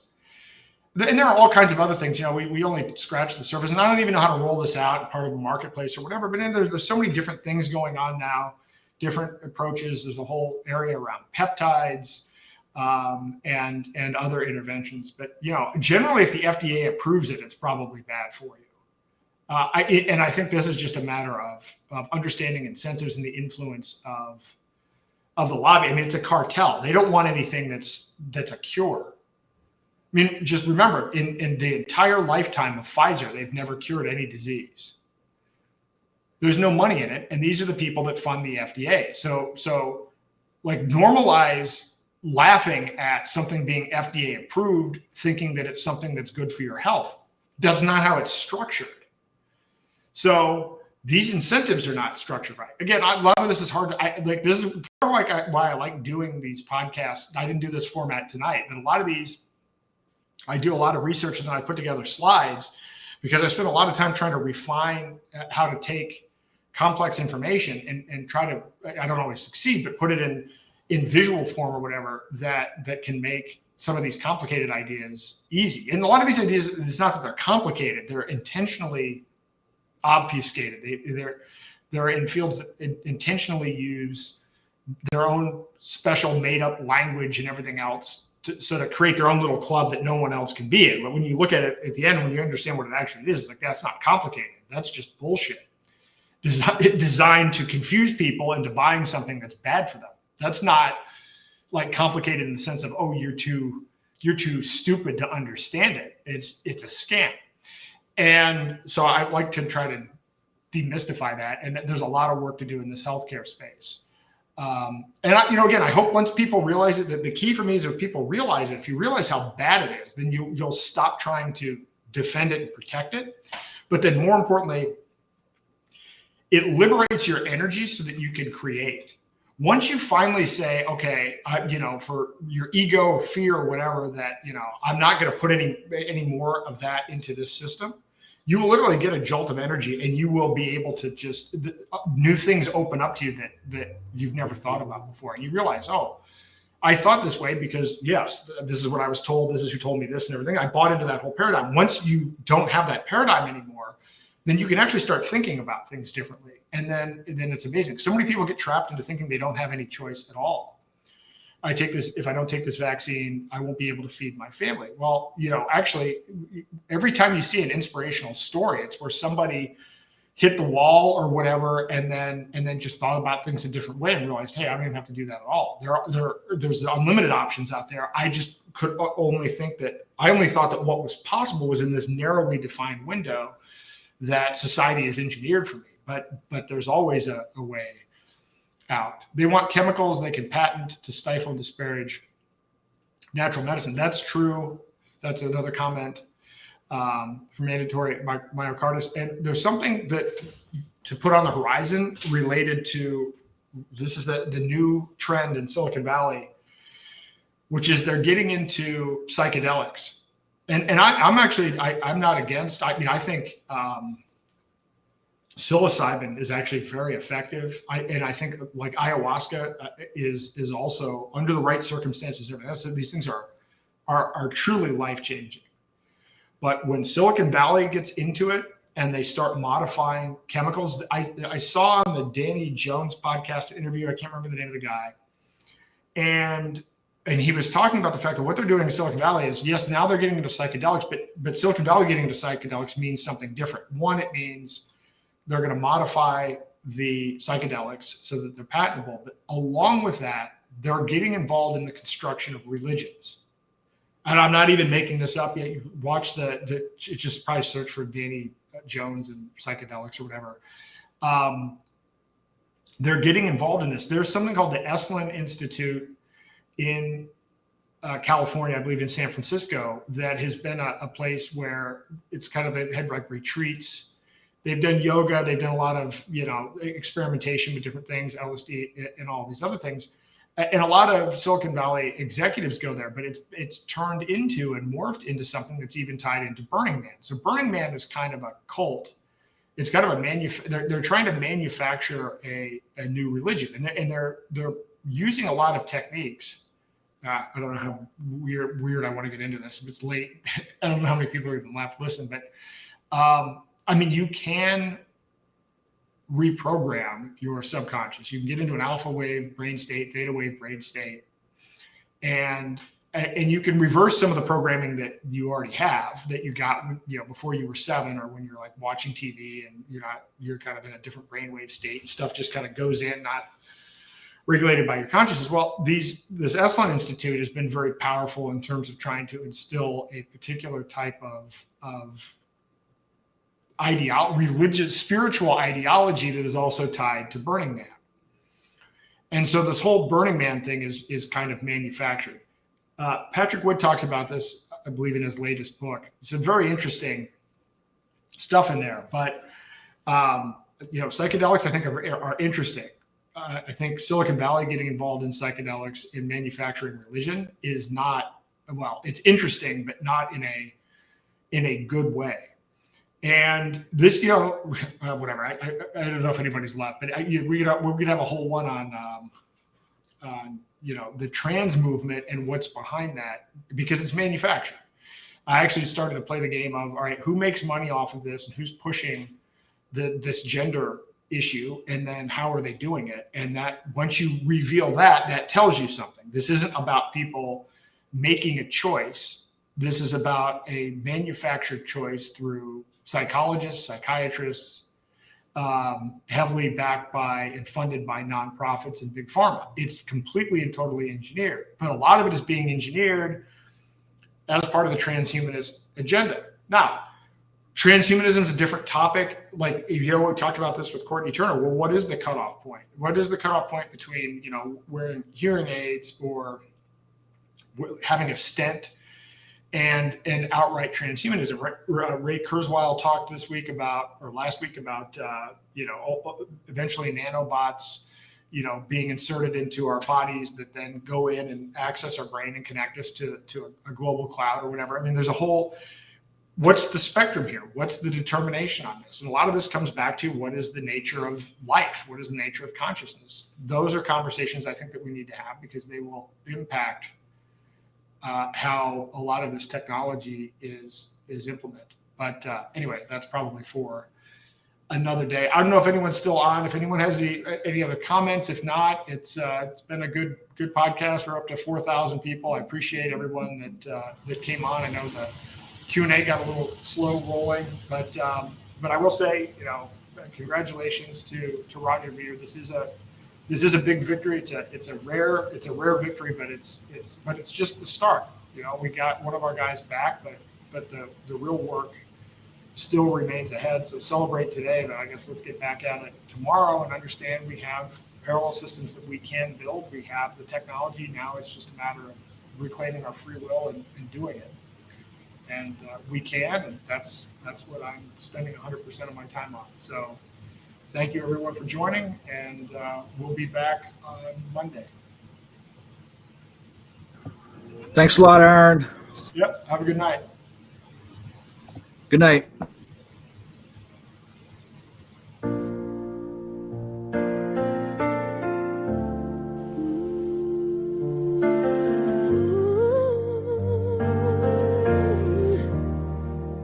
They told me it was safer, just a simple code to sign, a number for the future, but it didn't feel like mine. Said the world was getting smaller, just a fingerprint away. But I can't hold my children through a screen of DNA. Oh, it's easy to surrender when they promise you the sky. But freedom dies in comfort, one consent at a time. I won't sign my name in cold. I was born in blood and soul. You can take my data, you can read my eyes, but my heart's still mine to hold.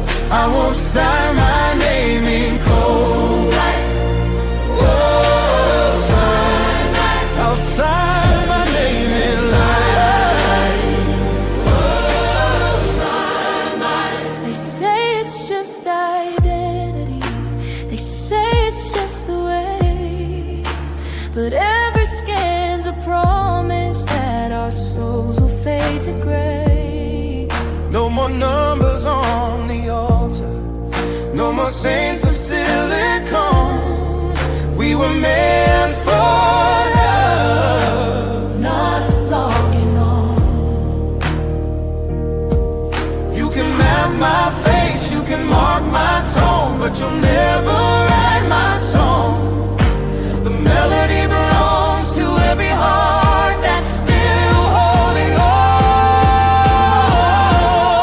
I won't sign my name in code. I was born in love, not sold. Every chain they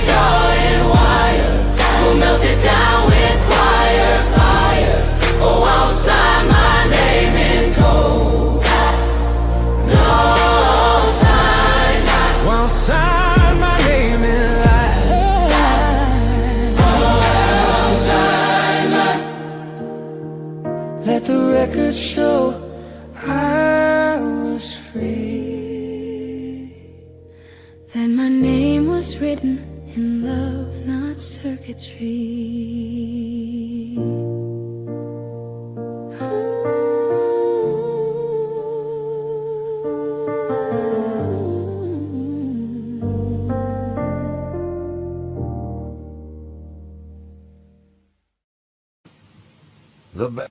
The bankers wrote their letters in shadows cold and deep, a promise forged of iron chains to bind us in our sleep. They called it just a progress, a digital decree, but freedom has no barcode and souls are not for leave. It's the final countdown, the reckoning of men. Crypto, gold, and silver rise where paper dies again. They dream of central power, of money's iron cage, but voices rise unbroken to light this modern age.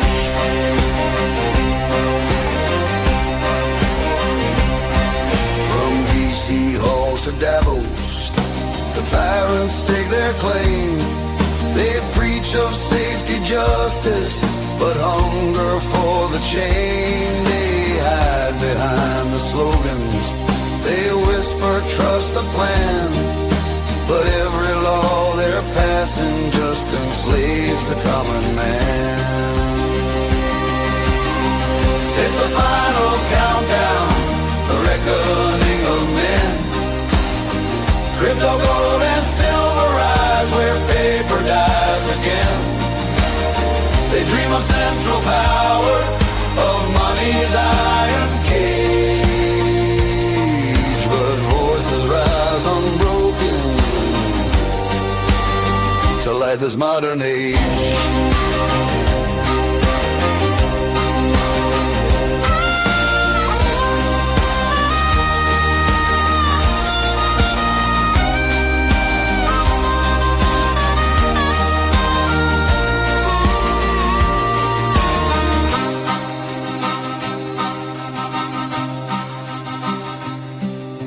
The merchants and the dreamers, the rebels and the wise, take refuge in the ledgers where the watchful state can pry. In Zano's cloak of shadows, in Monero's quiet streams, they guard the ancient promise of liberty's old dream. It's the final countdown, the reckoning of men. Crypto, gold, and silver rise where paper dies again. They dream of central power, of money's iron cage, but voices rise unbroken to light this modern age. So raise your hands in firelight, let tyrants hear the sound. The people's last defiance is the truth that won't back down. It's more than just survival, it's more than just a stand. It's freedom's final chorus sung across this burning land.